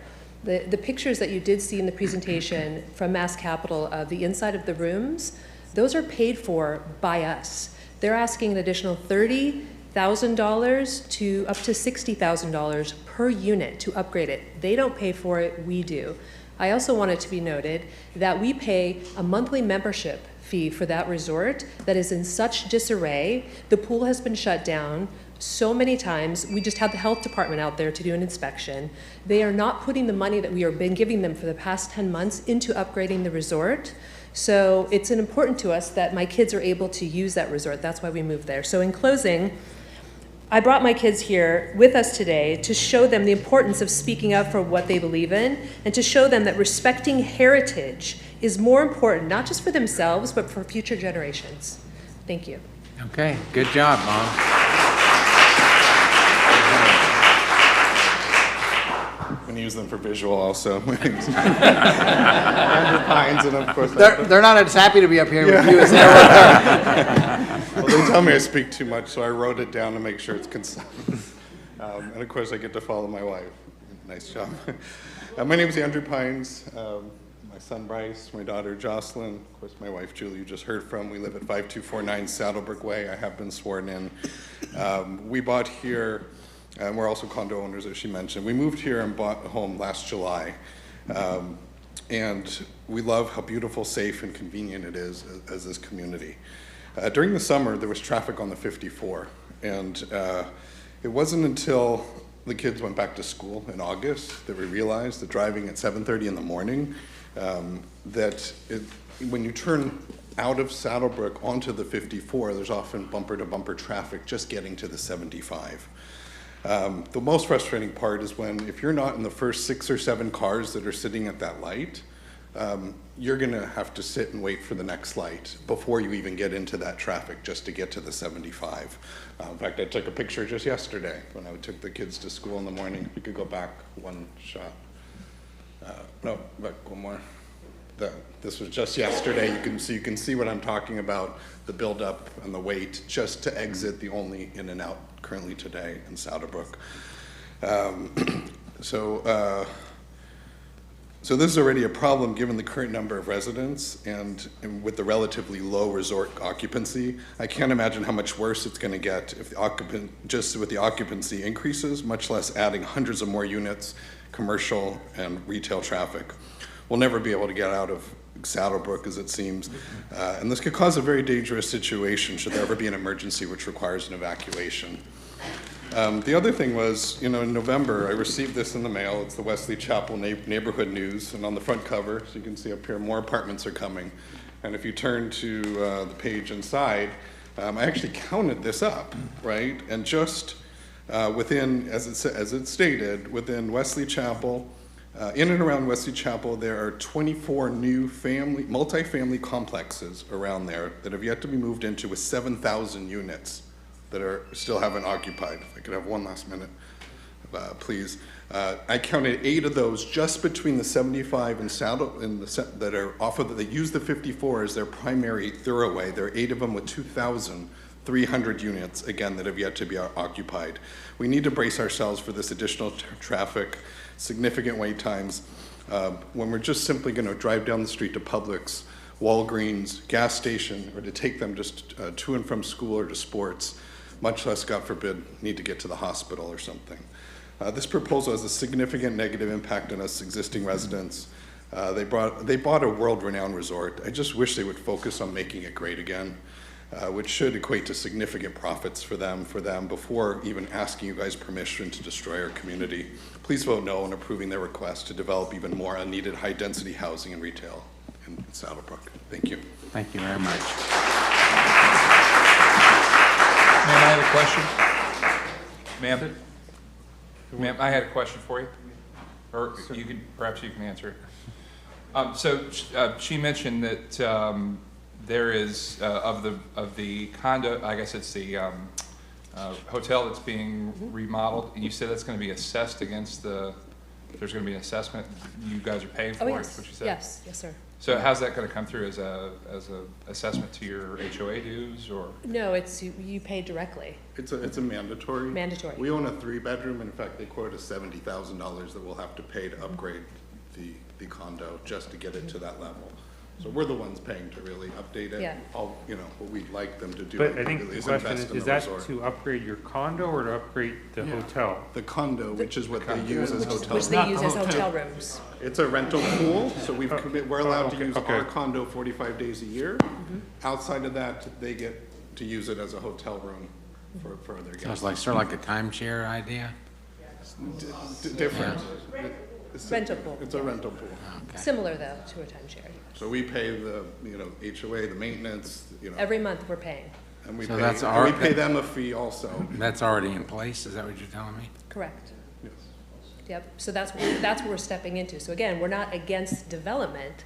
We want them to improve the resort, but we want them to focus on the resort first because we've already bought this condo and now they're going to ask for another 70,000, but yet they're asking for this land to be developed. It's like, wait, put your money in the resort first. Don't put your money in a huge development. You're leaving us all hanging. I mean, there are 500 plus owners of condos there that are all going to be asked to upgrade and put millions of dollars into this, which we're willing to do, but please start there first. So what happens if you can't or don't? Well, then they get first right of refusal to buy it. We're in default, penalties, you know, there's all kinds of rules in place that Yeah. we have to basically follow. How would you pay for that $70,000? They're requiring, I mean, they said they're looking at maybe a financing option. We haven't seen anything. We haven't seen it. We don't know. Essentially, we've been told we're expected to just make sure we have that money ready. I'm confused. You own a condo there. Yes. You rent it out. No, we don't. They do. They Okay. Do you get any reimbursement back when you rent it out? Like in time sharing? After they get paid their management fee, there's a split. We get 45% of the amount of money that they charge for the hotel room.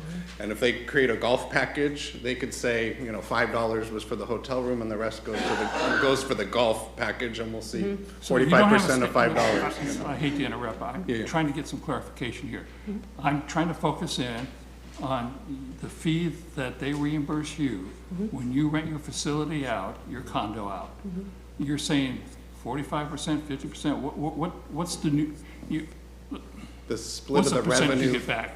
I'm sorry, so well, actually it's a pool, so all the condo owners split, get 45% of the net revenue after all expenses.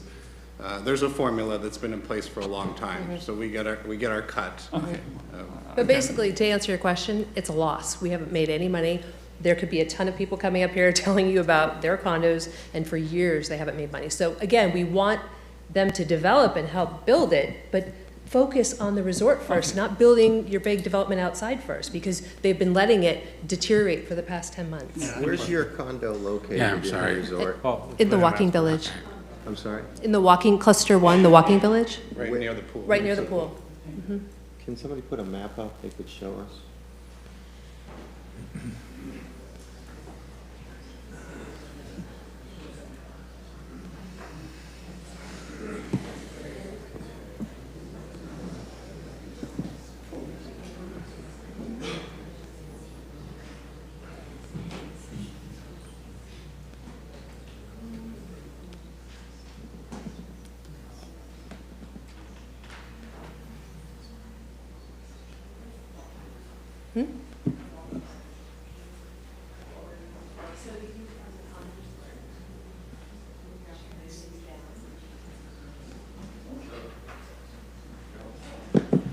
Close to where it says service road right there.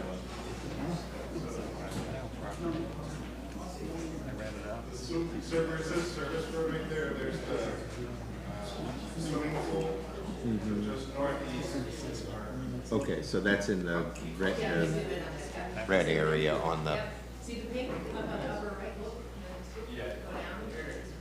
There you go. Yep. See that little tiny? Northeast, the little tiny pool, yeah. so that's this area of the plan? The red area? Can I ask them one question too? Yeah. So where do you live when your condo's being rented out? We live in Saddlebrook on Saddlebrook Way. We own a house too. Oh, so you own a house So and we're a condo. residents. Got it, of okay. Saddlebrook, Yes. And we own a condo. Yes. Okay, got it. I Yes. understand. Yeah, so we're entitled to stay in it or friends Is and that family common for that 45 the days people a that year. own houses there also own condos? Yes, So there's a lot of people that own houses and condos in Saddlebrook? correct. Yes, sir, lots. You're not required to, but they've been requiring it to buy a condo in order to be a member of Saddlebrook. You have to buy a condo. That's why we couldn't be a member. When we bought our house 10 months ago, they wouldn't allow us to be members of Saddlebrook. So we had to buy a condo so we could be a member. And then we spent all this money on a condo. We're like, what do we do? Look at this resort. We're praying that the developer will. I think it's important that you know that they have right of first refusal for all condos, which means if the resort deteriorates, the value of the condos will go down and they get to snatch them up and build them up and do what they want with them. They already own a few hundred, which they bought from Dempsey, right? But the majority are still individual owners like ourselves, and we're seeing it just continue to deteriorate the value of our condos. And it only benefits them if it goes down because they can snatch them all up and take over and use them as hotels, and we get stuck with losing our value of those condos. And of course, it affects our home values as well too, living in Saddlebrook. How much do you don't mind me asking, how much did you pay for the condo? $130,000. It was a lot of money. Yeah. Well, how many square feet? You said it's 2 units? It's 2 units.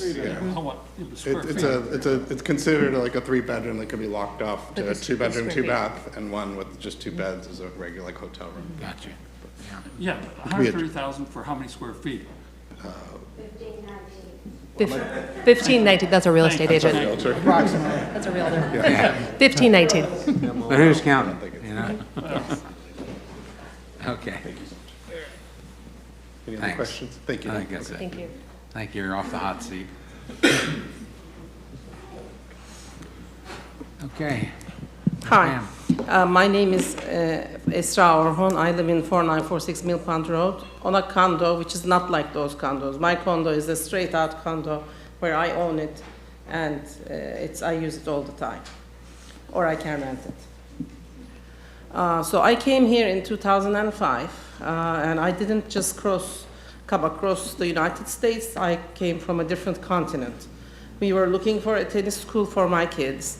I went to the 3 most famous tennis schools, which is the Bolitieri and the one in Boca Raton. And then I came to Saddlebrook. It was the 3rd place that we visited. And then the moment I went to the bridge, which is right by the resort, I was like mesmerized because it's like a bird sanctuary. There were like hundreds and hundreds of white birds over there. And every year they come here and they lay their eggs, and their babies are grown and whatever. So I said I should live here. So I went and I bought a condo, and then I started living here. Both my kids grew at the school there. That school is 1 in a million. You have people from 40, 50 nationalities over there. That gives a lot of exposure. It's like an international. I have friends, and all these people who come to the school, they buy houses. They either rent houses or they buy houses. So through time, of course, the whole lack or neglect ended up being school going from a size of 200 to maybe 100 or 6, 70, 80 students. And of course, the demand for the houses have gone down. But I have lived there ever since 2005, and never once I locked my doors. That's how secure Saddlebrook is. Never had an incident, except for the one time that I was out and the doors were locked. So never had an incident. That's how secure it is. I'm a single mom, and it's very important for me to have a security, and that's how secure Saddlebrook is. You asked a question to the guy that was doing the planning, and I just want to tell you, I saw that single road turn into like 6 lanes in front of Saddlebrook. At first I thought, oh, this is so nice. Now it's bumper to bumper. So the way the Wesley Chapel is developing, I'm a realtor now, so I see all the new developments, and I sell those new developments, unfortunately. But still, I see what they bring to it's good that we have development, but it's really sad because I think there are 3 issues to summarize. One is the traffic. The second one is the security. And third is the wildlife. That bird sanctuary is going to be gone. The moment you start building all these high buildings, it's going to block their ways. This is going to be gone. So I really urge you to reconsider this because of the fact that, you know, this is destroying more than what it's bringing to the community. Thank you. Thank you very much.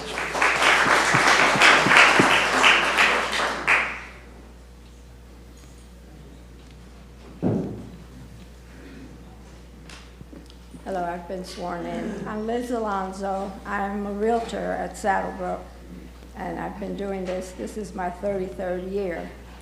What's your address? I'm sorry. Sorry? Your address? I couldn't hear you. Your address. 5140 Pine Tree Lane. I Thank back you. up to the grass tennis courts that used to be there until they cleared it. Ma'am, were you sworn? Were you Can't sworn? hear Did you swear in at the beginning? Yes, I did when Okay. everyone else swore in, yes. I wasn't going to speak because many people here that spoke on the last one only because you were asking questions about the condo hotels. There's 508 condo hotels. They are owned by individuals. They buy them, they let the resort use them, they sign an agency agreement. They let them use, the hotel use them as if it's theirs.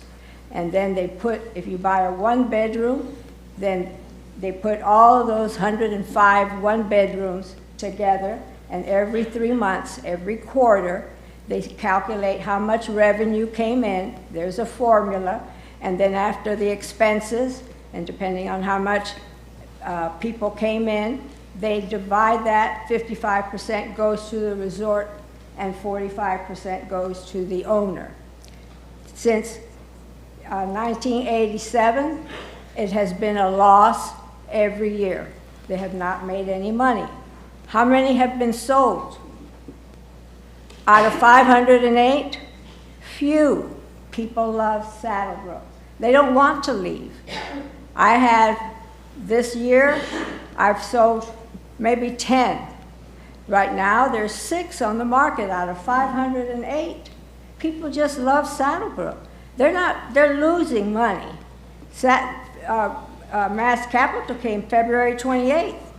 I asked them, I was working with Cassie Resnick, and I asked her, I said, she asked me, what can you do to help us? Tell us what we need. I said, we need more membership types because the people are getting older of some groups. They'd like to have 5 memberships types, not just a full membership. She says, that's a good idea. We'll work on that. It's been 10, 11 months now. Nothing's been changed. In fact, they cut off all memberships. So I couldn't sell anything. I sold 88 homes, properties in Saddlebrook last year. I'm number 2 in the state of Florida of all Century 21 realtors. That's very difficult to do when I'm only selling Saddlebrook. I don't go outside the gates. Why do we stop memberships when we can't sell them? I can't sell them. Maybe they want to see a loss so that they have something to say. I don't understand it. We need to keep Saddlebrook beautiful, which is what everyone here has said, and everyone here loves Saddlebrook. They say they had 90% increase in here. It's been a 12% occupancy here in their condo hotels. It hasn't been 90%. Everyone here that owns a condo knows it's been a loss. They haven't made any money. So that's what I can tell you about real estate in Saddlebrook. That's all I sell.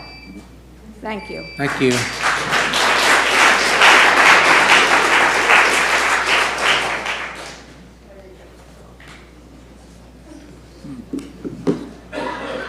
You just thought you were going to be last. My name is Judith Renels, and I live at 5206 Fox Hunt Drive, and I have not been sworn in. Okay, let's have her sworn in.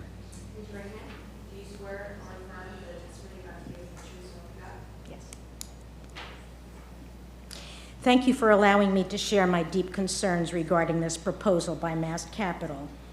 I have been a resident of Saddlebrook since 1988, over 30 years.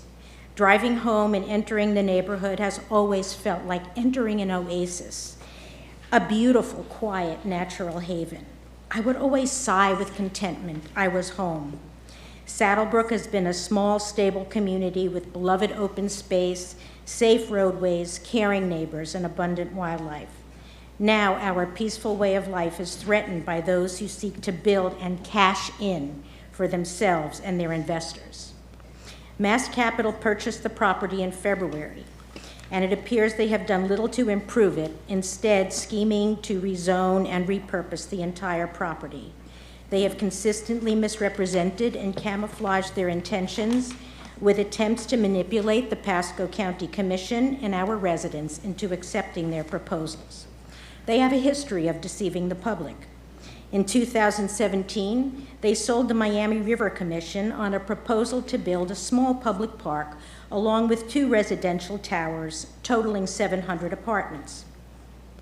This was presented to the Public Planning Commission as a huge public benefit. Later, the park disappeared from the plans, and in response to inquiries, they said they could not build the park for liability reasons. When they purchased the property, the Saddlebrook Property Owners Association Board, which I belong to, the Owners Association, I'm not on the board, reached out to welcome them and discuss their plans to improve the resort property. Oh yes, they said, we will meet soon.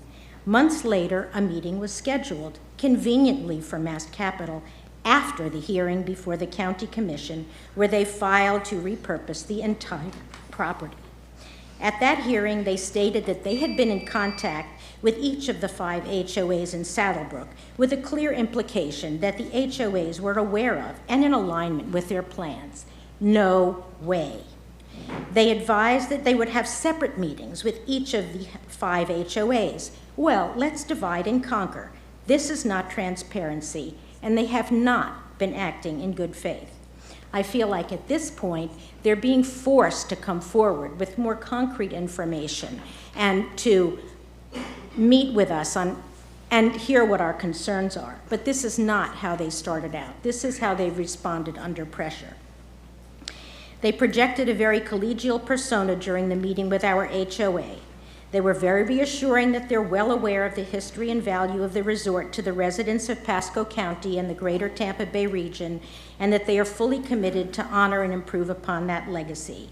They presented beautiful ideas for a renewed resort and spoke of a walkable town center with, you got it, rainbows and unicorns in the form of ice cream stores and coffee shops. And on the proposal, it states non-binding plans. So no commitment, just a pretty picture of a happy future for all. Speaking of all, the high-density housing would overwhelm our roads. They say they would build a new entry, this Vision Road, but they told us that this would be some years in the future when it was approved by the county, but surely not soon enough. They completely glossed over how the vastly increased population would overwhelm the current roadways in Saddlebrook, which are owned and upkept by our homeowners in conjunction with the resort owners. Mass Capital had no immediate answers as how people would be able to access the resort, no plans for continuing resort amenities, that's already been discussed.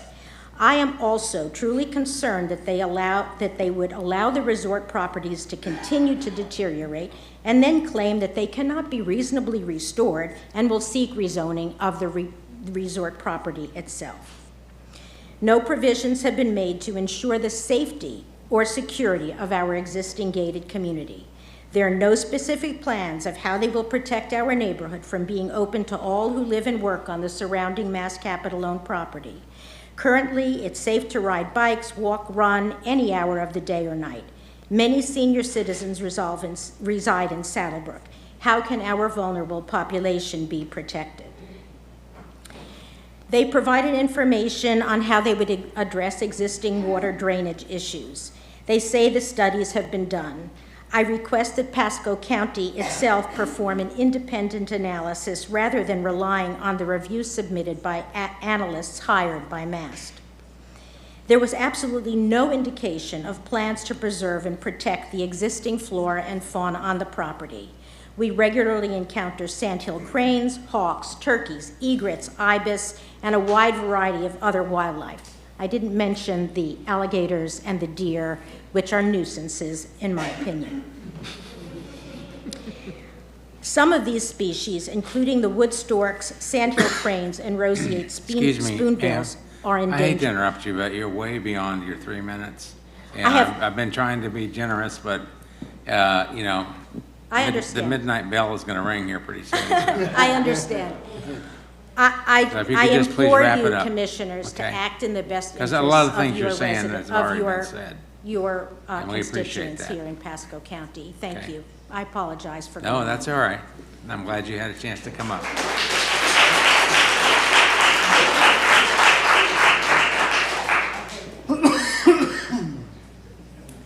Is there any way we can get anybody else that still wants to speak to line up, so we have an indication of how many speakers are left? Is there just, is she the last speaker, or do we have others? 1, 2. Can we get you to line up behind? Or at least come up on the front row here. Yes. That way we can get a better gauge of where we need to go. So Okay. I'm seeing about 4 more speakers, okay. All right.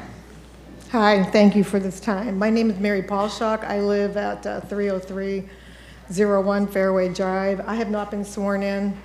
Okay, let's make that happen. Has anybody else in the front row not been sworn yet? Okay. Okay, anybody who Swear them all in hasn't, at please once. stand and raise your right hand, everybody. Excuse me, Ms. Boshock, would you raise your right hand? Do you swear affirm the testimony you're about to give is the truth, so help you God? Okay. And I'm not going to say other things that anybody else said. The only thing I got up here is my son's in the golf program. He's 14. One of the clarities around that, and I'm not going to go, why I came to Saddlebrook, but one of the reasons is it's because of the golf program. And there hasn't been a lot said about that. And also because of the safety. My son's 14. When he went to the golf program, he was 12, and he could ride around. I feel very comfortable. However, with saying that, just the traffic's getting terrible already. It's going to get worse. I have to drive him to school. We're about 2 miles away. I can't even have him drive his bike because it's just out of control. We purchased a home on the golf course. I don't even know if we're going to have that golf course view, and I know others have said that.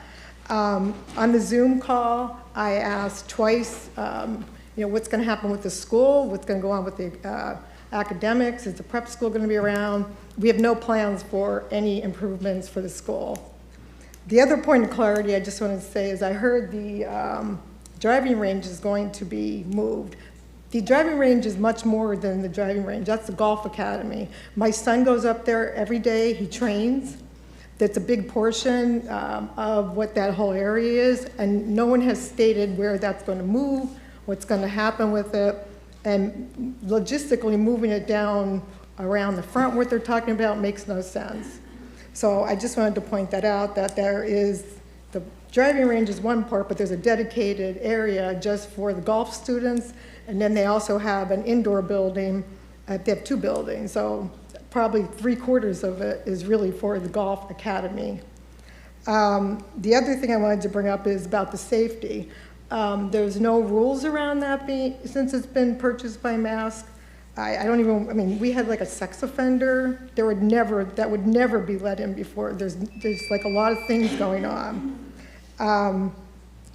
And I just want to mention the membership. We've been paying membership for the golf. Our fee was $12,000, just the initiation fee. I think we pay $300 a month for it, maybe around there. And we don't get anything in return for that. So that's currently what we're spending, at Saddlebrook, plus, our homes that we update and everything. So please consider the safety, the traffic. Does that $300 go towards green fees? You pay $12,000 just to get in? I paid $12,000 initiation. Yeah, I believe we paid. But does part of the $300 go towards your green fees? No, we have to pay green fees. Thank you. Green fees, not your card. Well, card fees, green fees, card fees. Yeah, we pay about 300 and some a month. So I just want to consider the safety of it, and that there is a golf school there, and from my perspective, if they're going to get rid of it, then maybe we'll just leave. So anyway, thank you. Okay, thank you.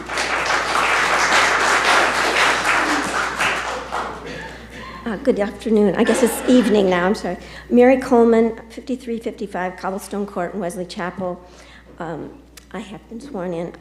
My husband Steve and I, we've been exploring opportunities to move to Florida for about 2.5 years, and this past year we selected Saddlebrook and purchased a home in Saddlebrook rather than elsewhere, precisely because of its green space, its low-density housing, its mature trees, its gated security, things that we valued and for which we were willing to pay extra. But I have another concern that's kind of broader, and that is the fact that the whole county is growing very quickly, and we saw the evidence of that in one of the slides earlier, and that population density is affecting a lot of resources, not just our public safety. I happen to be a family physician who does remote telemedicine, and so I can tell you that I take care of lots of people, not just in 4 different states, but including Florida, and we just have a problem with population density in terms of resources. People can't get to see doctors, they can't get their health care in a timely fashion. My own family, we had to wait a month to get an echocardiogram for someone who has fluid around their heart. This is right here. So what I'm saying is population density is a very important thing for us to consider, and the growth that's going on in our county is something that has an impact on many of our resources, including public safety and including our access to health care. So I just ask you to consider, as you're thinking about the overall plan for our community, that those things are also taken into consideration. And I appreciate everything you do and the time, and especially how much time you've given us today. Thank you. Okay, thank you.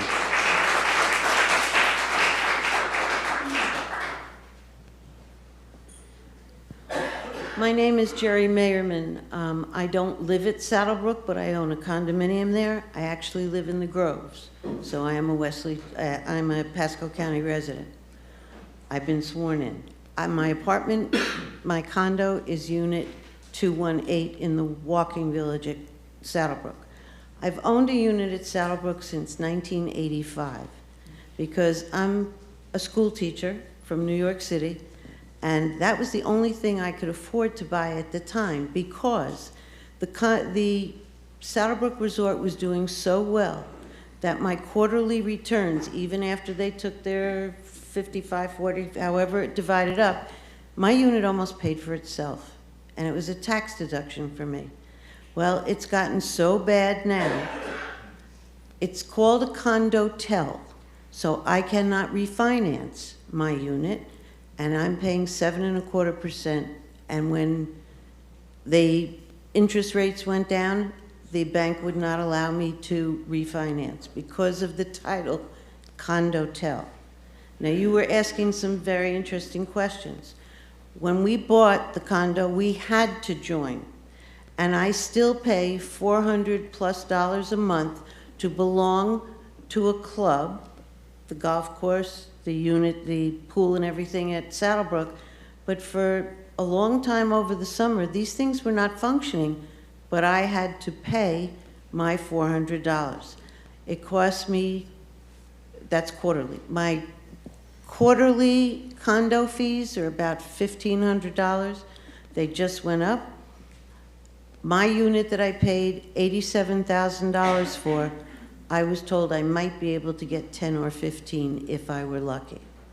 If I don't go along with the redecorating package, and they're talking money that a retired school teacher does not have, then I come out of the rental pool and I'm just stuck paying these paying fees and not getting anything back on it.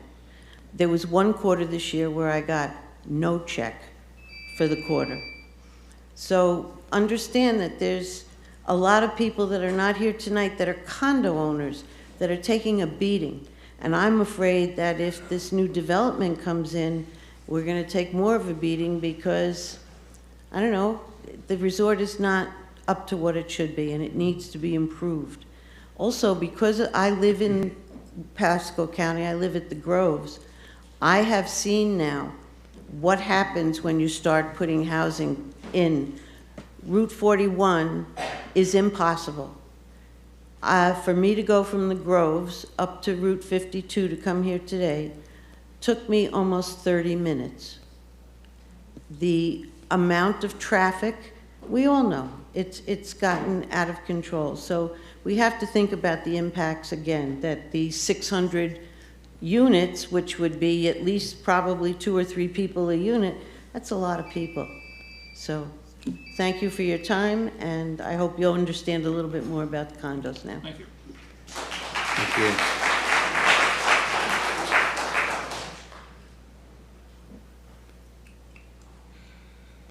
Keith Weinstein, live on Carey Road in Saddlebrook. I've owned other properties in the condo hotel and Lakeside condo. The point of this, I'm sorry, 5360 Carey. 30 years of commercial development through the Midwest, Florida and Texas. I've been a zoning board member as well, helped out numerous communities on economic development. So I've worn both hats. I have high hope for Mass Capital. What I would say today is that their plans are not complete, nor are past the point of having you guys be able to vote. What everyone said before is a lot of their meetings they've changed the dates, the times, right before a meeting, before the associations where we take time off of our work schedules, and then everything keeps changing. So one of the big issues everyone keeps talking about is the density, and that's a tremendous amount of density in the front. What they alluded to was Vision Road H. One person, the attorney said, oh yeah, it's going all the way through. That'll be another road for Saddlebrook. The representative from Mass Capital said, no, it only goes for the apartment section. And everyone for Saddlebrook comes through the main gate. But that apartment section also connects to the main entrance road, which now we're gonna get 2 left turn lanes. However, like you said, if you have 500 and some units there, what you don't know is that the hotel can have 3,000 people attending a conference, not necessarily staying in the condo hotels, but they'll back you up to 75 because of valet parking. So if you add all these units to just 2 access points, which normally with 100,000 square feet, the conference center is 100,000 square feet. You have 800 different beds in the hotel. You have a school. You have the lakeside condos. You have 600 residents on top of that, all funneling through and backing up on a normal day, let alone putting all that in the front and whatever else they want to do inside. I think it just needs a little more traffic concerns and planning elements before you guys pass this. One other thing to think about is the traffic study was done in the middle of the hurricane season and the off season. So now when you get to April, March, January, February, that's gonna immensely increase. Those are just, everyone else has covered all the other points. I don't want to take any more time. Really appreciate all of your time tonight. Thank you for hanging out.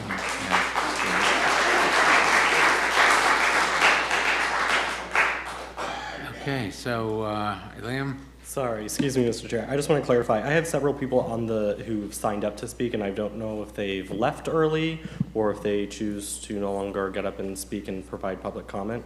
Okay, But can I just go through the list? Read their names. Yep, so Andy Call. I've spoken. You've spoken, okay, perfect. And then Matt Praley.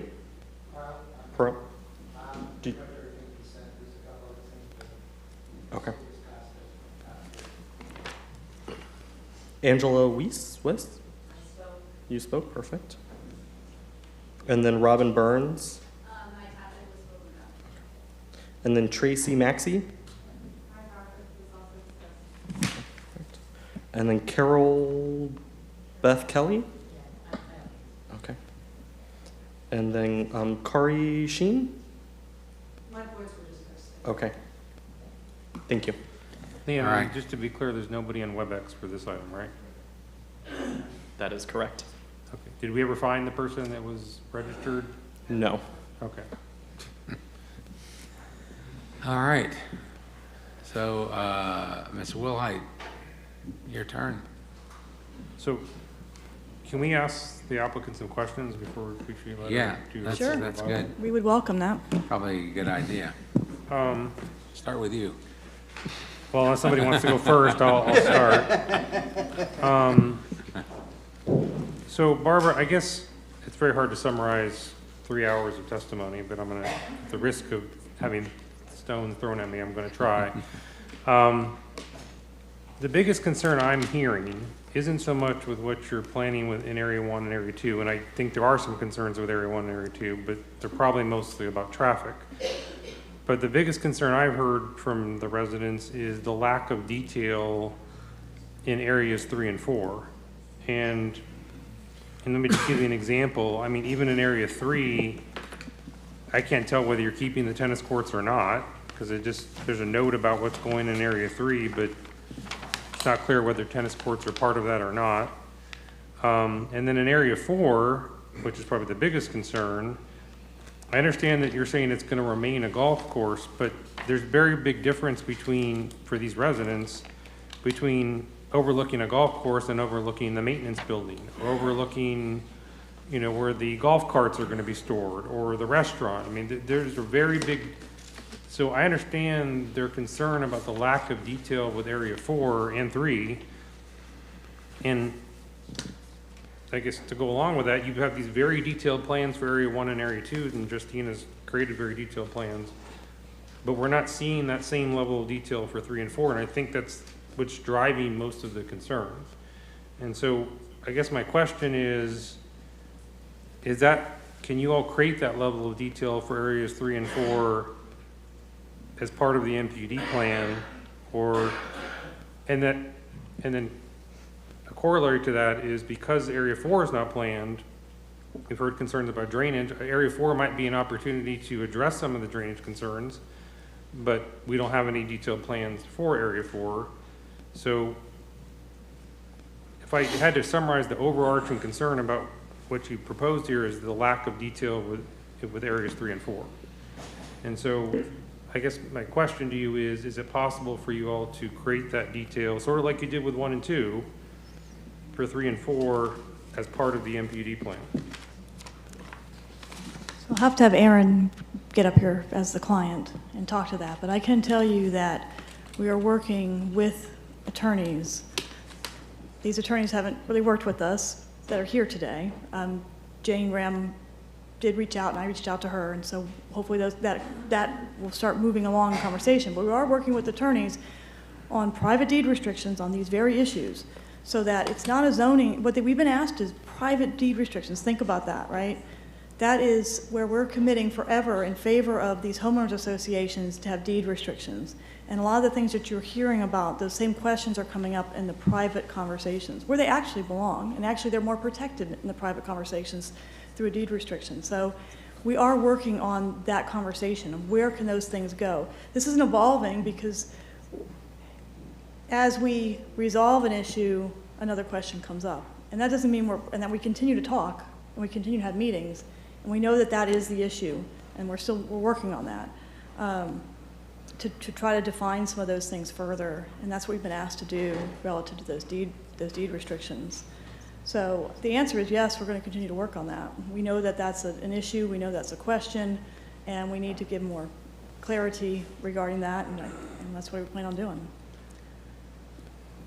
Okay, well, I guess I would urge you to do that, because I think you're going to be putting the Planning Commission and board in a difficult spot if some of those details are not worked out before the MPUD.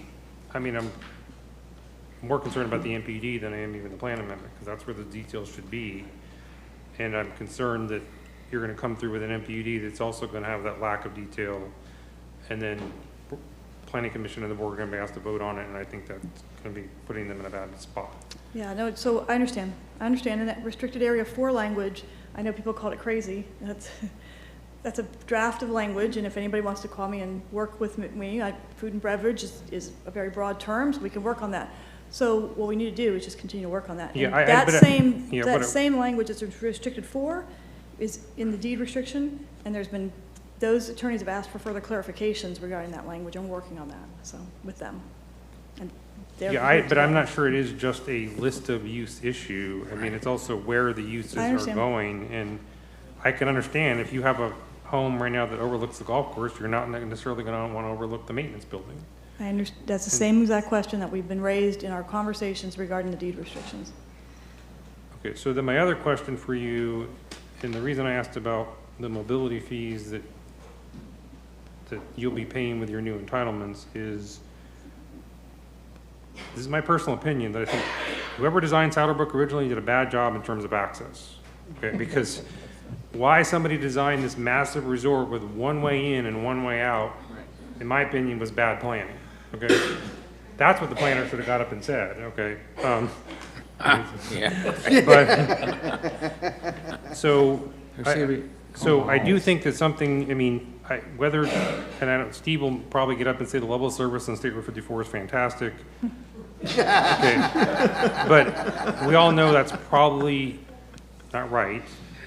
And so I think there needs to be some other way out that doesn't just get you to 54.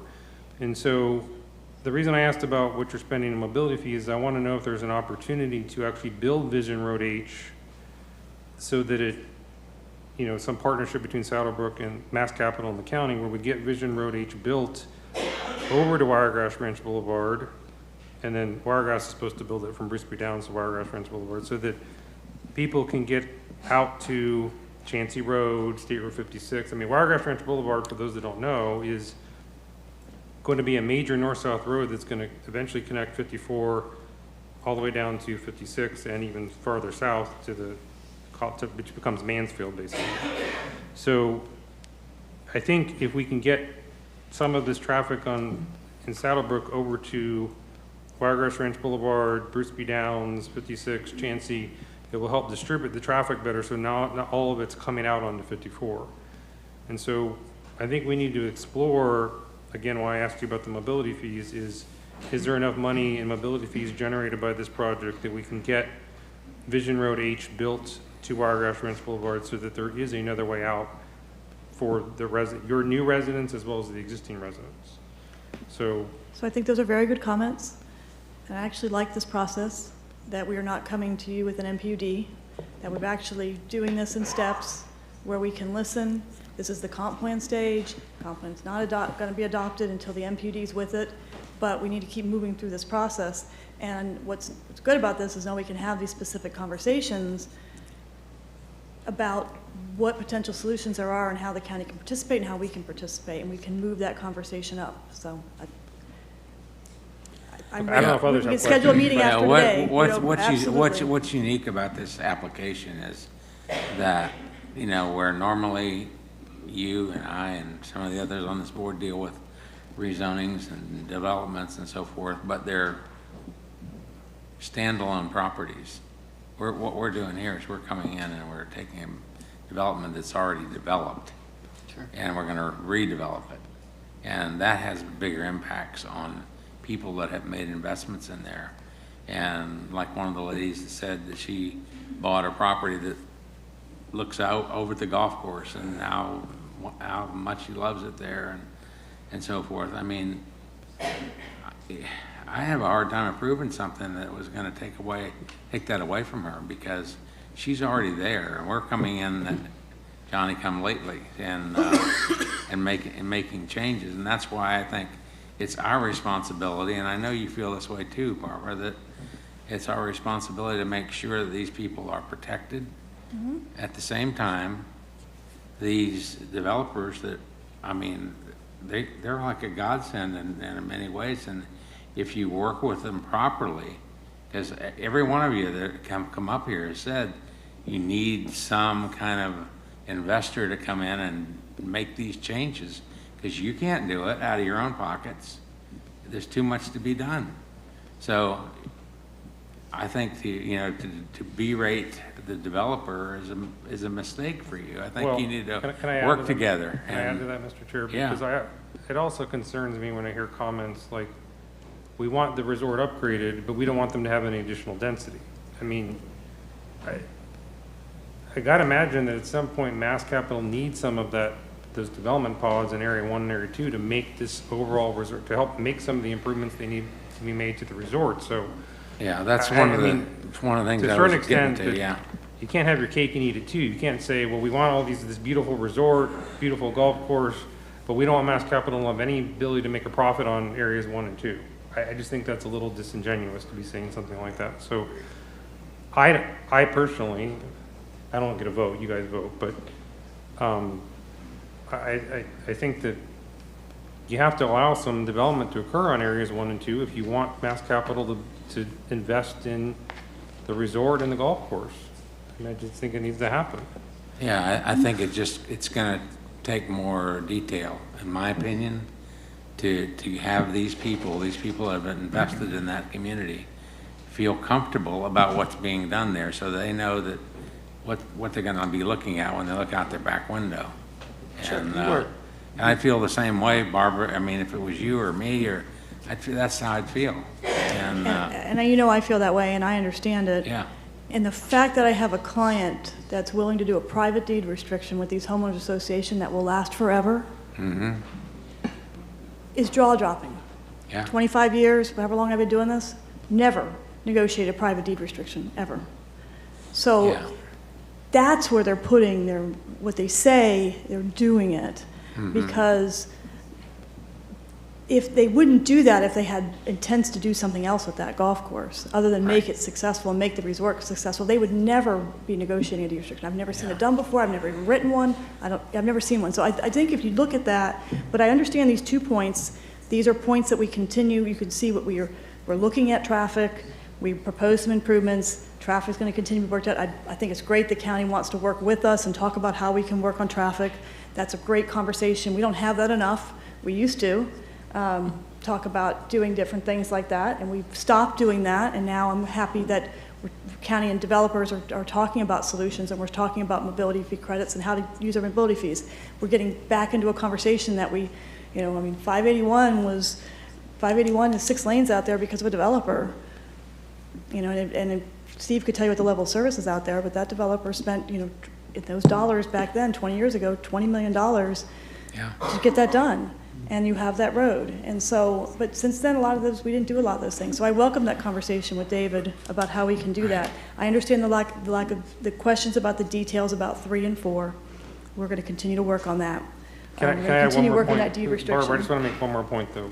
It is definitely an issue about the lack of detail in 3 and 4, but the lack of detail on timing sounds like it's also a concern. I mean, just to give you an example, it's clear that you want to get rid of the driving range, and I personally don't think it was a good idea to put a driving range right next to State Road 54, in my opinion. But I understand their concern about it just potentially just going away and not knowing where it's going to reappear and when. It's also a golf academy. Right, because it's also a golf academy. So I think your client needs to provide more detail on when and where the driving range is going to be relocated so that they know they still have a driving range and a golf academy, and that they're not going to sit there for 10 years with no driving range and no golf academy. The lack of detail and timing is also, I think, part of the concern as well. Okay. David, I want to thank you for making the exact point that I made when I pulled this case the very first time, because I said, in the old days, we used to hear the comp plan and the MPUD consecutively on the same day. And well, we stopped that policy, but that's the reason we did it, so that we got the detail, so that nobody can come in here and say, well, you already voted on the comp plan amendment, you've already changed this, and we're doing it too soon. It's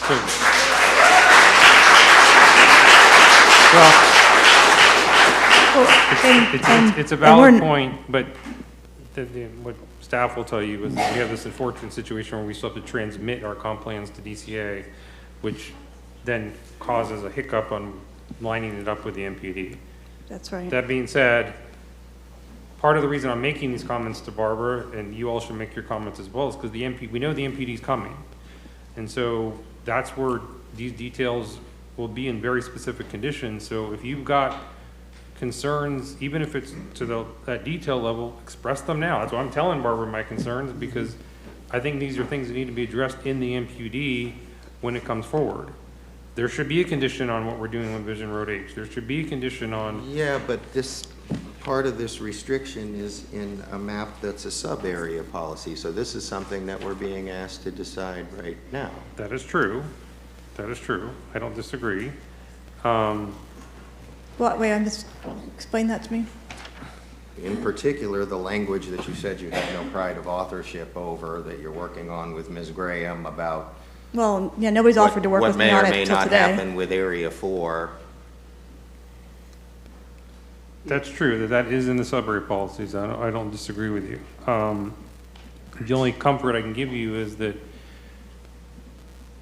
this is why I asked the question in the very beginning when I asked Amy, will the MPUD and comp plan eventually get to the same board approval? And the answer was yes, they will. And the applicant says yes on the record as well. So there's no way the comp plan will get approved without the MPUD. Now, I understand your dilemma, though, is you're being asked. We don't get that choice. Pardon me? But we're not getting that opportunity. We won't see that. You're not seeing, your point is that the board's going to see them together, but you won't. Not fair to the planning commission. I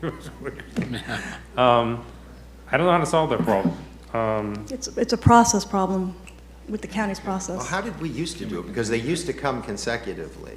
It used to be That's done a all county the question. time. I'm subjected And to now all that. of a I would sudden love we for them can't. to come together. I would love, but it's a very long process. And I mean, the only thing that we might be able to do is that when the MPUD comes forward, if you have specific recommendations that then would require us to change a sub-area policy, I think you could still make those recommendations at that time, and staff would just have to make sure they get incorporated into the sub-area policies before the board approves them. So, I mean, I don't know what to do about today, because I understand you're being asked to make a recommendation today, and you may not love this language. But if you still have an opportunity to change it when the MPD comes forward, when is the MPD supposed to come forward? Does anybody know? we do not have any dates. Yeah, well, it hasn't even. Well, I would love to have dates. It hasn't even been submitted to my office to review, so I don't think we're anywhere I would close. love to have dates. I was gonna say, David, so can't you make sure the language is included in there when you review it to set the dates? I'm sure he will. Yeah, I mean, I think, Commissioner Mooney, I think if you express your concerns with the language today, staff can make sure that those concerns are addressed either through modifying the sub-area policy or in the or in the MPUD. But if you don't feel comfortable acting today, that's up to the planning commission if you want to continue. I would tell you I would not feel comfortable denying this application, but I'd feel more comfortable if it were brought back to us with more detail at a later date. I mean, I guess the caveat to that, first off, I mean, Saddlebrook's 40 years old. Everybody here will acknowledge that Saddlebrook is not anywhere close to what it was in the late 80s, early 90s, even the 2000s. I mean, people used to clamor to go to Saddlebrook. Saddlebrook was a tremendous amenity for Pasco County, in my opinion. I was born and raised in Pasco County. I know Saddlebrook was what it was. It's not that anymore. It needs refreshed, okay? And I think the good news is Mass Capital is here to kind of do that. And I think a lot of this stuff that they have addressed. I mean, David brought up, you know, the signalized intersection at Vision Road H and 54, half a mile east of 75 is probably not a good place for a driving range. I don't think any planner would put a stormwater pond or a driving range or a park or anything right there at that signalized intersection. I mean, like you worked out the details on Area 1, Area 2, to me, it's just important that gets worked out for the MPUD. I mean, I'm okay with the comp plan recommendation, but I think somehow we have to caveat that to it has to be worked out at the MPUD level, or else I wouldn't be comfortable supporting the MPUD. I know that.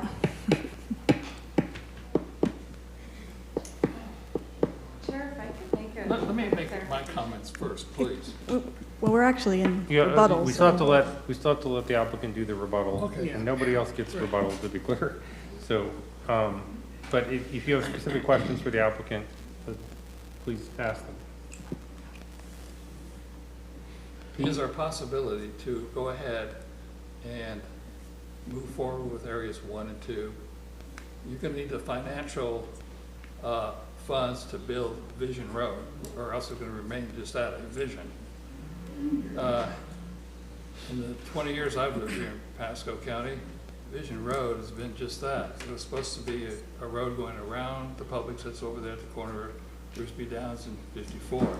I heard that 20 years ago. Yeah, we're going to build a road around it. 20 years later, here we are looking at Vision Road. Somebody's going to have to pay for it, and the way the county works out, it's going to be the builder. They're willing to pay for it. They're going to have to pay for it, at least their portion of it. It'd be nice to pay for the whole thing. The gentleman who was the planner, Mr. Forgy, I think his last name was, he indicated compatibility. Thank you. It's just difficult to pronounce words sometimes. But anyway, that is an area that's very compatible. Yeah, I won't speak about it. It was compatible with the growth of the area. It looks like to me, the way it was designed, it's going to be kind of a, I would say not quite high level commercial area, but it's going to be pretty close to it. Mm-hmm. It's going to be very attractive. It's going to benefit the community. It's going to bring additional resources to the community, like taxes and things like that, and opportunities. So I could see, green lighting areas 1 and 2. As far as the apartments go, hey, I have them out in front of my community, and I know exactly how you folks feel about the apartment complex out there. I have them. I have to live with it, period. I live in Lexington Oaks. We have a ton of apartments in front of our subdivision, and they were approved many years ago too. So you will become accustomed to the apartments. What you're okay. Please. At least you know you're alive out there. Listen, hey, come on. All right, let's knock it off. Thank you, thank you. We were certainly courteous to every one of you, and I expect the same thing in return. You're going to have multiple homes out there. You're not going to have apartments. You're going to have, that's a plus some homes. There's ownership in those. The apartments, different concept.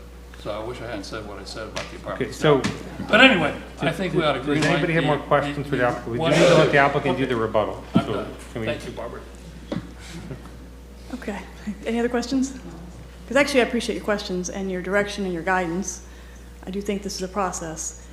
We need to keep moving forward because stopping is not going to help MAST be successful here. And if they're not successful, I don't think this project is successful. So I appreciate your comments about redeveloping. It has an impact, and we have to be careful about the impact, but not doing anything has an impact as well. Helping us to move forward, giving us guidance, giving us the things that you say we'll have to address to get your vote for MPUD is helpful. That gives us a path forward, and working with staff to work out those details. So the process, while it's you're concerned that you move it forward, and you actually did move it forward already before, but we're absolutely happy to be here and take this very seriously and this opportunity very seriously. We just need to keep moving forward and working on these things.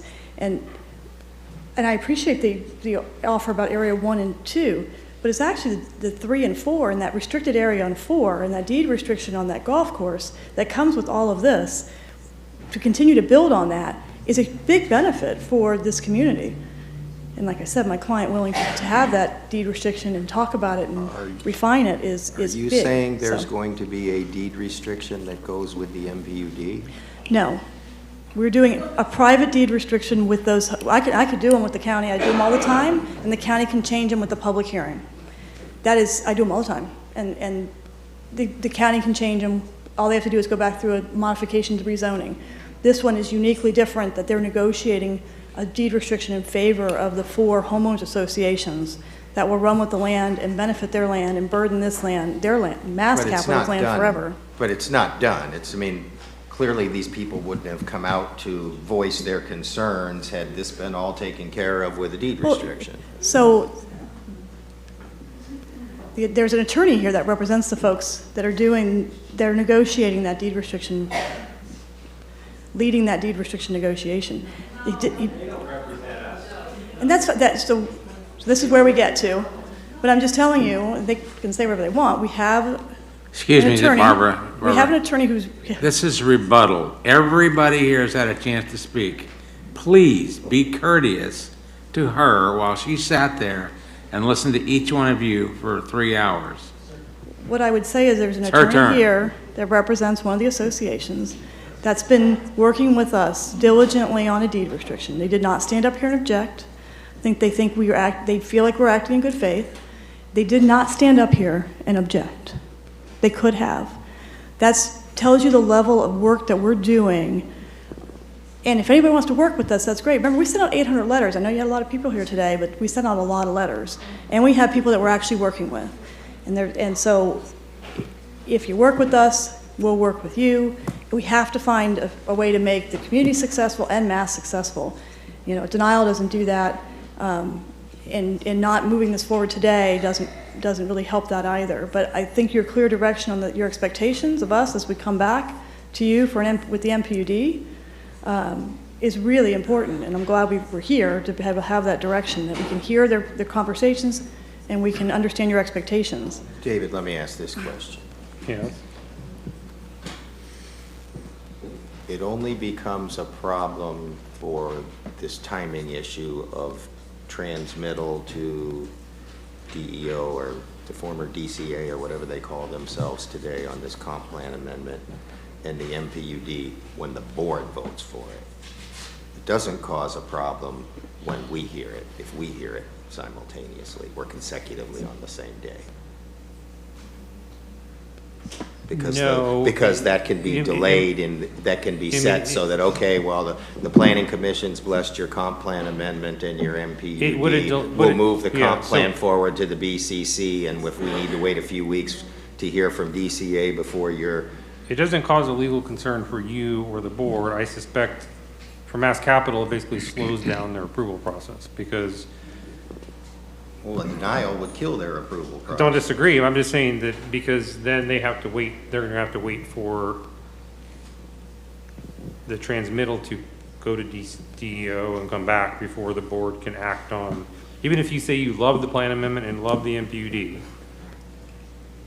it's going to then delay their ability to get a final approval by the board because then they're going to have to wait.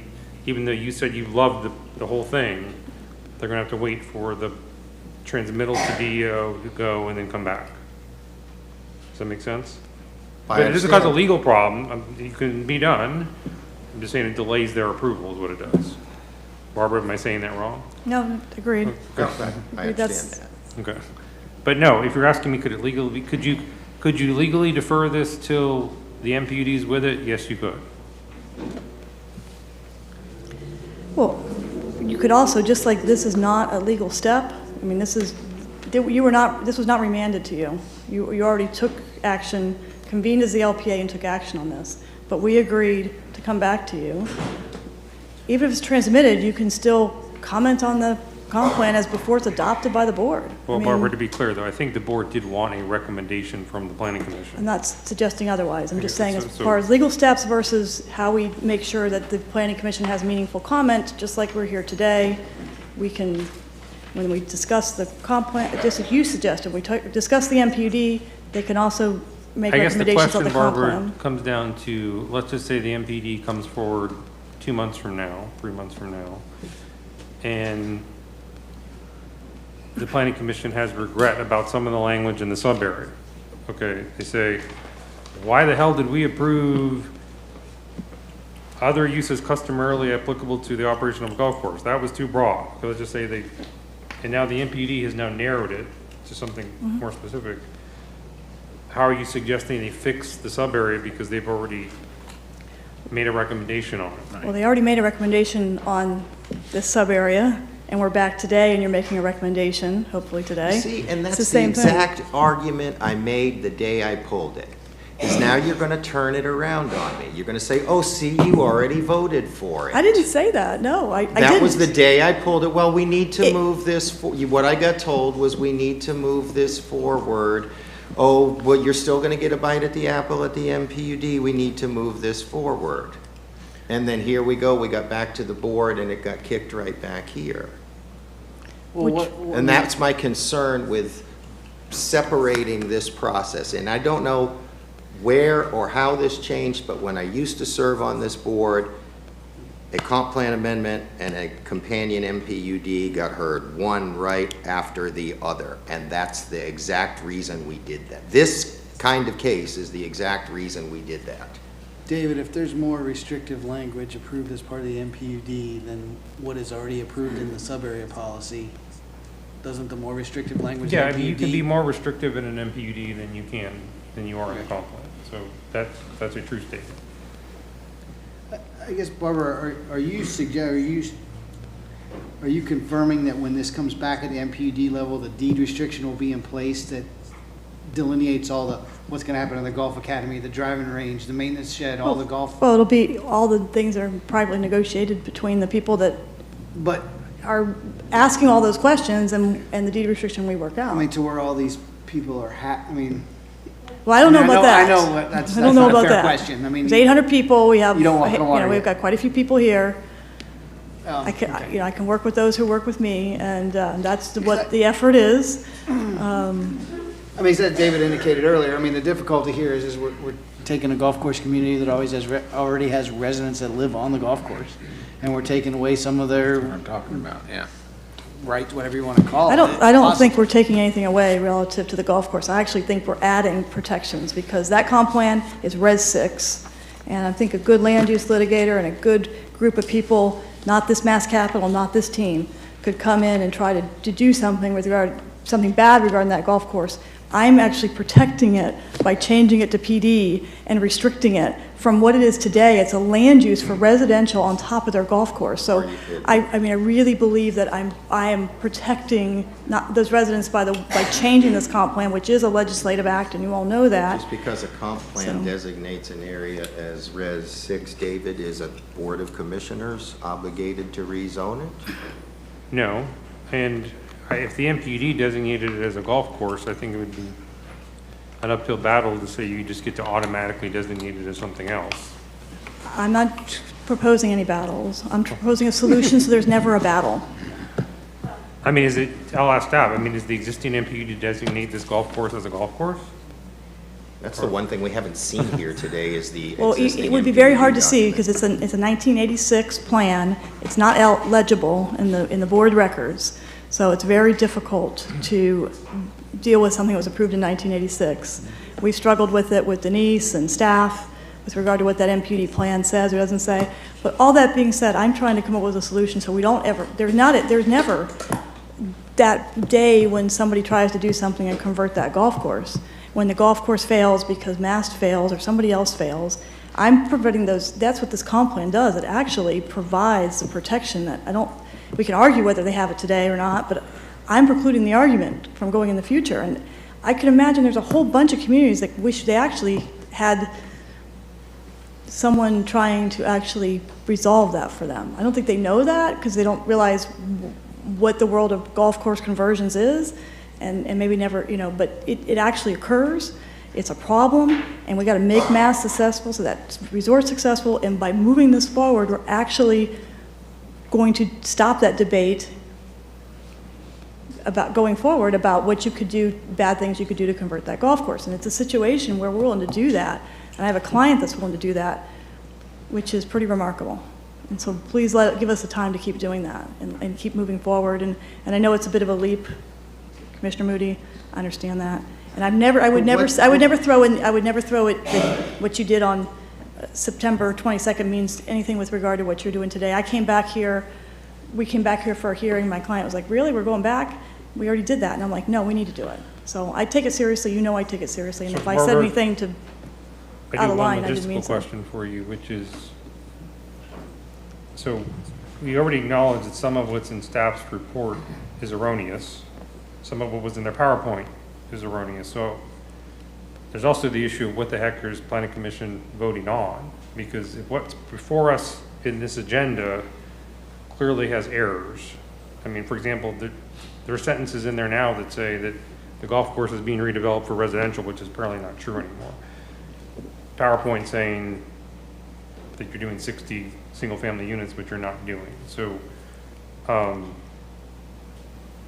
are you asking planning commission to vote on your revised proposal, I guess, is what you're Sure. asking? Yeah, so I put into the record a narrative, sub-area policies, sub-area plan. I mean, a PowerPoint that explained all those things. That's why I did all that, by the way. That's why I bothered you all last night, sent you stuff. Because I wanted to make sure you had the correct information, and that I spent a lot of time putting together the documents so you would have the correct information today to be able to make a recommendation so we can continue to move this forward. So I feel like you have in the record the correct information regarding this application, despite those errors in some of the staff stuff.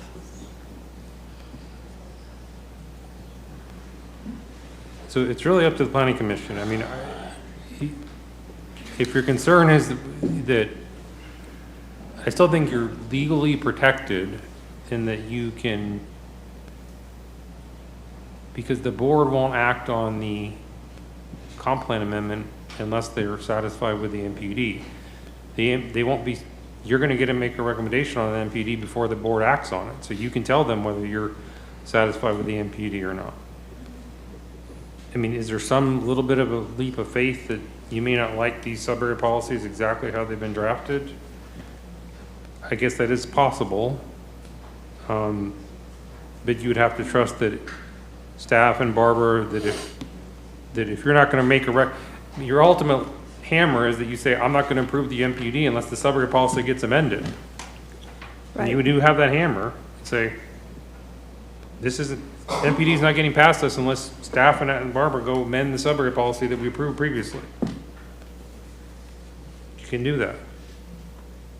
Well, I'm trying to figure out how, before you're talking about how we're going to potentially delay their approval, and wouldn't that then in effect delay their approval? Not really, because Then the don't they whole have to go reason they're back? doing this is because it's almost ridiculous that they have to do it. It's because there's this delay of sending it up to the state who never gives us any comments on anything. It's almost a ridiculous process that we have to follow because it's amending the comp plan. In the old days, the state used to give us meaningful comments on comp plan amendments. They almost never do anymore. But there's still this process we have to follow. We have to send it to them. So we will send it up to the state. They'll probably send it back without any comments. And then planning commission at that point will have had the MPUD, and the board will then have the MPUD. So the only reason I'm saying that it saves them time is because it allows them to get the comp plan transmitted to get DEO's lack of comments. Wasn't that how we got here in the first place? It never got transmitted by the board. Yeah. Because the board... But that's what we got told is why we needed to vote on it that day. Well, this is just to transmit it. And Yes, that's what I'm but I hearing think, again. so what happened is, you remember, this one got transmitted before the code changed, and as a result of comments made by the planning commission, including you, Commissioner Moody, we changed the code to require better notice for comp plan amendments. So what happened is, the board said, this needs to be heard by the planning commission with the newly required code notice. And look what happened. Okay, so now they did the newly required code notice, and this is what we got. Okay, so we actually got meaningful comments from the public and probably meaningful comments from the planning commission, which didn't occur before. Which Barbara says she appreciates. I don't know if she's telling the truth, but.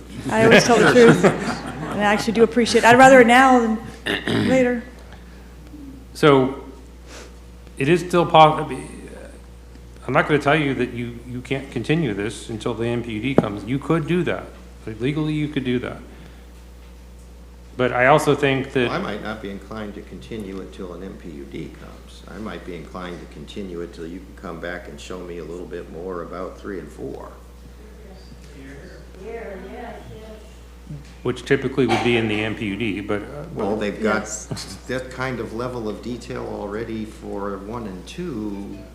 I can't imagine, listen, I'm not expecting Arnold Palmer to design every hole of golf between now and then, but someone can show me that, let's see, I see some condos here in this aerial photo, that there's not going to be a golf cart maintenance barn in there. Trust me, that's exactly what I requested, because Justina does this very detailed plan for area 1 and 2, and I think it looks good. Maybe others don't like it, but I thought it looked good, Justina.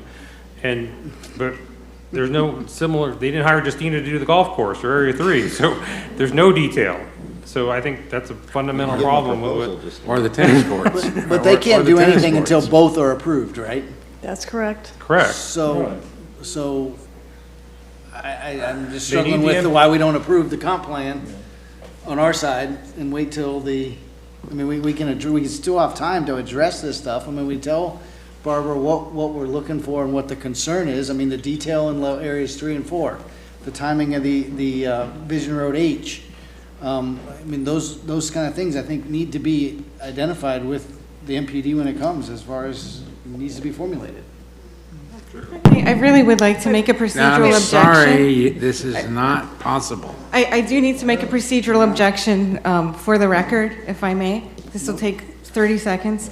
If you look at section future land use A6 in the comprehensive plan under PD, comprehensive plan amendment requests for the assignment of a PD future land use classification must be accompanied by a concept plan identifying a range of uses, density, intensity, maximum units, and non-residential square feet. And I believe that what's being discussed up here is that there is a lack of certainty on that. So I just want to put that in the... Just to be clear, this technically would qualify for that It requirement. does, yes. Agree with you. Yeah, you're off base there. It exceeds that requirement. So, Okay? Based on that, I mean, and Barbara, with the understanding that, I mean, we've told you what we want you to come back with for the MPD, I'll make a motion to approve. I'll second it. We have a motion to approve the comp plan that's been submitted. Any further discussion? and to be clear, we're talking about the applicant's revised proposal that was presented today.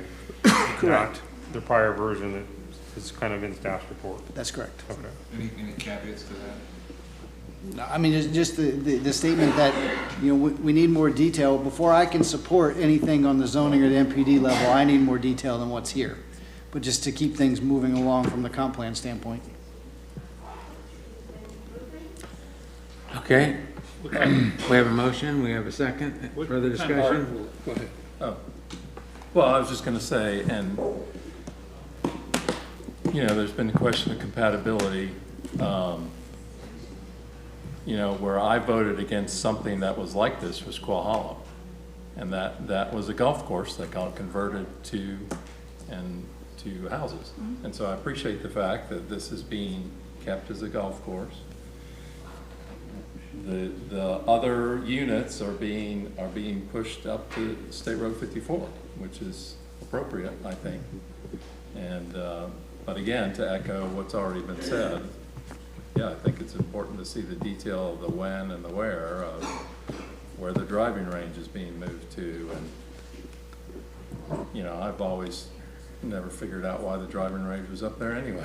You know, that, you know, it's kind of inaccessible if you're out there playing golf. And then just to echo my comments, based on, I didn't have these numbers before, but based on 155 townhomes and 465 multifamily units, we would project about 65 or 6 elementary students, 30 middle school students, 39 high school students. Of course, we get impact fees from that. One thing I didn't mention, besides the other schools we're already doing, is the plan to add wings to some of these schools in these areas to help with the capacity.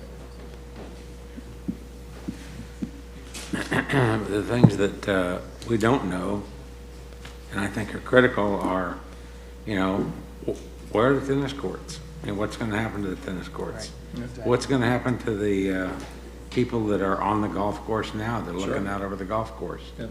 And is it fair that they bought a home on the golf course and suddenly somebody comes in and wipes it out? Well, you know, they don't really have an option. Like some of those places, I know I was involved in one of them where I didn't support what they did. You know, they just planted trees on the golf course, you know, but at least those people were given the opportunity to kick in a little money and they would have been able to keep it. I thought that was foolish. Yes. But here, they don't have that option. You know, they already live there. They've already made their investment. They've got, you know, they've got an outside company that they probably need, but maybe they don't really know that they need them like they do. But if, you know, I think it's true that if you don't do something, eventually your beautiful development's gonna die, because you're not gonna have the money to fix it up. It's just gonna keep getting worse and worse and worse. So, you know, I think somehow, if you can work with this developer, if they have the money to make it happen, and, you know, in this country, it's still okay to make money, you know, but we're just trying to be fair. And however, you know, I feel my responsibility is not necessarily to the developer, it's to the people that live there. So I think you know, I have to know a little bit more about what's going to happen to those people's views and where are they going to play tennis, where are they going to have the tennis school, all that stuff is very important to that community. And I think it can all be done. I just think it's a matter of timing and how we approach it. So, you know, I think, unfortunately, all of us up here have maybe a little bit different ideas of how to approach it, but I know one thing, I just hate to just take a shot in the dark and hope it works out. So Mr. Chair, I know we have a motion on the floor, but I just Yeah. want to be clear. Barbara, were you done with your rebuttal? Because everybody kept interrupting you. I just want to make sure It's fine. This dialogue was more important than telling you things that you can anticipate what I would say to respond Okay, I to, just so. didn't want to cut you No, off I'm- again. I'm fine with it. Okay. He really did. He told me to. To springboard from what the chairman said, I think the company, or the corporation, or the investment company has representatives here, and I hope they heard the public about some improvements that must be made. Not just some. I think they really need to make some significant investment in the community itself. I've been to Saddlebrook recently, and it is not the Saddlebrook of past. It was dirty, the spa is closed, there is, the restaurant is not really a restaurant. I don't want to use too much of a negative wording there, but the company does need to step up and be more proactive in listening to the community's concerns. You heard a lot to hear today. I think you heard me about green lighting the two areas up there. You know, what happens to the golf course down the road?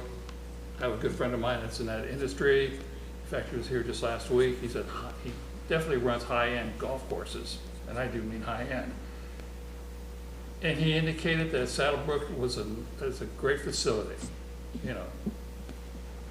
But he also said the golf business is in somewhat of a decline. We recently see Pebblebrook that closed down. The course that I live on in Lexington Oaks does not have the numbers going through it again. But Saddlebrook is a little different story. It is an academy. It runs a school there. The tennis program is outstanding.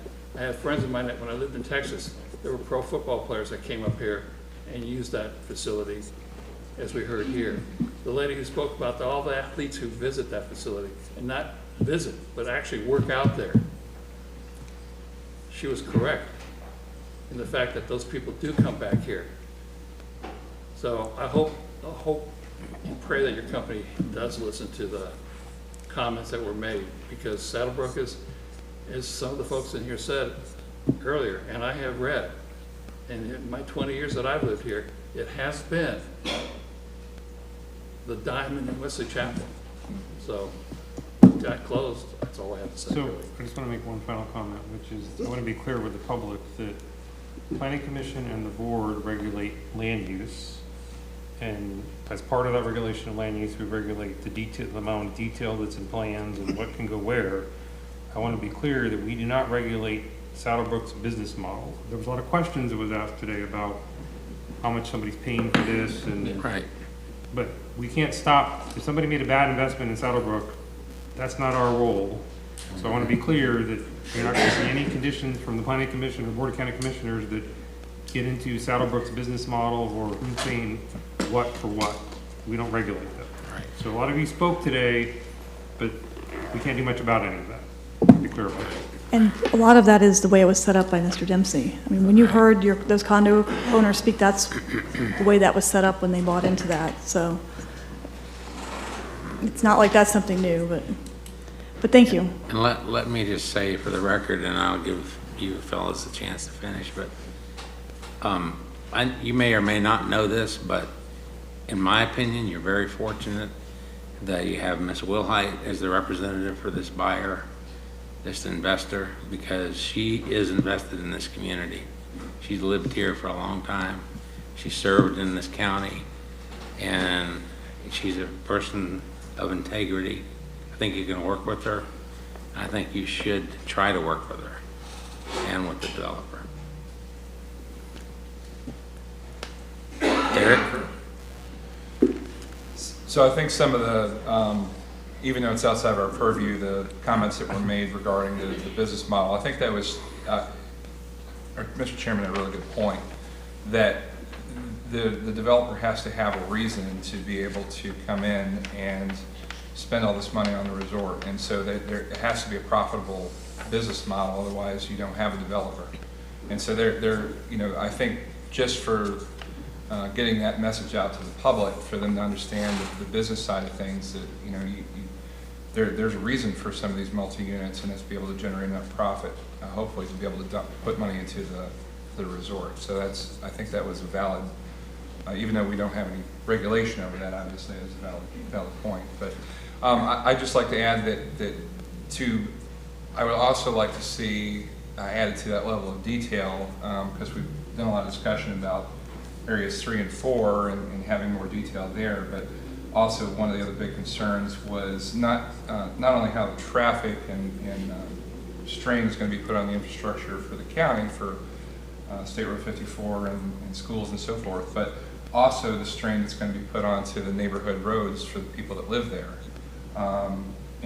So as well as possible being able to access the resort property and the golf areas through trails and things like that, when as of now it's completely gated. So that's one of the other concerns that was brought up by the public, and I think that needs to be addressed as well in the detail, discussing how as of now there's that one entrance to Saddlebrook, and to build 400 and some units that are right next door to that with an access to that same entry point could put a pretty big strain on the access to the neighborhood. So how that might be mitigated, I think that'd be something else to add in that detail for us to look at, to be able to assuage the public as to how they're going to mitigate that impact.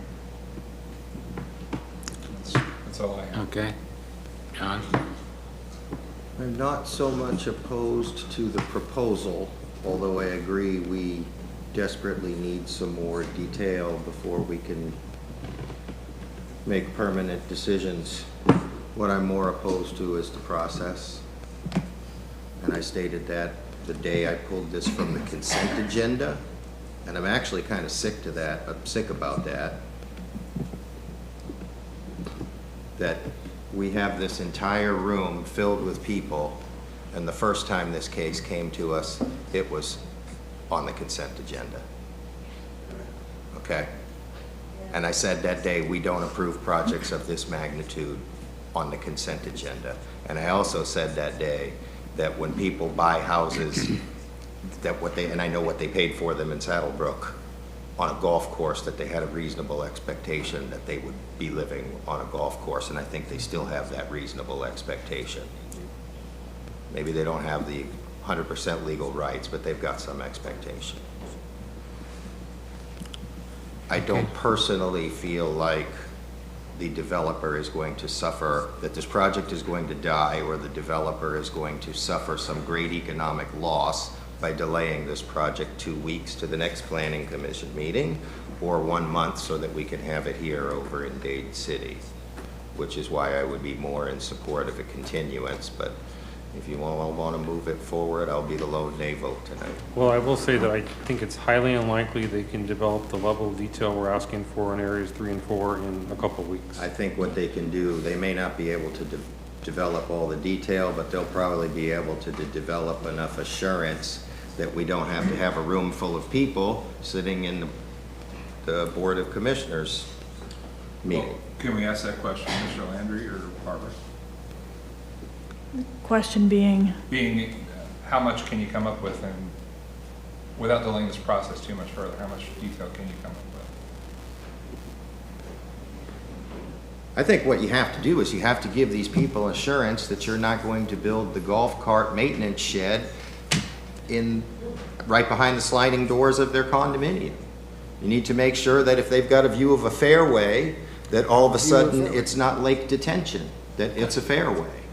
You don't need Arnold Palmer to come in and design every hole of golf, but I think you can get down to those couple things, and I think you can do that in a short amount of time. Anyway, Because at the end of the day, what I'm hearing from the rest of them is, if you don't do that, we're not going to approve your MPUD anyways. well, let us work on that level of MPD detail. I mean, that's the thing. It's a level of MPD detail. That's what we want to get Yeah, but we're to. assigning entitlements to this development today. Those entitlements aren't going away if we approve those today. Right now, it's Res 6. We all know what we got. Now we're going to approve, well, we're approving this many square feet and this many apartments and this many square feet of retail over here, and we don't ultimately know that you're going to come back with a proposal. And if you don't come back with a proposal that everybody can live with, we've already changed the entitlements on the property. Well, you That's my have. issue with separating this process. Well, that was what.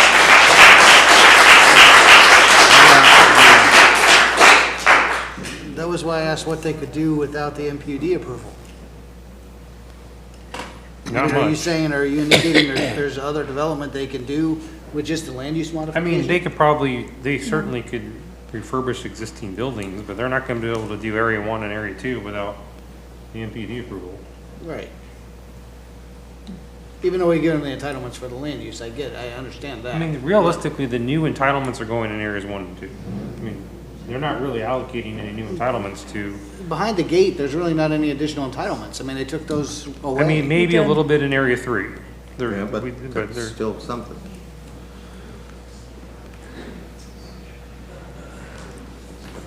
Okay, so we have a motion and a second. If there's no further discussion, let's have a vote on the motion. To be clear, the motion on the floor is to recommend to the Board of County Commissioners that they transmit the version of the plan amendment that we heard today from the applicant. Right. Okay. Okay, is that right? Yeah. Okay. So we have a motion and a second. Further discussion, all in favor, signify by saying aye. Aye. All opposed, signify by saying nay. That's me. Nay, I say nay too. So, all right, so the motion carries. Wait, the clerk, did you need a roll call, or do you know the vote? Just to be clear, it was just Chairman Gray and Mr. Moody that voted nay? Yeah. Yes, Correct. correct. Thank you.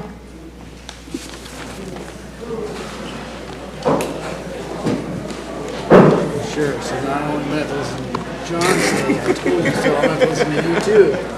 Never would I do that. Not in a million years, not to you. I'm not doing it for somebody, but not you. Well, listen, I'm not gonna go home and lose sleep. We're going to get a second bite at the apple at the MPUD, but my point is, I'm just thinking of put myself in their shoes. Motion to adjourn, second. Second. well, that's my point. There can be. Jamie made the motion Sorry, I and got carried seconded away and there. voted aye.